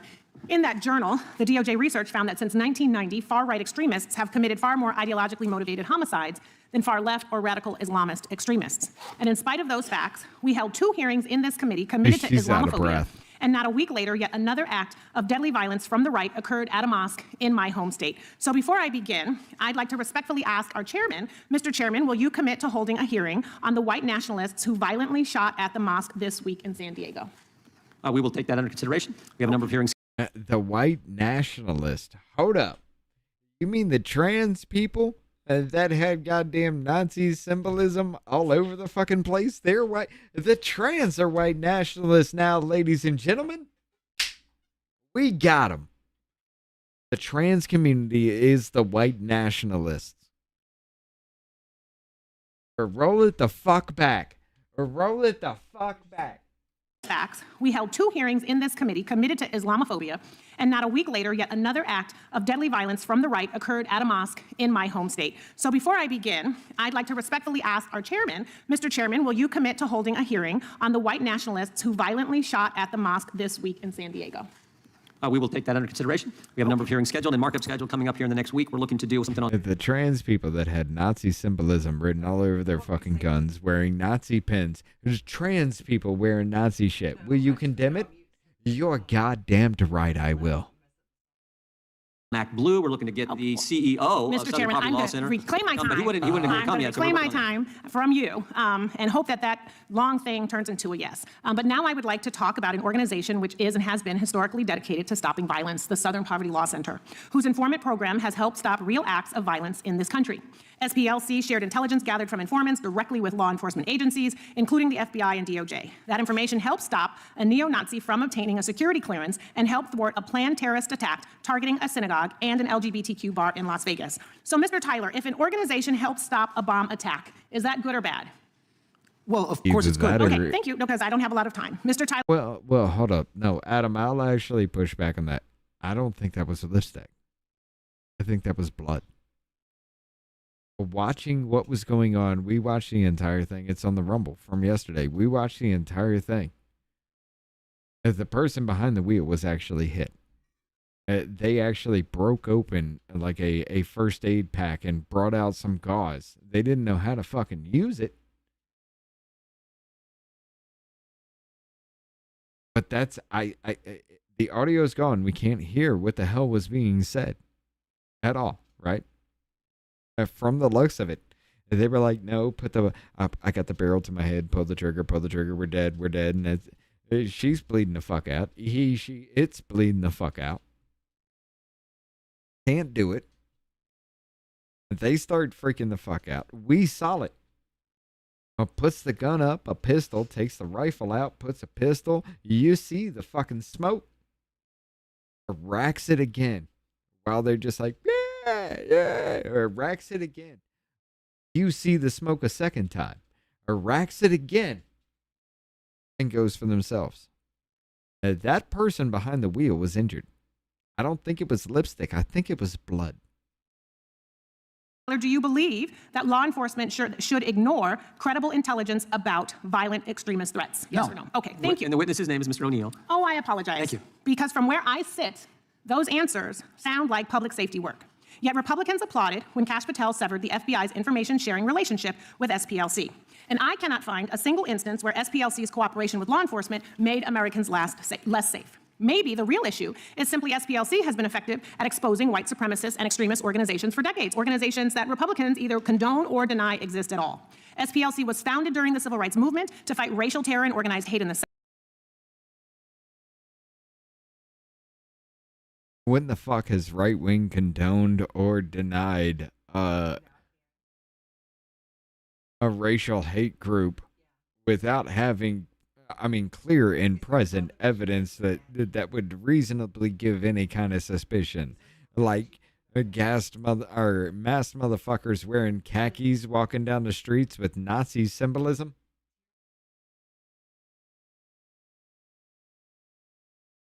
This is the shit they're supposedly fucking fighting, right? It sounds like they're actually fucking doing it, and you're just been like, oh, they've been doing it for decades?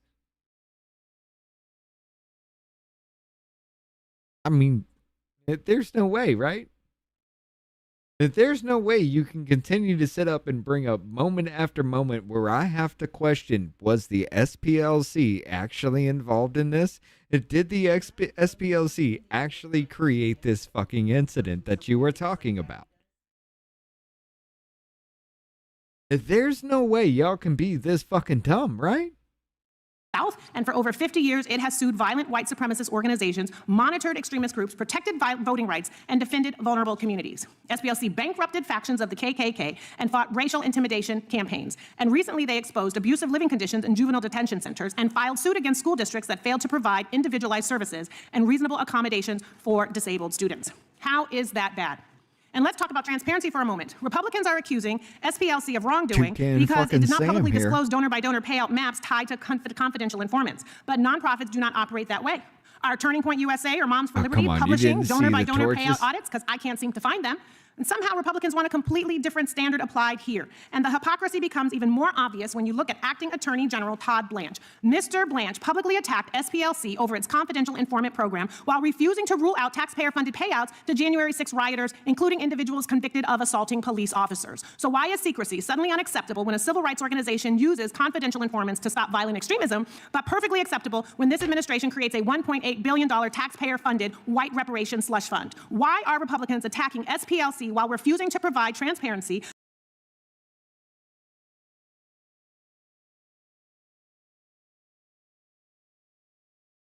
There ain't no fucking way she just called that a white reparations slush fund, right?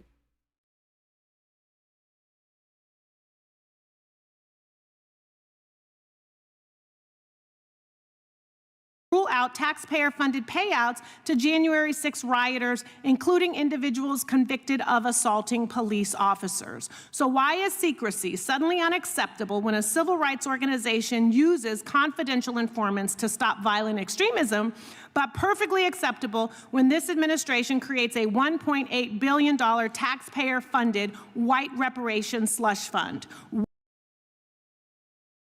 Hey, Glenn. You as an Indian man are fucking white. Enrique Tarrio. Definitely not white. It's white reparations. Adam Johnson. It's white reparations. The woman that fucking respected the velvet ropes as she trespassed into the Capitol. It's white reparations. Roseanne Boylan, who was beaten by the police. It's white reparations. Fucking Ashley Babbitt. I don't give a fuck what anybody says. There ain't no goddamn way you're going to lock your arms and keep your back straight to climb through a window unless you plan to faceplant on the other side. It's not a fucking thing. We're not doing some cartoon bullshit, America.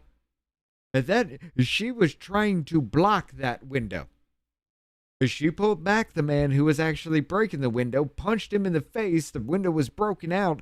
She used her body to fucking prop that open. There ain't no goddamn way you can tell me otherwise. Because if she was trying to climb through that window, her spine would have been bent. There is no way you can lock your fucking elbows into place and not crawl through a window without bending your spine. Sorry, go fuck yourself. That's just physics and the way the fucking human body works. Why are Republicans attacking SPLC while refusing to provide transparency about who could receive taxpayer-funded payouts tied to January 6th insurrectionists? This hearing has nothing to do with oversight. Again, a cum lover dove. You dumb son of a bitch. Name one goddamn motherfucker that was found guilty of insurrection. Your whole argument hangs on the insurrectionist claim at that point. Not a single motherfucker was ever found guilty of insurrection, so therefore, moot goddamn point, you fucking retard. And you're supposed to be a goddamn lawyer. That's the fucked up part, ladies and gentlemen. They're all supposed to be lawyers. And nothing to do with public safety. It is about intimidating organizations that challenge white supremacy, defend civil rights, and refuse to bend the knee to this administration. And Mr. Chair, as you know me, I have some There we go, my friend. The gentlelady is recognized for unanimous consent request. Thank you. The first one supposed to is be lawyers, the not acting all. attorney general is facing bipartisan criticism about the DOJ's so-called anti-weaponization fund, 51926 Politico. All right, speed this bitch I ask up. unanimous consent. Without objection. What we know about the She's San trying to Diego waste mosque fucking shooting time. victims, suspects, possible motive, and more. Without objection. Multiple Republicans in Congress post openly anti-Muslim statements. Without objection. The second wave, return of the militias. What up, Neuro? Pentagon tightens ban on supremacist activity after years of denying problem. Without objection. SPLC, DOJ lawsuit, a wake-up call to end Mississippi's school-to-prison pipeline. Without objection. SPLC report reveals the high price of Florida's incarceration of black children. Without objection. Fifth Circuit rules against unlawful debt collections targeting Hurricane Katrina survivors. Without objection. SPLC report overcoming the unprecedented Southern voters' battle against voter suppression, intimidation, and a virus. Without objection. SPLC announces new campaign, Poverty is not a line, during Poverty You Awareness got Month. it, Larsa. Without objection. How the threat of political violence All is that transforming funding. America. It had to go somewhere, And the right? last one, right-wing extremist violence.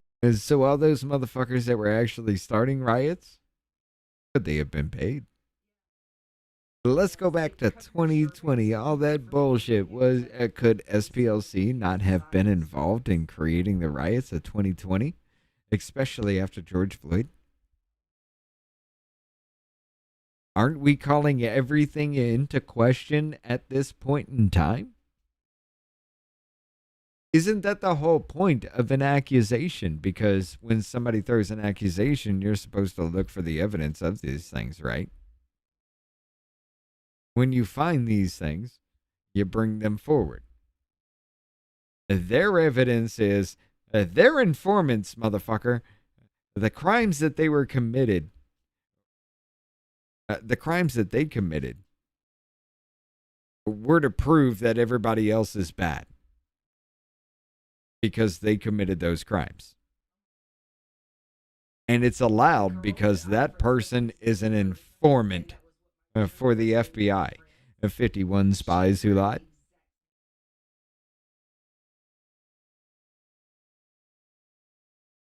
Is more frequent and deadly than left-wing violence. Without objection. Thank you, Mr. Chair, and I am looking forward to getting additional information on when that possible hearing. Just for the record, Republicans aren't upset when the Southern Poverty Law Center labels racist organizations racist. We're upset when they label non-racist organizations, conservative organizations racist, and we're upset when they pay racist. That's why we're having the hearing.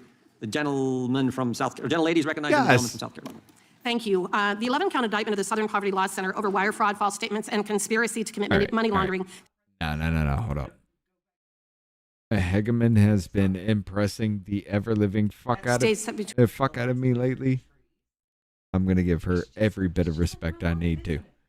Between 2014 and 2023, the SPLC covertly funneled more than $3 million in donated funds to individuals who were associated with several violent extremist groups, including the KKK, the National Socialist Movement, and the National Socialist Party of America. Because the SPLC was instigating rather than infiltrating these hate groups, donor money was seemingly being used to create and prop up the very hate that SPLC claimed to be fighting against.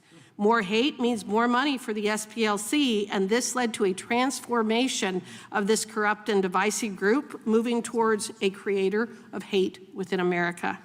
There is a fundamental difference between federal law enforcement using paid informants and a nonprofit organization lying to financial institutions to compensate people to foment hate, racism, and anti-Semitism. The SPLC's field sources were doing much more than gathering information.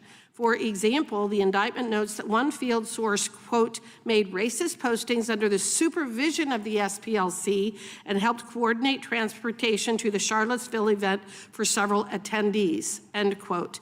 Mr. O'Neill, do you believe that SPLC's conduct crossed the line from infiltrator to instigator? Yes, based on the information in the indictment.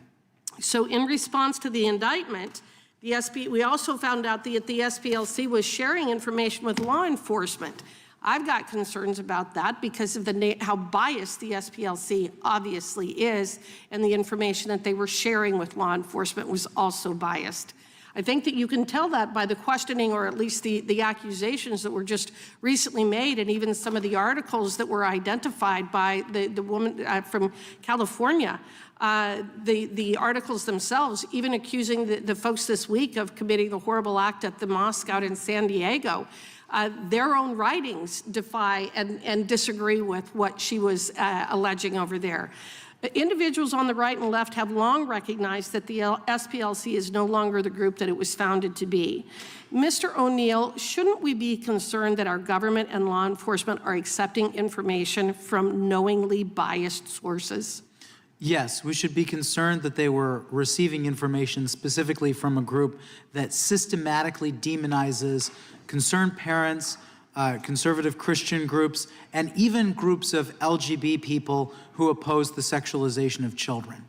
So if the SPLC were instigating criminal action and then reporting such information to law enforcement, would that not raise even more legally dubious conflicts? Mr. Perkins. It would. SPLC was it was like they were hiring an arsonist to create a fire. Then they were calling the fire department and ratting out the arsonist that they hired. And then they wanted to accusing someone else of setting the fire. Well, but they also wanted to get Citizen of the Year award by calling in and turning in the arsonist that they paid. It's a conspiracy that goes way beyond just money. This was about trying to demonize, silence, and completely eliminate any opposition to the left when it came to their agenda. And that's what's played out, I think, today with the questioning in your testimony.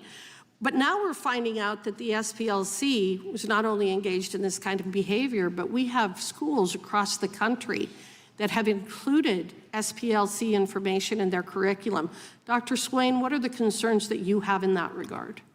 I have concerns that the SPLC's program, Teaching Tolerance, is really intolerant, and many of the public and private schools use their materials, and because they have so many resources, they are able to get into the schools in a way that I think is very dangerous, because they're all about indoctrination, a very progressive agenda, and so that is my concern. Okay, I appreciate that. I believe that this program, that it's the Learning for Justice is the community education program that I am referring to. Mr. O'Neill, do you have concerns about that program as well? Yes, so it's very telling in my mind that the program that was long known as Teaching Tolerance, apparently the SPLC has become too woke for tolerance, so they changed the name to nix the tolerance and just go with Learning for Justice. Okay. All right, interesting. Well, I'm just about out of time. I also have a unanimous consent. This is an article from April 30th, 2026 from LifeSet News. The both sides political violence narrative completely debunked. They cooked the books. An example being that all claims of anti-Semitism, they claim are right-wing or conservative attacks, when we know that is absolutely not the case. They do not count what happened on 9/11.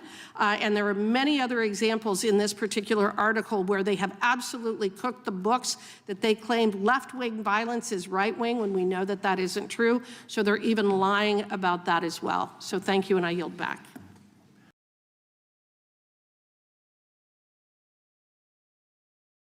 Jacob Castro. Hageman is a rock star. I don't say that about many.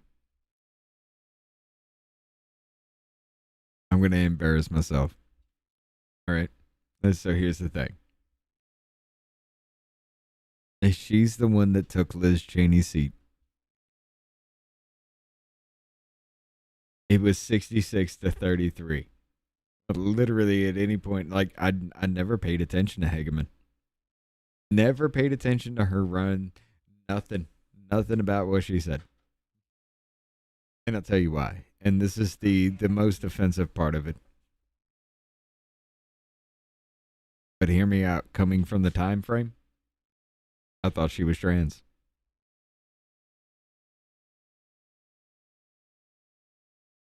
And then I started paying attention to her in these hearings. And boy, did I eat my own shit on that one, right? Holy fuck, this woman is amazing as shit. I love her. Holy shit, she is the best fucking replacement I could ever fucking hope for Liz goddamn Cheney. And I'm not even Republican. I'm not conservative. Every damn time this woman gets in a hearing, it's on point. She has the questions at hand. She knows exactly what to ask within that 5 minutes she has. And she's respectful. Without objection, the gentlelady also yields back. The chair now recognizes gentlelady from Vermont.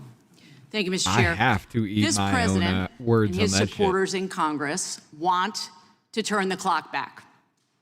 They're trying to undo the progress of the civil rights movement. That's what this is all about. This is about white nationalism and a direct attack on Black Americans in this country, and it comes from the very top. That's why we need groups like SPLC, because the president is systematically taking us back to the darkest chapters of American history. Rather than face accountability from the voters, he is fully embracing authoritarianism. Sham indictments against nonprofits are just one part of this plan. President Trump, his captured Supreme Court, and Republicans in this very room have supported attacks on law firms involved in civil rights litigation, dismantling the federal civil rights offices, weaponizing the DOJ to baselessly attack the president's enemies, gutting the Voting Rights Act. This is an effort to criminalize dissent. We're witnessing an intentional effort to intimidate any institution who will stand up for our rights, the rights of Americans. It's an intentional effort to silence Black voices and to undo our multiracial democracy. And the majority claims that the SPLC manufactures hate. Here's the hard truth. There is no reason that the SPLC has to manufacture hate in this country because the Trump era has supplied plenty of it.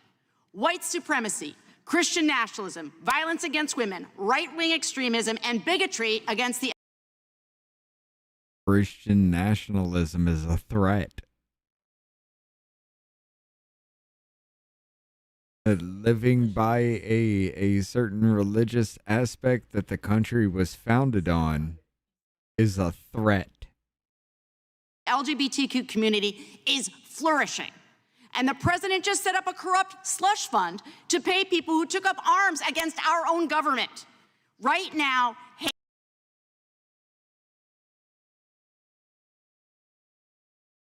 now we're getting a little bit, in the weeds with the rhetoric here. Took up arms. Okay, so flagpoles are arms now?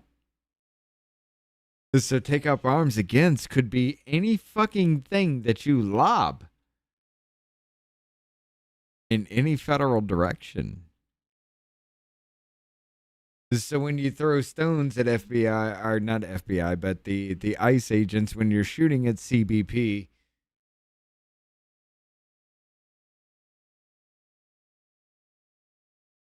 community is flourishing. And the president just set up a corrupt slush fund to pay people who took up arms against our own government. Right now, hate is being cultivated, rewarded, and reinforced by those in power. Ms. Wiley, thank you for being here. How do these attacks on... You're right, ma'am. The SPLC was actually fomenting this shit. You all have actually fucking cemented my goddamn judgment as a whole, and I don't even have to see what's in the fucking court documents.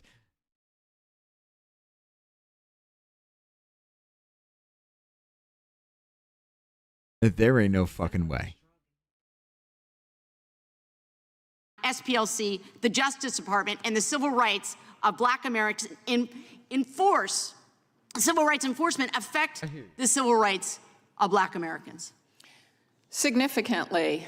And I just want to share one story we haven't talked about, because the reality is Charles Morrell III, a Black man in Boston in 2022, was just walking down the street. The Patriot Front attacked him.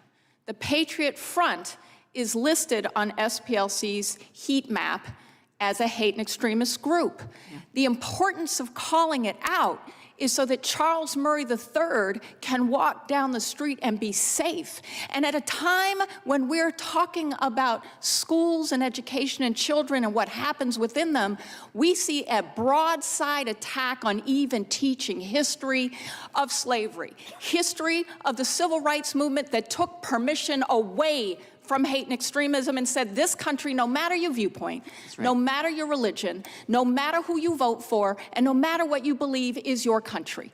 That matters for all of us, and I say every American should be concerned, no matter who you are, if we whitewash hate. I couldn't agree more, because we see every day when we turn on the news and we watch this president at press conferences, the bigotry and the hatred is coming from the top. It's a strategy. It's an electoral strategy, but it's also a cultural one. The way President Trump has routinely insulted and demeaned women and people of color has permeated this country. When he casually calls women reporters piggy and stupid and mouths the word bitch at a black reporter. When he calls Haiti motherfucker. and African countries shithole nations. When he repeatedly and relentlessly spreads falsehoods about President Obama's birth certificate. It spreads the hate. Show it. As a former history teacher. You illegally got Trump's fucking taxes. Goddamn, show it. But why can't we do that? Oh, it's a problem. You got Donald Trump's tax returns illegally and fucking published them. Show his birth certificate. Sure. I know there's going to be a reckoning. There will. And our children and our grandchildren will ask us where we stood, what we said, what we did when we had these microphones, when we had these platforms. They will ask us if we bowed down to a tyrant, to a bigot, to a man who spreads hate through his social media posts, through his appearances at press conferences. They will ask us this. And I will tell you, I know where I am. I'm standing with the people, and I'm standing with the Constitution. Are you? I yield back. Wait a minute. Wait a minute. Are you, Miss Becca Belend? For every single one of you who are watching right now. Nope. Oh, there's no sound. Did I mute it? Yeah, it's muted. There we go. Labor, and of course, we have to come to a place in Congress where it is no longer a political issue, but we see it as an existential issue for the country. If we don't have avenues for people to come here legally to work or to build a home here, I'm going to be really crude right now. We're not going to have anybody around to wipe our asses because we don't have enough people. Oh. Whatever this is. I just clicked on something. That was Becca Belend saying that, hey, if we don't let people into this country, there's not going to be enough people. Let's bring it down. Okay, let's be fair. There's not going to be enough people to even make the toilet paper to wipe our own asses. All right? Yeah, that's what she was getting at. Okay, bitch, let me ask you a goddamn question. And I do have to bring it up. Let me ask you a question. Why is it the federal government has always pushed on women since they had equal rights and started joining the workforce that they must put off having a kid? And then you said you can abort children at any point. And then you said, hey, the children that are born, you can fucking sterilize. Because somebody wears high heels.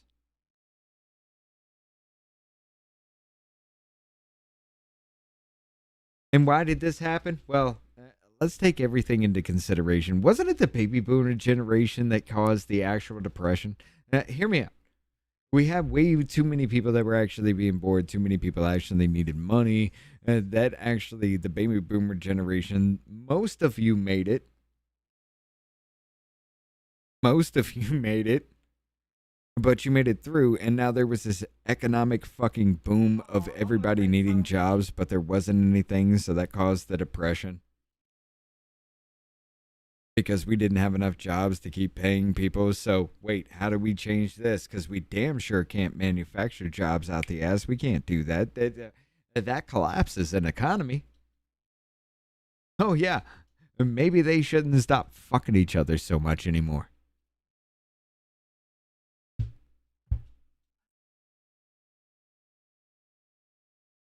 Replacement migration. This comes from the United Nations Secretariat. This is on March 21st of 2000. And yes, in the note, this is just a suggestion. But it talks about taking the 1995 level of economy of each country in this and what it would take to sustain them, at least sustain, no more growth. In growth between people of, we grow up and we move places, other words, with a little bit of migration involved. Different scenarios up to the point in this fucking article, it talks about how by 2050, 1.1 billion people will live in the United States of America, as 79% of them will be post-1995 immigrants. That was scenario 5. Yeah, you think I'm bullshit? Let's do it.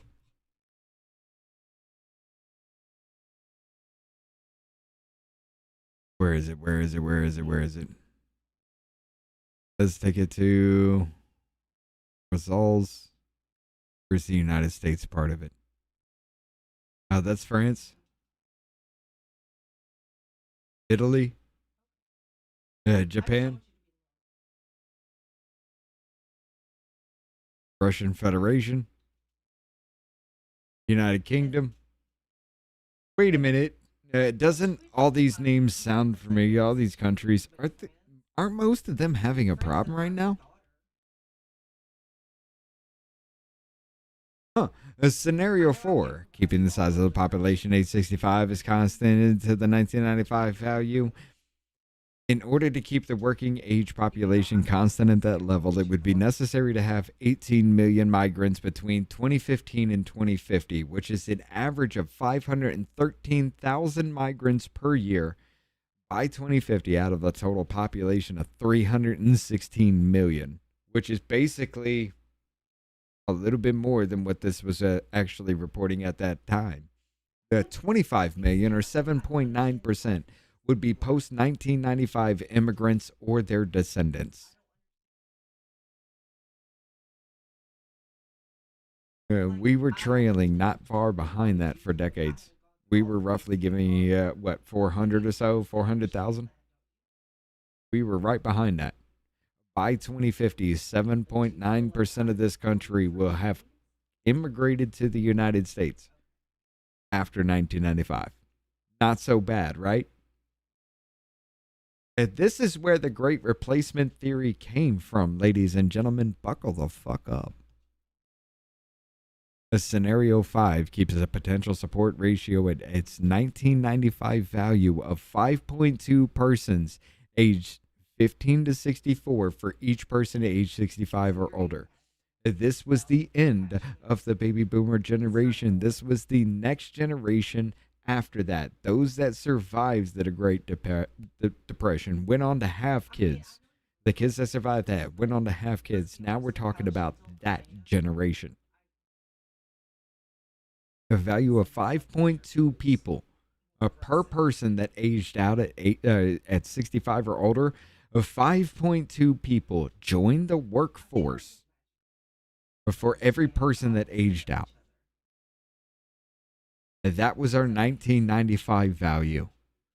For every person that left, of 5.2 people came the fuck in. In order to keep the potential support ratio constant at that level, it would be necessary to have 593 million immigrants from 1995 to 2050, an average of 10.8 million per year.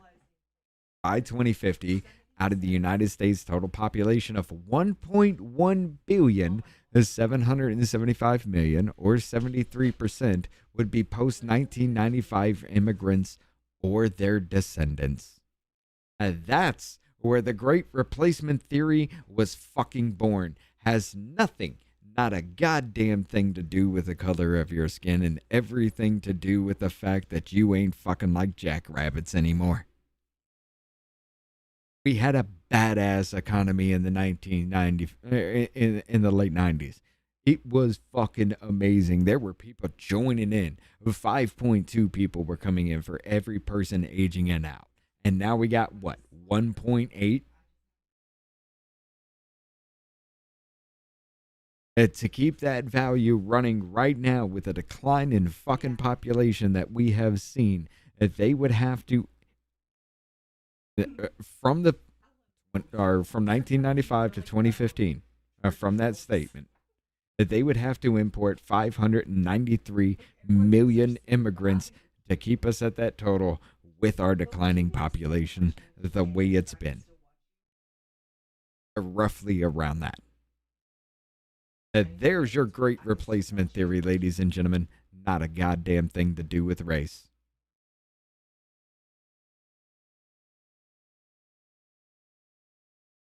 Oh. Which one is that? Oh. For South Carolina is recognized. Thank you, Mr. Chairman. Hey, guys, I have a great idea. Let me turn 2016, so I can find these we raised again. $51 million. That's really good. But I think we can do better, right? I think we can do just a little bit better if we just invest in the same thing that we're perpetuating, if we perpetuate the same thing that we're fighting against. So let's take, Mr. O'Neill, $3 million. Does that sound about right? If we take that little bit of money and send it to informants in white nationalist groups, I think we can I think get we rid can of computers and people double our money. have more Does that babies. sound like a good business model? Deal for you. You're I think not it's wrong. only 270 to that particular Charlottesville informant. Right. So let's. I think that's a good investment, don't you? I think if a year from now, $70,000, and a then year from now, in 2017, I think we'll see the fruits of our labor. Is that kind of what happened? According to the indictment, and I do need to preface according to the indictment because I haven't seen the underlying evidence, and of course this will work out in court. But according to the indictment, that's exactly what happened. So we take this organization, the Southern Poverty Law Center, that has had, I'd say, tremendous success decades ago in eliminating racism in our country, in fixing laws, and seeing really a societal change in the way that we approach race and the way that we deal with race. And they were doing pretty good in 2016 and even before.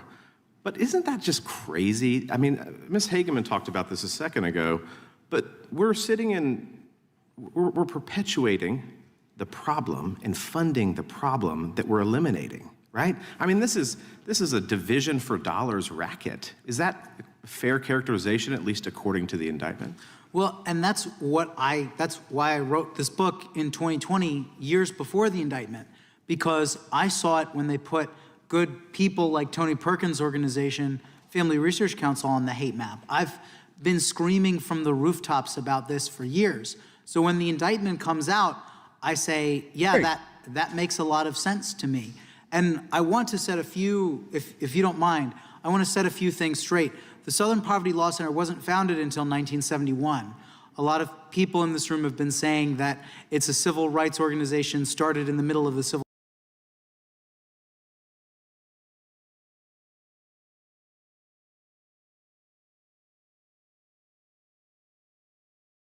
Let me ask y'all a question. Where was Karen Bass as LA burned?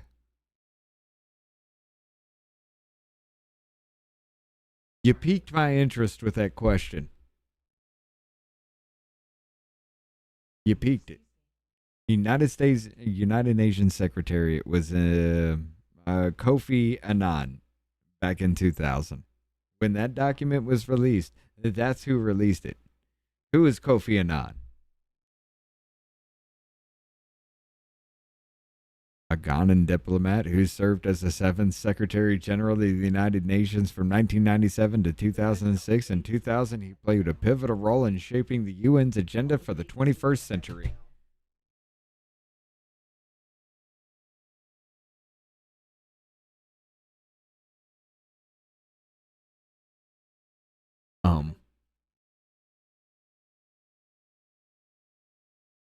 Did we walk further into this fucking rabbit hole than necessary right now?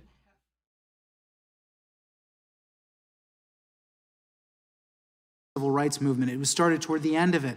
They were almost ambulance chasing. I mean, and forgive me on this, but when they sued the Klan, let me play around for a their second. own lawyers said that suing the Klan was like shooting fish in a barrel.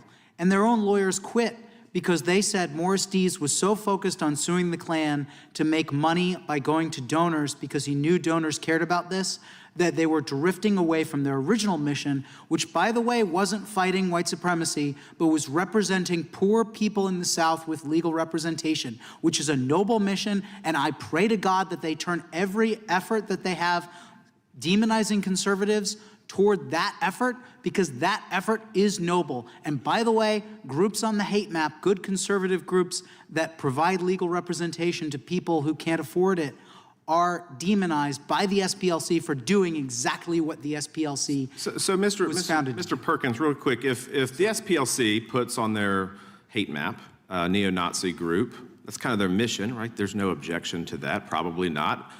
The transparency, I think, actually helps to eliminate groups like that. Would you agree? Yes. So you're on the same list as a neo-Nazi group, and that's not really a fair characterization, is it? No. They need Moms for Liberty, too. I mean, their only crime, I think, is being involved in their child's education, right? Right, being moms. Being moms. Yeah.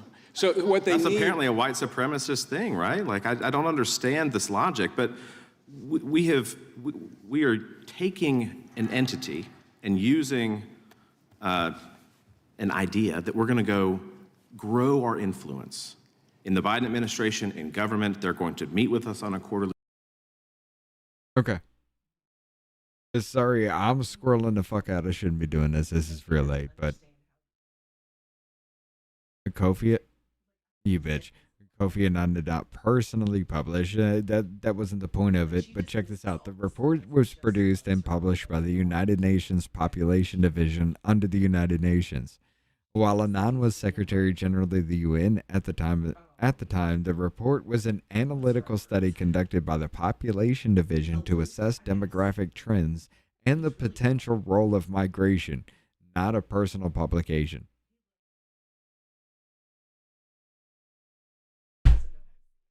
Ow, I just slipped off my chair. But I stepped down this rabbit hole deeper than I needed to right now. basis, and we're going to go after people. It became, I think, and maybe this is fair to characterize, but the SPLC went from maybe an altruistic entity at its inception, on a good day, to really a racket of let's go grow our influence, let's balloon our fundraising. I mean, what's their foundation right now? $700 million? Is it fair to characterize the mission creep of the SPLC in that way, sir? Congressman Fry, it's more insidious than that. They needed the white supremacist group so that they could marginalize and demonize moms and groups that adhere to biblical teaching. They needed those groups. That's why they're propping them up. This was not about money. This was about, Charlottesville was about coalescing corporations behind their initiative to marginalize and demonize conservatives so the left could march forward. It's much more insidious than what, this is like Al Capone. Does anybody believe that it was just tax evasion? Come on, he was a criminal. He killed, he murdered. And you use that to justify your existence. Yo. That, Mr. Chairman, I yield back. Just to show you what SPLC is doing, this is what's been wrecking my brain for a second with this. Okay, so that document came out. It was a Kofi Annan thing, right? I said, was this the cause of the Great Replacement Theory? No, the 2000, it was not the cause of it. The Great Replacement Theory is a white nationalist anti-Semitic conspiracy theory popularized by French author. You literally just took this whole fucking thing where everybody was seeing this. They saw this document and just flipped it on its head. And you called it the Great Replacement Theory.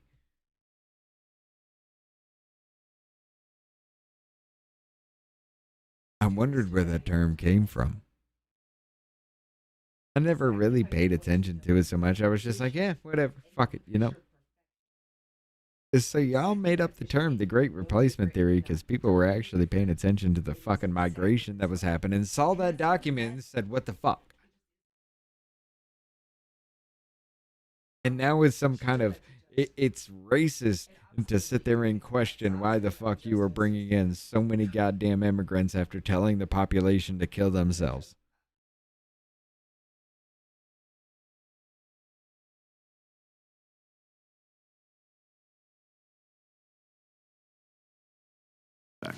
Gentleman yields back. Gentleman from Florida. Which are we going? No, I was just going to note they were 36 seconds over, and I think Ms. Crockett needs to catch an airplane, so she could go first. Gentleman from Texas, then we'll come to the gentleman from Florida. Well. It is so hard to sit here and listen to this. That's one reason I watched the majority of this and didn't actually sit in this room, because I'm sure my faces would have told everything that I was thinking. Is there anyone that finds it odd? Well, can we start here? I'm gonna start with the entire panel. Are the Proud Boys a white supremacist organization, yes or no? Starting with Ms. Wiley. It is my view they are. It depends on how you define it. I have a book. Okay, never mind. It depends on how you define it. It's a yes or no. Proud Boys, how they define themselves. Are they white supremacists, yes or no? I have not read a description of how they define themselves. Okay, that's fine. Enrique fucking Tarrio is a white supremacist. I figured that shit out, right? Are they a white supremacist organization? The goddamn leader's not white. No. I'm not on their mailing list. I don't know. So are you only on the mailing list of? I'm not like the SPLC. I don't fund organizations that I'm against. Oh, it just seemed like you were saying because you haven't received their mail, you only receive the mail of white supremacists. But go ahead, last witness. No, they're not white supremacists. Since you don't receive the mail, their mail, you only receive mail from white supremacists. Because you don't get SPLC's bullshit, you receive mail from white supremacists. And you wonder why. You got redistricted the fuck out and you lost to Tallarico?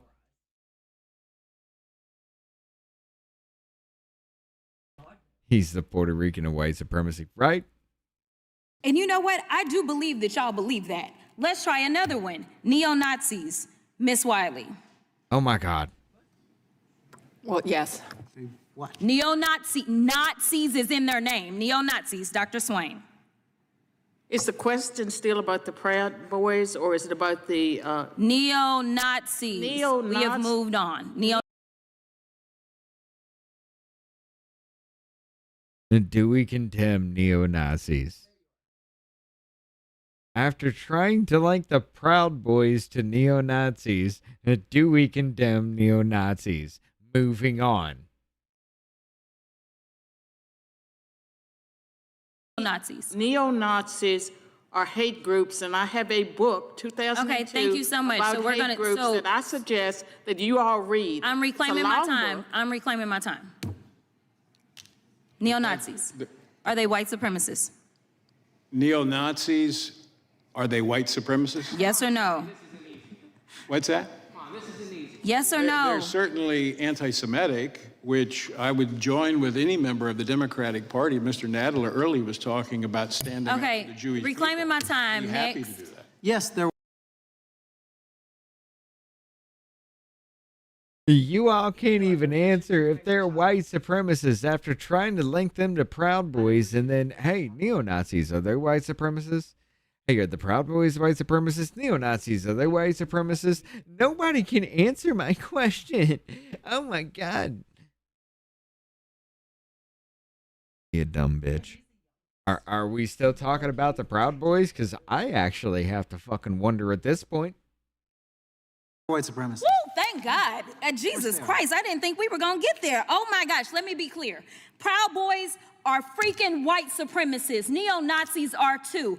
And this president, who loves to coddle white supremacists, has decided that they should be given checks. The reasons that I pointed to those particular organizations is because you can go and read. Jacob, I'm going to be fucking honest with you. With her being redistricted, that might actually be a bigger fucking possibility now. I'm going to be honest with you. The best thing this bitch could have ever fucking done is say, yeah, the Democrats fucked me. They gave Tallarico more fucking time than I did, because you'd have been you'd have got everybody to say, yeah, you're right. And that would have been the best fucking thing you do. But instead, after you know you fucking lost, you ain't got nothing fucking left.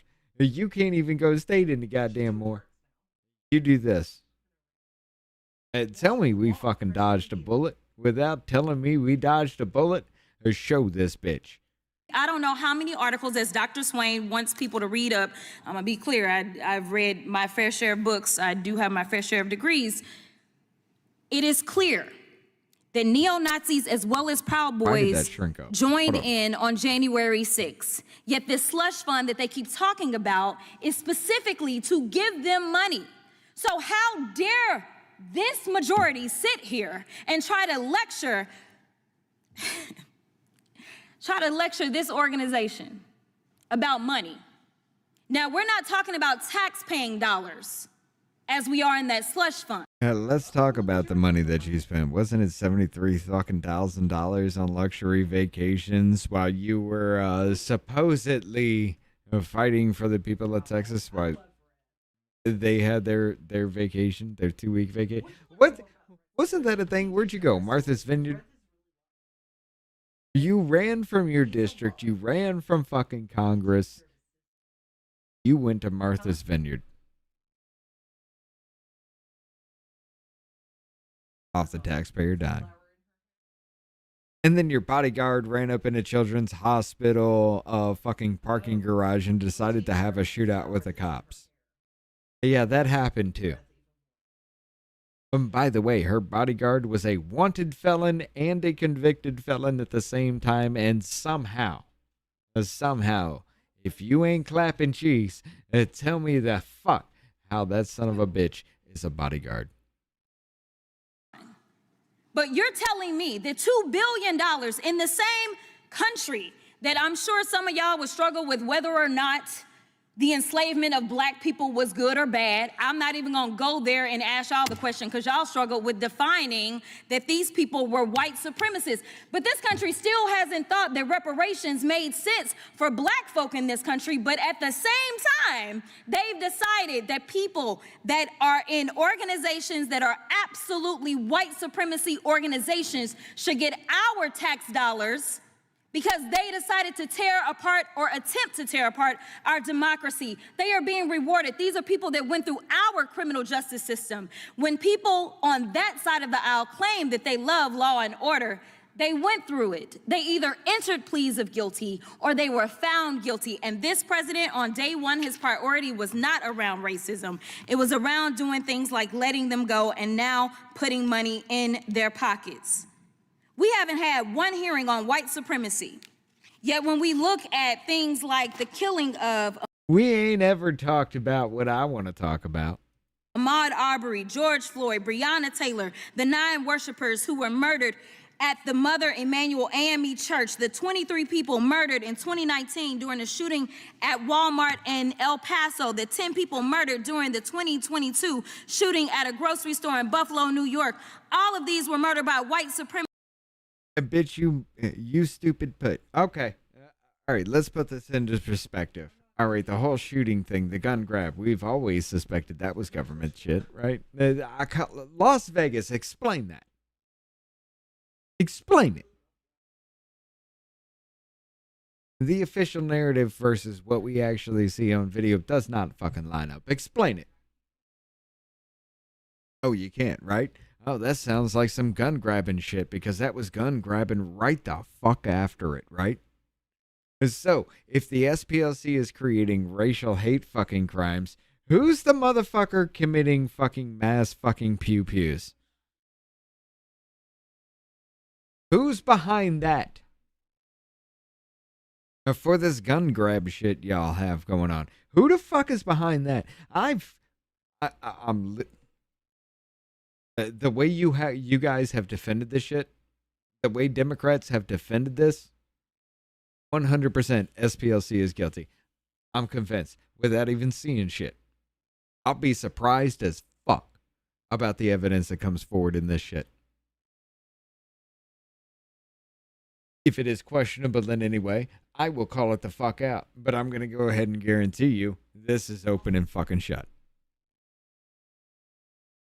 The way you have defended it makes no goddamn sense. And if that's the fucking argument, because I call myself an informant, therefore I did nothing wrong, that's not gonna fly.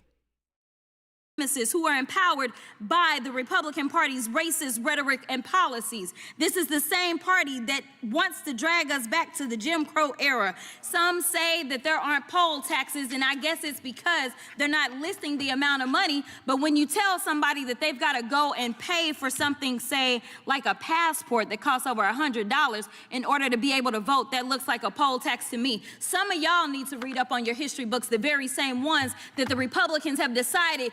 You gotta pay $100 to fucking get an ID. Holy shit. Number one. Number two, bitch, you have to pay $100 to get an ID to participate in life it fucking self. To try to link the same goddamn thing as life it fucking self to voting and say you have to pay to vote, you are the dumbest fucking bitch ever. I swear to God, there is nothing about you that screams intelligent in any way. I will say this, though. There is that spark of at least enough to sit there and try to string these fucking words together to make them make sense. You're better off in that aspect. But you still show less of classification to call yourself a human being. The only thing you have is, I'm black.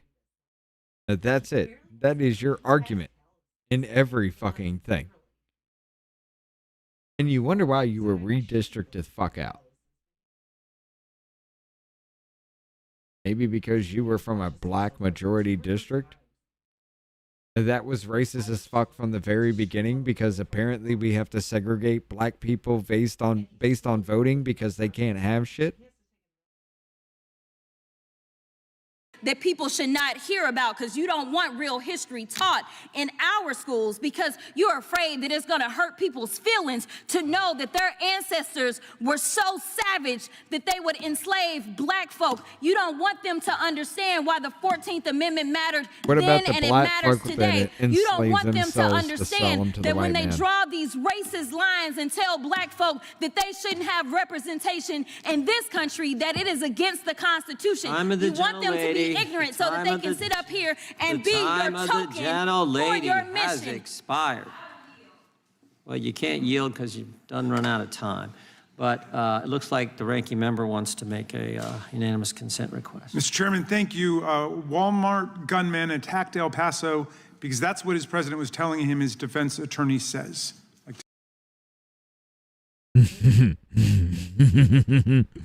Walmart dude attacked because the president told him to go shoot up a Walmart. There ain't no goddamn way you're going to be that fucking retarded, right? You can't put... Dude, if I read those fucking words, I would wonder why the fuck you exist at that point. No. You put in... A Walmart shooter says the president told him to go shoot up Walmart. What? Introduce that for the record. Without objection. Democrats talked about a slush fund. I would just point out, was it a slush fund when Peter Strzok got $1.2 million from the Garland Justice Department? Was it a slush fund when Lisa Page got 800,000? You know, Peter Strzok's a guy. I love that. I love that. Look, he's here. Rent free. Rent free. Hey, dude, you're going to get your clips. I'll give it to you. I said, I'm in the Northern Virginia Walmart. I can smell the Trump supporters. And the Biden Justice Department gave him $1.2 million. Gentleman from North Carolina is recognized. Thank you, Mr. Chairman. Ms. Wiley, I want to talk to you about the Charles Morrell case that you mentioned earlier. You said it happened where?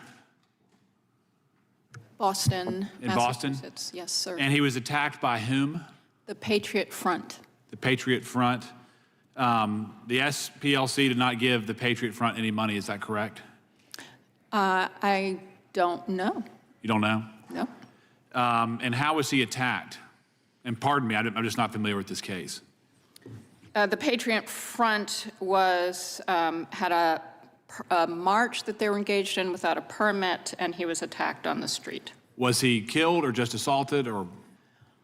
I don't know that it matters if we're talking about a hate crime, which is what we're talking about. I'm just trying to get the details, ma'am, and I'm leading up to this. Would you be willing to condemn the local leaders' efforts to defund the police? Because I agree with you. We should have safe streets. I'm sorry, I'm not quite. Will you condemn Boston's local leaders from trying to defund the police? They did that in their recent budget proposal. I don't live in Boston. What I will say is this was a hate crime. You think that defunding the police helps or hurts public safety? The question I think that I was asked to come speak to was the rise of hate and the critical importance of us addressing and protecting civil rights. Well, you said earlier that you respect. I don't want to be held to account here. I'm just supposed to be here to say my bullshit. No, I'm not going to answer your question because I'm supposed to be here to say my bullshit, and that's it. Mr. Murrell's right to a free street. So I'm asking you, will you condemn the local leaders' efforts to defund the police? I will not make any comment about local decisions. What about Scott. Mayor Wu's policy of offering sanctuary to people here illegally, regardless of their criminal history? Will you condemn that? No. So it seems like your qualification on public safety is very limited. Red correct? Foreskin is. No, I'm I think it is. I think it is. Here on a hate crime. Well, let's talk about the hate crimes. In terms of the neo-Nazis, I actually agree with just about every word that Jerry Nadler said. I'm working on a bill to promote safe places of worship, increase penalties for attacks on worshipers, and neo-Nazism is certainly on the rise. You would agree with that? I would. Anti-Semitism, attacks against Jews, Christians, members of other faiths, it's on the rise. It is. Do you know why it's on the rise? Well, I think that's why we've been so concerned about the cuts to grants and programs that are helping us understand the rise and exactly why we have young men like we saw in San Diego murder 3 men at a mosque. Are you concerned at all? And while we're concerned about the attacks on the Southern Poverty Law Center, which is also seeking to help us better understand. Do you find it at all problematic that one of the leading candidates for United States Senate proudly commissioned and displayed a Nazi tattoo on his chest for almost 20 years? Does that concern you? I don't know who you're referring to. I would only. I don't know who you're referring to. That was a big fucking thing in the media for a good while. Graham Plattner. You don't know who you're referring to. Wait a minute. When an actual Nazi fucking symbolism pops up on a Democrat, we're supposed to look away, but we can create racial hate crimes to blame on the Republicans, and it's proof that they're racist. Say that anti-Semitism, neo-Nazism, hate always concerns me. Would you condemn that and that candidate?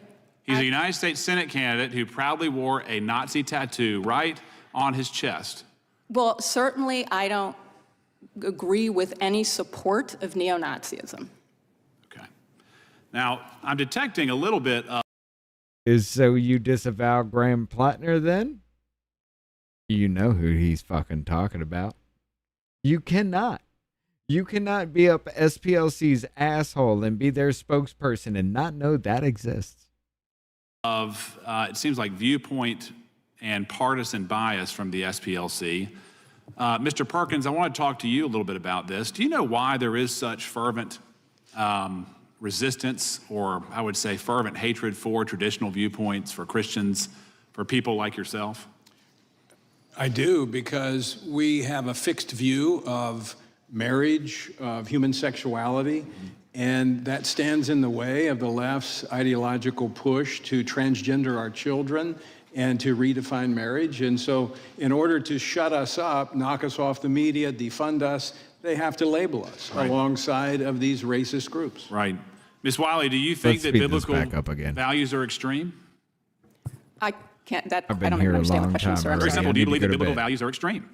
I believe that people have the right Sure. to have their beliefs, including their interpretations of religion, whatever their religion is. Is Mr. Perkins' belief in traditional biblical values what brought him to the forefront of the SPLC's hate group map? I can't speak for the SPLC's You are decision. today. I am here to speak about hate and bias, and Do you what I think am that here to belief say in biblical is values promotes hate and bias? that is way too broad a question Well, to I'm answer. asking What I'm very clear on is that we have a constitution that protects First Amendment rights, including freedom of religion. We support that as a civil rights community that includes almost every faith and an interfaith alliance. Well, I know. Let me frankly, just stop you there. I know Dr. Swain well. She's a scholar. She's independent. She's very well thought out. Why was she listed as someone to be concerned about?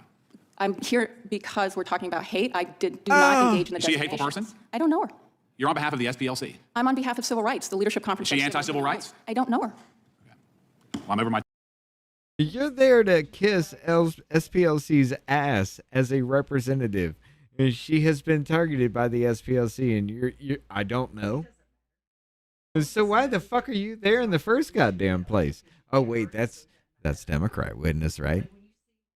You're not really supposed to be there because you're just supposed to talk about hate. You're not supposed to know anything. You're just supposed to agree with them and talk about hate. How many fucking times do we see this in committee hearings? Mr. Chairman. Mr. Chairman, could we just clarify Ms. Wiley's organizational identification? I think there's some confusion here. Yeah. I am the president and CEO of the Leadership Conference on Civil and Human Rights, which is the nation's oldest and largest civil rights coalition of almost 250 national organizations. Gentleman from. Then if you have nothing to do with the SPLC, why are you here as the representative of the Democrat Party other than just say, yes, yes, yes, hate is horrible. I'm a black woman and I get hate.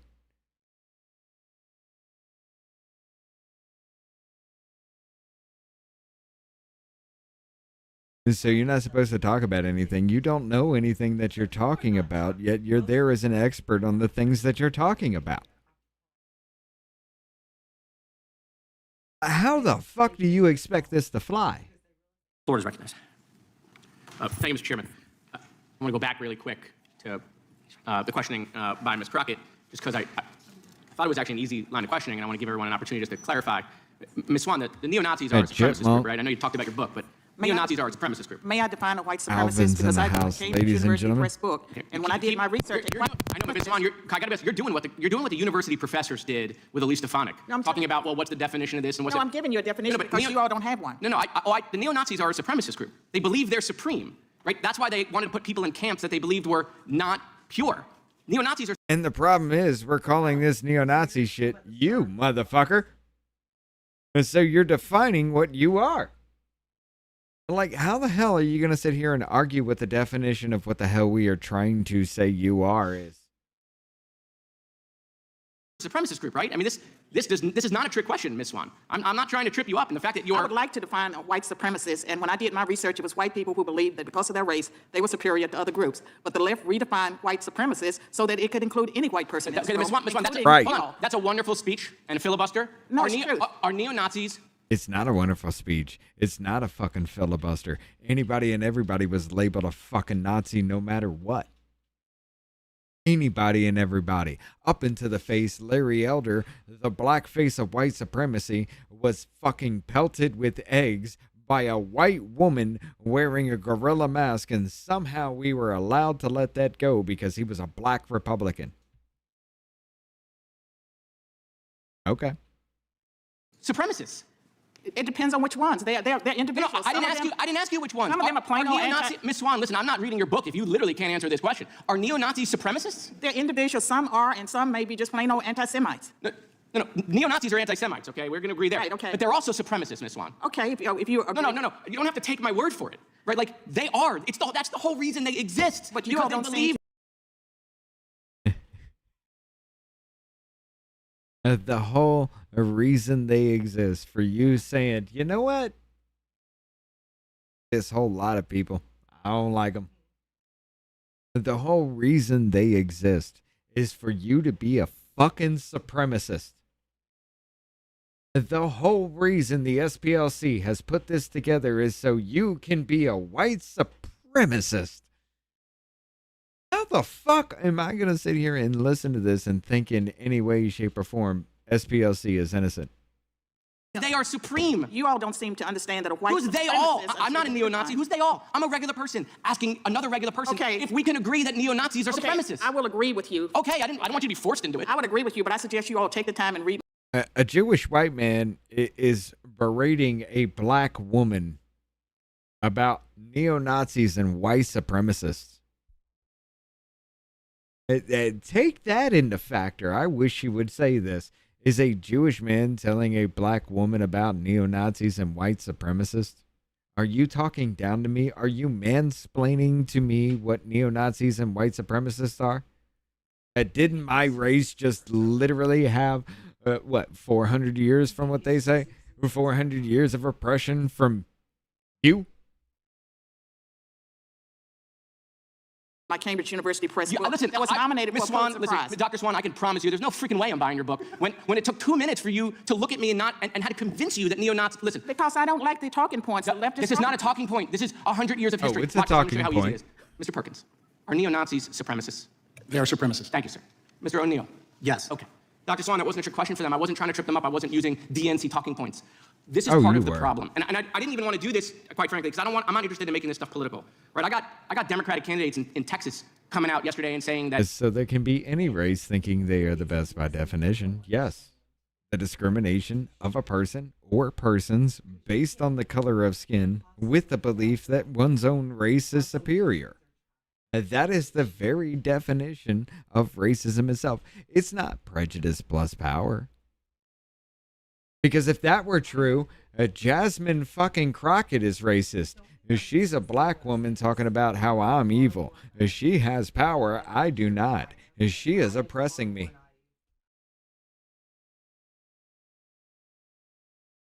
Oh, no. It's widespread power, right? It's widespread power. No, you can't use that argument against us. No, it's widespread power. We're like 20% of the fucking government, but we're 13% of the population. It's widespread power.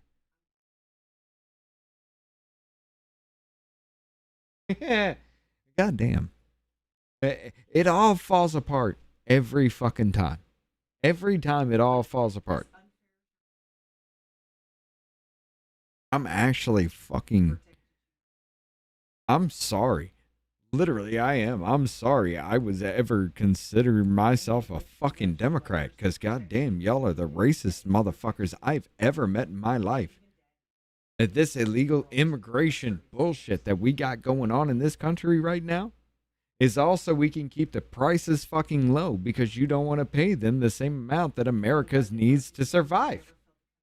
You want a slave labor goddamn workforce to keep your prices low. You never fucking changed. Jews belong in concentration camps again. Okay? It's terrible. Like we're in real bad times. I agree.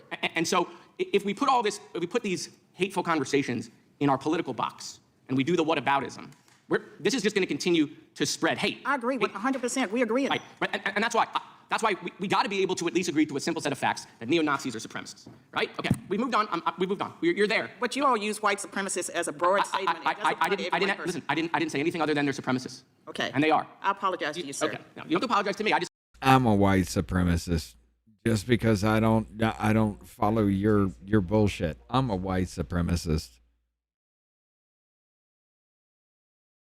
And by your definition, by everybody's definition, by the SPLC's definition, somebody that spreads hate just because I say things that are actually true, but it makes people look at a certain people in a certain way, just like I do with white people and everybody else too, right? Because I'm that dickhole. I'm still, by your definition, a white supremacist. Because why? I have white skin. Even though genetically I'm a fucking mutt, but that doesn't matter. because I don't have any melanin enough. I don't have enough melanin. Even though I have even Native American blood running through me, that's not enough either. My fucking uncle looks like an Indian that would wear a fucking those skirt things and sleep in fucking teepees and shit. I'm just going off the cuff right now. But this motherfucker right here looks straight like that. My own flesh and blood fucking uncle looks like the goddamn. I'm serious. This motherfucker does look like the milkman's baby kind of situation, because we don't resemble Native American that much in my bloodline, except for him. He was a genetic anomaly where every Native American fucking trigger in his genetics just triggered all at once. It's weird. I'm a genetic fucking mutt, but somehow I'm a white supremacist. It's amazing, right? I just want you to understand, like, if we can't agree on a simple set of facts, then we can't solve real problems. So, Mr. Chairman, this obviously was a specific topic that you had scheduled a couple weeks ago and invited these witnesses in. But I got to be honest, like, the last week, the amount of anti-Semitic messages, voicemails, text messages I have gotten, stuff on my social media, an assassination plot, a couple months ago, someone serving 25 years in jail, and now watching someone running for office trying. Oh, wait a minute. All right, let's track this back. Who the fuck was in the goddamn streets screaming "Free Palestine"? Who the fuck was Palestine's enemy at that time? And you're going to sit here and tell me it's right-wingers that were giving you death threats because you're a Jew? To join the greatest deliberative body ever created on this planet, who thinks the way forward for America is to look at 1940s Germany.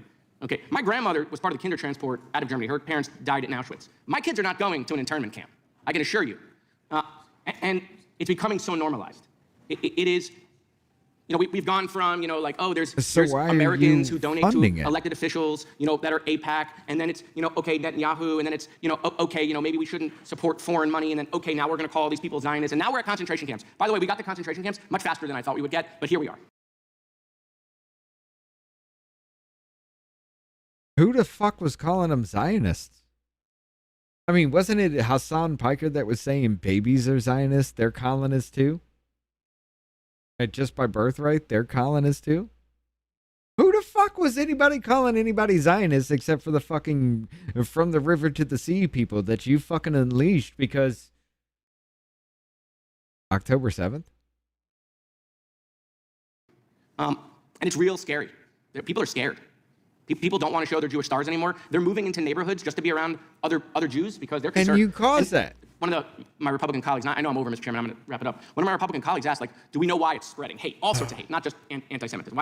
This is why it's spreading. It's all here. It's really here. Go poll young kids versus seniors. It's a dramatic difference in the amount of hate young kids have versus seniors. This is the difference. Is embarrassing You're seeing as it in fuck. voting I'm patterns. not going to lie. You're seeing it in belief systems. We've let foreign governments and bots just totally weaponize this. No countries can beat us militarily. We're stronger than everyone combined. But they are gotten us fighting amongst ourselves, dividing us at each other's throats. So if you ask me why things are so bad, I mean, just spend a couple minutes, go to my Twitter, go look at some happy things, like a happy Veterans Day or happy Memorial Day that I posted. Look at the hate I get. It is out of control. So, Mr. Chairman, I appreciate every single fucking one of you do, left, right, and fucking center. Oh my God, look at what I fomented in this government. Look what I have done. My rhetoric, my bullshit, me trying to make jokes, me trying to make light, me trying to actually make everything a fucking clown show. Now people who are affected by my fucking clown show are actually saying something about my clown show. And it's a fucking problem that I have created a clown show and I'm continuing the clown show. God fucking damn it. Are you this fucking dumb, dude? Are you fucking... Your fucking party released from the river to the sea, marching through our fucking college campuses and through our goddamn streets, and now you're complaining about how people hate you because you're Jewish. I can't with you stupid motherfuckers. you're doing this hearing in general, but hate, real hate, is spreading in this country in ways that my grandparents, they're gone. I can't imagine if they were alive to see what was going on here. I yield back. Thank you for the extra time, Mr. Chairman. Well, I appreciate what the gentleman said, and one of the things I have personally made a commitment to do is keep it out of our party, the party I belong to. And I know you are doing unbelievable amount of work trying to keep it out of your party. The once great party of FDR and JFK, we're seeing things there that are just not healthy for this great nation. And I'm committed to doing everything I can to make sure it doesn't get involved in the Republican Party. Well, he's doing a damn good, shitty fucking job of it, right? The gentleman from Missouri is recognized. Thank you, Mr. Chairman. Yes, Mr. Chairman, I have to say I agree with a lot of what my colleague, Mr. Moskowitz, just said, and I think it is, a lot of the hatred and division is driven by social media, by this, especially since COVID, and I believe our foreign adversaries in many times are intervening, and I believe the algorithms are driving our young people particularly into more and more extreme views, and that's sowing social division, and that is not good for anyone other than our foreign adversaries. You guys remember the globalized, the Intifada thing that actually popped off with the people that were invading the Capitol, even though January 6th was an insurrection because they invaded the Capitol? Do y'all remember that? But Mr. Chairman, thank you for holding this committee. It is truly astounding to me the lengths to which the Southern Poverty Law Center has gone to preserve its relevance. And I think it's telling that at this, our second hearing about the Southern Poverty Law Center, my Democrat colleagues have not called someone from SPLC to defend themselves. In fact, the previous Democrat witness, very similar to the witness today, just over and over again, well, I don't speak for the SPLC. Well, why are you here then? Look, an organization that was ostensibly committed to advancing civil rights should strive to make its own intervention less necessary by encouraging productive dialogue and fostering equal treatment under the law, rather than continually framing disagreements through the lens of racial animosity. If the SPLC were serious about dismantling hate, it would not be funding it, nor would it be engaging in conduct that promotes division for institutions. Nor would your leadership actually sit there and commit these fucking things. Nor would they plan them, nor would they do it if they're in leadership. Why would they just not dismantle that part of the chapter? I mean, wouldn't it be the best thing to do is just to gain into leadership and start dismantling it from within? But no, we can't do that. We have to fundraise off the shit that we actually cause. Institutional or political gain. Mr. O'Neill, is it a common practice? You've written a lot about nonprofit organizations or NGOs. Is it a common practice for NGOs to channel money through intermediaries, entities in ways that obscure the ultimate recipient or purpose of those funds? Yes, to some degree. There is dark money funding through, and this happens on both the right and the left. Sure. You have groups like 1630 Fund and the Tides Foundation that seem set up to hide which donors are funding which projects. Okay. And are there legal or ethical issues with this? I don't know, money laundering? You're damn sure right. That's a complicated question. Yeah. It is not money laundering. Yes. There is a very important First Amendment right established and upheld through NAACP v. Alabama and most recently AFP v. Bonta that Americans have the right to give to causes they believe in. Yeah. That said, there are questions about this cloaking of dark money. What is not covered in this is lying to a bank by saying you established an account for one purpose and then using it for another. Yes. Okay. Right. Does the SPLC reveal what the criteria or metrics are to determine which organizations or individuals? Does that not sound like the same shit that brought down Al Capone? Are included in their hate map? They claim to, yes. They have because very weaselly language. They say when a group vilifies other people, typically by their immutable characteristics, but they use the word typically because they have anti-immigrant hate groups. Yes. And so your immigration status is not an immutable characteristic. So FAIR is Center for Immigration Studies. Correct. I've studied their work quite a bit, and all I see is a desire to enforce federal immigration law, but somehow that makes you a hate group. Well, let's go to let's go to someone right here, Dr. Swain. Are you an apologist for white supremacists?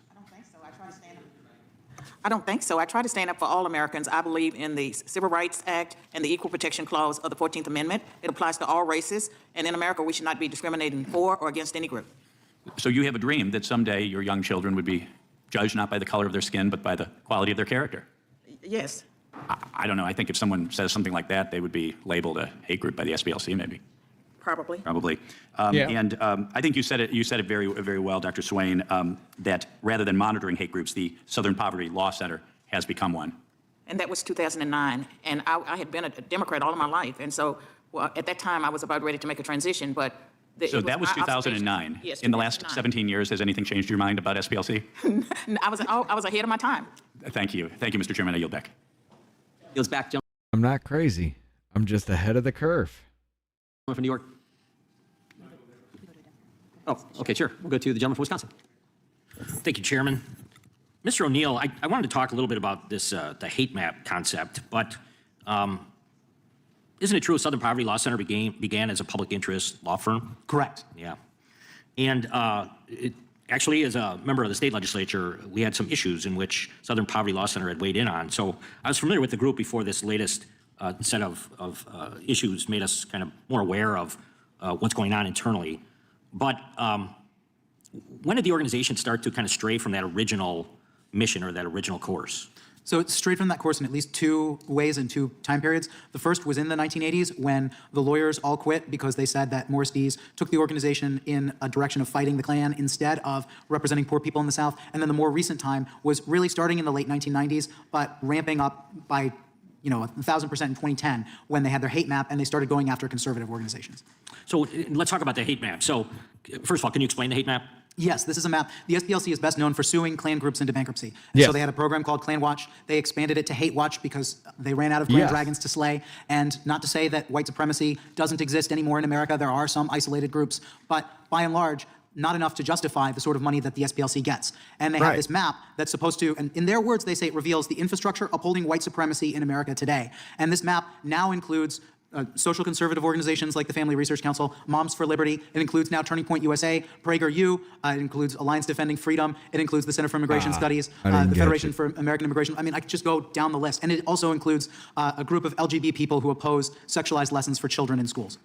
So they call that group an anti-LGBTQ hate group. So is it too far to say there's no left-wing groups on the hate map? There are a few left-leaning groups on the hate map, but nowhere near, like, the overall bias is very clear against the right. They don't have Antifa. They don't have Jane's Revenge. They do have the new Black Panther Party, I believe, which they always reference when they're asked this question. But by and large, the hate map is solely, well, not solely, but by and large targeted on conservative organizations.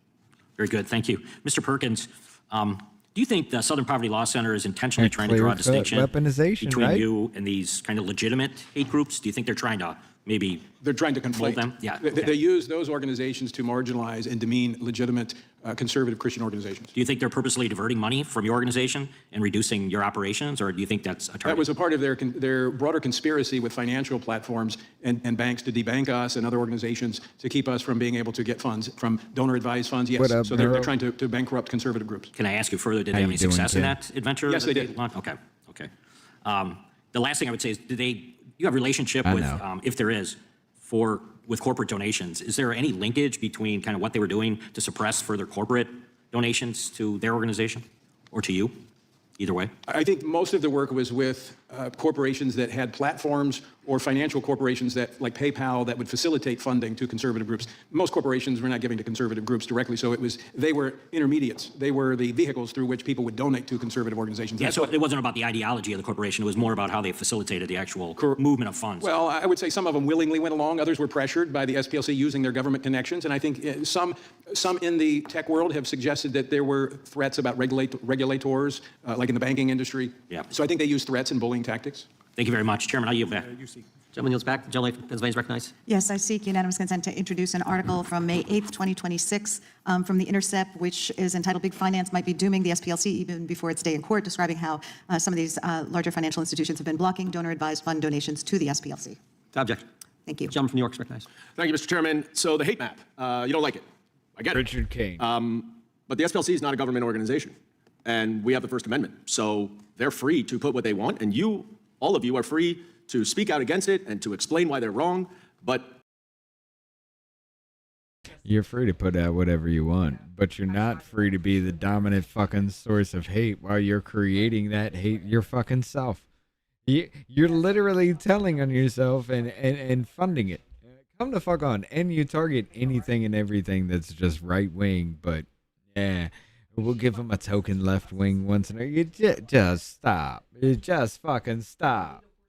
as I think of my Republican colleagues, we believe in the First Amendment, except, I guess, when it's critical of far-right groups or conservative groups who support these Republicans. But you are not free to use the government to criminally indict an organization based on a completely bogus charge. And I want to dig into this indictment. On April 21st, hours after acting... If you are committing federal hate crimes and you are transmitting that information to the FBI and the FBI turns a goddamn blind eye, what the fuck? They shouldn't be doing it, right? The federal government shouldn't be doing it because the federal government turned a blind eye? Is that the argument? Attorney General Todd Blanche and the FBI Director Kash Patel announced this indictment, Mr. Blanche went on Fox and said this. Information that we have that suggests that the money that they were paying to these informants and these members of these organizations, they then turned around and shared what they learned with law enforcement. To the contrary, or else we would have known from their own words that they had given this money to these guys, and we didn't know it. So they had no idea that the SPLC was using informants and providing information to the government. 5 days later, Mr. Blanche was forced to acknowledge that that was a false statement. In fact, it was in a document filed by the Department of Justice where he said it is true, he went on TV and said it is true that over the years they have selectively shared information with law enforcement. That's well documented and no dispute, but they aren't charged with any of that conduct. What the hell does that mean, they aren't charged with any of that conduct? The entire premise of this fraud scheme is that SPLC What the hell do you mean? What the hell do you mean you ain't charged with any of that conduct? How many times have you motherfuckers said some very, very inflammatory shit? You know full fucking well you should be locked up, but because it's a speech and debate clause, you're fine.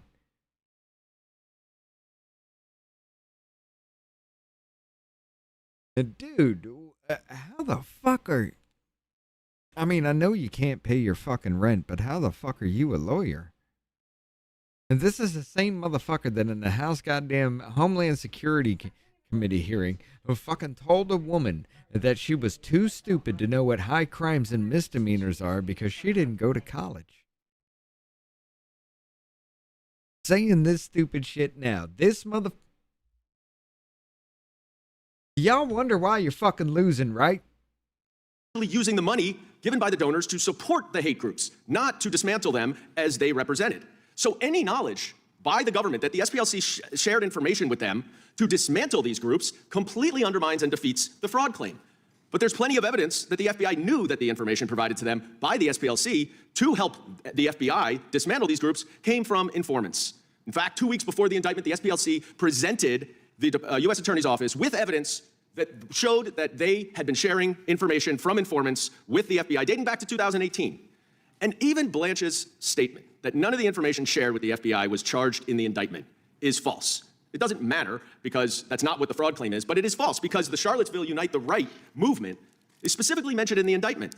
But the indictment does not mention the 45-page report that the SPLC sent to multiple FBI offices before the Unite the Right event that included information from their informants.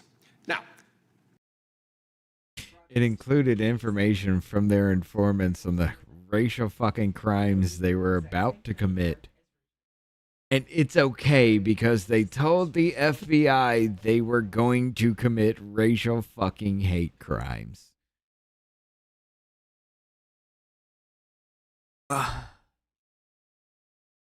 There's no way you can think any other way that they're not fucking guilty without even looking at evidence. This is the most embarrassing shit I have ever fucking seen. We've established that. Now we know this fraud claim is completely bogus. But it gets worse because it's not even part of the allegations. In paragraph 19 of the indictment, it explains the fraud scheme. It says that the SPLC represented to the victim donors that their money would be used to help dismantle violent extremist groups, but that they did not tell those donors exactly how they would do that. So it actually charges fraud by omission, not misrepresentation. But in order to have fraud... It doesn't tell them how they would do that? I mean, haven't they just been blaming anybody and everybody that speaks up about anything? Racist, violent, white supremacist assholes? I mean, that's common sense. But it would also be proven in fucking court by the evidence as well. I mean, it's just saying this is what they did. That's what an indictment is. You dumb motherfuckers, a lot of you dumb motherfuckers, especially left-wing motherfuckers, do not understand that. An indictment is just saying there is probable cause here. This needs to be heard. Let's see what comes out in court. A lot of you, of my viewers, understand that. I know you're still here. By omission, you must prove that the omission was material to the victims such that they would have acted differently if they had known about it. But there isn't a single allegation in the indictment that any donor would not have donated if they knew about the payments to informants. In fact, everything we know is the opposite. Ms. Wiley has pointed out repeatedly about how donors are trying to continue to give. And that Intercept article that Ranking Member Raskin introduced cites 20 donors who now say that they either knew about the paid informants or they would have made their donations anyway. And so what is this really about? It is weaponizing and politicizing the Department of Justice, not any of your groups, to quash and squash free speech, to muzzle people that because you are trying to protect far-right investigations. Oh, now it's Muslim people. Ladies and gentlemen, it is now Muslims. The SPLC has been burning crosses in motherfuckers' yards to blame them for white supremacy, and now this is about Muslims. Who are huge supporters of the Republican Party. They may not do any oversight over this indictment, but I guarantee you when we take the majority back in January, we will be doing that oversight and they will be held accountable. I yield back. Gentleman is back. You caught me, so I'm just threatening you that we're going to throw you in jail. Taking the time to be here and testify before us, we certainly really appreciate that and appreciate your expertise. Ms. Wiley, I have a couple questions for you. Do you still believe in defunding the police? I believe in public safety, and that means driving dollars to where we're most likely to prevent crimes from happening and ensure that we have responsive law enforcement that doesn't violate people's rights and it prevents crime. Does that mean driving dollars away from law enforcement? It means making sure we're driving dollars to the things that support public safety, and that's a variety of things. So possibly away from law enforcement. Well, I think we have law enforcement. We have talked about the need for law enforcement, particularly when we're fighting hate and bias crimes, which have more than doubled in this country since 2015. Law enforcement is only needed when we want it. Ladies and gentlemen, you don't get police, but we do. When we're fighting hate, who's hateful? Anybody that speaks out against us. We need the police. You don't. Law enforcement is very important. During your mayoral race a few years ago, you said, quote, "I'm going to take $1 billion from New York City Police Department." Do you still think that's a good idea? Well, I'm here to talk about hate crimes, not my run for city. I stand by my run for mayor, and I appreciate the opportunity to try to drive dollars to public safety. You have to cut the police budget and change what we mean by policing. Do you still stand by that statement as well? I stand by the need to invest in community safety, to ensure that we have a vibrant civil rights community that is able to participate in keeping our community safe from hate and bias. Investing in community safety by defunding the police. I am here to say that I'm really grateful we have the Southern Poverty Law Center because it is doing work, including with law enforcement, to prevent. It is doing work to create these fucking hate crimes that they fundraise off of and blame everybody else for the things that they're fucking doing. How the fuck, in any way, shape, or form, is this a good look for SPLC? Hate and bias crimes. I've got another question for you. What is a black job? You'd have to ask Donald Trump. I'm not sure what that means. I'm referring to a statement that you made a year ago on your LinkedIn. I was so honored and proud to be a New York State delegate for our next president, with Vice President Kamala Harris ascending to her black job. Donald Trump made a comment that was very stereotypical about black people, and it was a joke about his stereotypical statement about black people. What is a black job? Holy shit. No, I haven't gone past this point. Literally, after Crockett, I turned this shit off because, like, yeah. But what is a black job? I still want to know that myself. You'll have to ask Donald Trump. I have to ask. Well, Donald Trump's not on the witness stand. Well, and I'm here to talk about hate crime, which I hope you want to talk about as well. The gentleman will yield. I can clarify that. No, I'd like to hear from the witness, but I appreciate it. Could Hillary? He was talking about jobs being taken from black people as well. What was black jobs to y'all? Y'all remember that shit? Oh my God, he said black jobs. Oh my God, he's so racist about black jobs. But black people need to be in everything. But if you say you give them a black job, well, what does that mean? It's racism. It's racism to say, yeah, these people that are coming in here are taking jobs from black people as well. But that's racism? Y'all are fucking dumb. Clinton have filled that black job? What you call? You have to ask Donald Trump. Okay, thank you. I appreciate it. Dr. Swain, I'd like to get a couple questions for you. And thank you again for being here. In your book, The New White Nationalism, which is excellent, you wrote that in 2002 there were approximately 2,000 KKK members in the entire nation. Sounds like you believe a large portion of them were paid informants. Do you think that the SPLC was involved back in 2002? Well, there was a scholar named Larry. You can turn the mic on, please. There was a scholar named Larry Wilcox that I referenced, and he did research, and he was very critical of the Southern Poverty Law Center, and he said at one point that there were more paid informants than actually KKK members. And I would concede that the Southern Poverty Law Center was very successful as far as bankrupting the neo-Nazis and the KKK. So I would concede that, but I would also argue that as early as 2009, when I wrote the article that triggered the Southern Poverty Law Center, at that time the new Black Panther Party was patrolling the polls, I think in Philadelphia, and they were intimidating white people, and they had sticks in their hands, and the Southern Poverty Law Center had not labeled them as a hate group. And so in the blog, where I ended with, instead of monitoring hate groups, the Southern Poverty Law Center has become one. Instead of labeling or listing the new Black Panther Party, what they did, they went after Lou Dobbs, and they went after the Center for Immigration Studies and anyone who questioned liberal immigration policies. Mm-hmm. And we've got about 15, 20 seconds left. You need just to sort of close us out. What are the dangers of paying for these informants and extremist groups like the KKK? You get biased information if you're paying people for information. And one of the dangers for our society is that Southern Poverty Law Center has pretty much become an arm of the Democratic Party. They are very partisan. They should not have that 501c3 status if they're going to take a side in, if they're going to be biased in how they monitor groups and how they destroy individuals like me. Thank you, Dr. Swain. Gentleman yields back. Gentleman from New York is recognized. Mr. Chairman, can I just do one UC? That's what I'm doing. I think they both want. Okay, go ahead. So sorry. This is in direct answer to the gentleman from Texas question. New York Times, what's a black job? Trump's anti-immigration remarks are met with derision. Trump accused immigrants of stealing black jobs during Thursday's debate, prompting criticism from Democrats and other social media users. So I'm glad to see that the gentleman's on our side. Thank you very much. Gentleman from New York is So saying the immigrants are taking jobs from black people as well.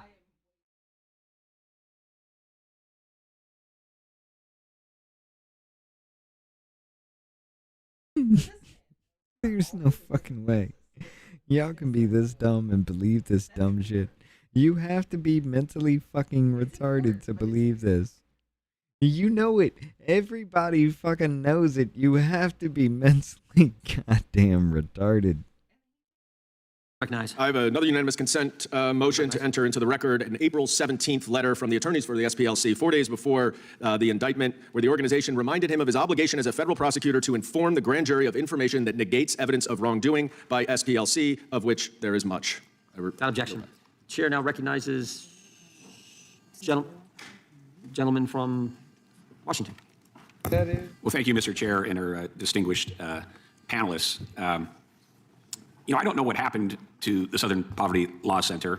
I know growing up in the inland Northwest in Eastern Washington, I had some fond, at least favorable memories toward the Southern Poverty Law Center when we had an Aryan Nations compound in the Coeur d'Alene area, and it resonated with me that the SPLC had played a role in getting those folks out of our communities, and it was generally viewed upon favorably. So I don't know how it went from that organization to what I think today could be accurately described is an almost militant, weaponized arm of a progressive Marxist political project here in the United States. So I guess, Mr. O'Neill, I'm sure you're familiar with the phrase "jump the shark" and Happy Days when Fonzie jumped over the shark, and suddenly the show went downhill from there. Yeah. And you spoke about the quest to start to focus on raising money from SPLC, but how did this organization again go from doing some good work against real racists like the Aryan Nations to suddenly targeting people trying to exercise their First Amendment rights and care about kids like Moms for Liberty? Where's that process? Yeah, the answer to that question is long and complicated, and that's what my book was trying to do. But the main, so first, there was Morris Dees, who was a consummate fundraiser, and he decided to take the SPLC in that suing the Klan direction. And the lawyers said it was like shooting fish in a barrel. But I think the real answer to your question, the substantive answer, is that we've seen on the left this ideological drift where it used to be that they would stand for your right to disagree and speak openly, and now it is as though if you disagree with anything that the left says, you must be a vile racist hater. Like this has always been a little bit of the rhetoric, but it got supercharged after 2020, and one of the reasons why Moms for Liberty is on the hate map is because many people on the left seem to work themselves into a lather and think that America is still systemically racist. And critical race theory is so deeply, their idea of critical race theory is that white supremacy is so deeply embedded in our institutions that you have to have a fundamental revolution on a systemic basis. Otherwise, you are supporting white supremacy. And that's the main reason, I think, why the SPLC justifies calling conservatives the infrastructure upholding white supremacy. Do you think the SPLC is interested in racism being solved? I don't have expertise on that particularly. I think I wish I could say that I do believe that, but I don't know. You know, our colleague from Florida, I think, spoke very passionately, Congressman Moskowitz, about really concerning rise on anti-Semitism. And, you know, when we see these issues of hate that can manifest themselves online in the social media sphere, often with foreign actors. The area that I'm really concerned about is the conspiracy theory mindset and this kind of derangement in the fever swamps of the internet that can play upon these things. And that's one of the reasons why what's happened to SPLC is so concerning, because not only does their own activities of funding these informants, so-called informants using donations to fund racism itself, but just this whole project, it certainly is laden with fervor for conspiracy theories. And we really do need some good think tank work, NGO work, and other work to focus on this issue across the board of fighting conspiracy theory. And so, however it did happen, this jumping of the shark for SPLC really did, some Poverty Law Center, I think, really was a detriment to society as a whole. I'll just close by saying thank you to all the panelists, but for all the good work you do, Ms. Swain, Mr. Perkins, Mr. Neal, and Ms. Wiley. And with that, Mr. Chairman, I'll yield back. Gentleman yields back. I want to thank our witnesses for being here today for their great testimony. And I want to thank those members of the audience who were here with us for the entire hearing, particularly Leo. Thank you. But we appreciate you all being here and what the committee was able to gather from your fine testimony. And the witnesses are excused. Mr. Chair, I'd like to offer in unanimous consent. Gentleman is recognized. Thank you all again. Thank you, Mr. Chair. I have two I'd like to enter into the record. The first is Gentleman is recognized. from the Center for Economic and Policy Research, January 26th. The black jobs deficit cost black Americans $87 billion in 2025 because of strong anti-black bias in hiring. No objection. Oh, so we finally know what black jobs are, though, right? Now we know what black jobs are. The shit that was taken away because of immigrants that Trump was talking about. Now we understand what black jobs are. And I would like to enter to the record June of 24, Forbes, Black Americans respond to Trump's notion of black jobs. No objection. Thank you, Mr. Gentlemen, Chair. the ranking member is recognized for a motion, I understand? Yes, Mr. Chairman, thank you. Pursuant to Clause 2K6 of Rule 11, I hereby move to subpoena Acting Attorney General Todd Blanche, Associate Attorney General Stanley Woodward, Treasury Secretary Scott Bessent, IRS Chief Executive Officer Frank Bisignano, Treasury Department General Counsel Brian Morrissey to testify before the committee at a hearing on Donald Trump's nearly $1.8 billion slush fund to reward insurrectionist rioters and other alleged victims of weaponization. Ranking member's made a motion. Gentleman from California is recognized. Motion on the table. Motion has been moved. There's been a motion to move, lay the motion on the table. The motion is non-debatable. The question occurs on the motion to table. Those in favor say aye. Aye. Oh, what they're doing is that motion at the very beginning that Raskin, we need to subpoena everybody so I can come in here and scream about how my pussy is bleeding. This is the vote. Those opposed, no? No. Opinion of the chair, the ayes have it, and the motion is tabled. We have a recorded vote, please, Mr. Chairman. Request for a recorded vote being asked for. A recorded vote is requested. The clerk will call the roll. Mr. Jordan? Yes. Mr. Jordan votes yes. Mr. Issa? Mr. Biggs? Mr. McClintock? Mr. McClintock votes aye. Mr. Tiffany? Mr. Massey? Mr. Roy? Mr. Fitzgerald? Mr. Fitzgerald votes aye. Mr. Klein? Mr. Klein votes aye. Mr. Gooden? Mr. Gooden votes aye. Mr. Van Drew? Mr. Nels? Mr. Moore? Mr. Moore votes aye. Ms. Hageman? Ms. Hageman votes aye. Ms. Lee? Mr. Hunt? Mr. Fry? Mr. Kiley? Mr. Kiley votes no. Mr. Grothman? Mr. Grothman votes aye. Mr. Knott? Mr. Knott votes aye. Mr. Harris? Mr. Harris votes aye. Mr. Onder? Mr. Onder votes aye. Mr. Schmidt? Mr. Where's Gill? Nadler? Mr. Gill votes aye. Mr. Baumgartner? Mr. Baumgartner votes aye. Mr. Raskin? No. Mr. Raskin votes no. Mr. Nadler? Ms. Lofgren? No. Ms. Lofgren votes no. Mr. Cohen? Mr. Johnson? Mr. Johnson votes no. Mr. Liu? Mr. Liu votes no. Mr. Ipaul? Mr. Ipaul votes no. Mr. Correa? Ms. Scanlon? No. Ms. Scanlon votes no. Mr. Neguse? Mr. Neguse votes no. Ms. McBath? This Ms. Ross? motherfucker ain't been Ms. Ross there votes the no. entire Ms. Ballard? goddamn hearing. He Ms. just Ballard pops votes in no. to say Mr. no. Garcia? Ms. Kamlager-Dove? No. Ms. Kamlager-Dove votes no. Mr. Moskowitz? This motherfucker don't. Okay, let's be honest. He does know what's going on. He does know what this is about. But this motherfucker just pops in here to say no. He don't even know what he's voting on. He's just voting. Mr. Goldman? Mr. Goldman votes no. Ms. Crockett? Oh, it Mr. looks Nadler? like Crockett took Mr. off. Nadler votes no. How am I recorded? Biggs? It was surprising as Mr. fuck, Biggs, you're not right? recorded. Aye. Mr. Biggs votes aye. Crockett came in like 5-10 minutes before her speech. She gave her little speech, ran her mouth about how black people are so oppressed, and then bounced. Yeah, that's not like a recurring thing for you, right? McBath votes no. Ms. McBath? Ms. McBath votes no. Mr. Garcia? Mr. Garcia? Mr. Garcia votes no. Mr. Correa? Mr. Correa votes no. Moskowitz? Mr. Moskowitz? Penguins in Mr. another Mr. Moskowitz committee. votes no. Probably. Going around saying how Orange Man is bad because he's short and fat.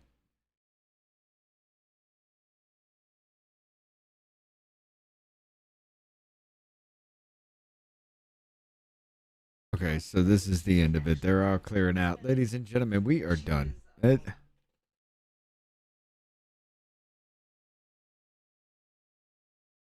ain't no damn way you can sit here and tell me. No. I'm sorry, that was a horrible fucking defense. Your whole argument was they're informants and Orange Man bad.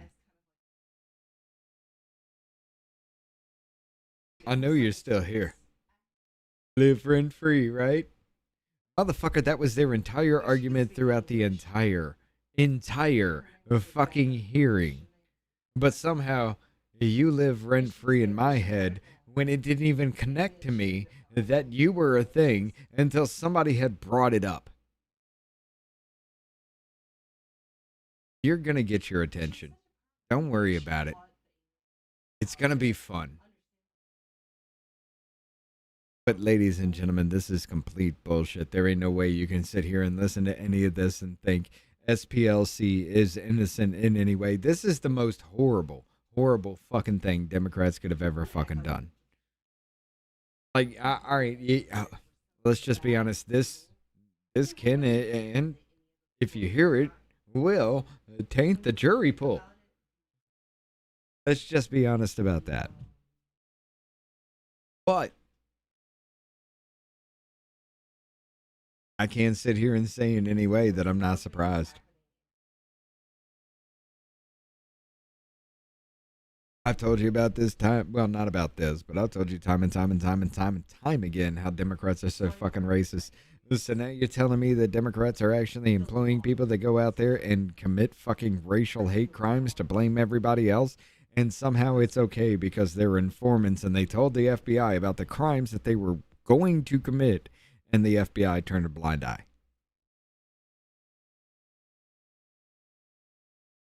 They're always on our radar, right? Now you know fucking why.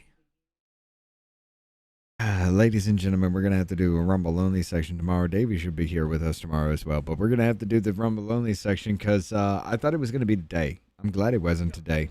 But the Candace Owens Hunter Biden thing's coming on. So, yeah, we'll be covering that on Rumble. That'll be tomorrow. Y'all have a good night. And we will see you again tomorrow. Oh, shit. You know what? Before I do that, I got to get the raid ready. I didn't do it. I didn't think about it. Hold on. Yeah.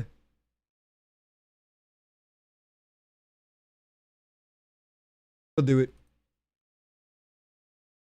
Y'all say hi to the crazy Canadian over there at Third Railify and do everything you need to do with the little flashies, the little lights, and have fun over there. I don't know what nonsense they're talking about. They don't know what nonsense they're talking about. Y'all have fun. We'll see you again tomorrow. And y'all don't know that I'm a soldier. I always felt like I'm alone when everybody thinks they know ya. And y'all don't even know I own ya. And now I'm ready taking over, 'cause every day I'm getting closer. Just look at everything I'll show ya. And now I'm ready, I'ma blow up.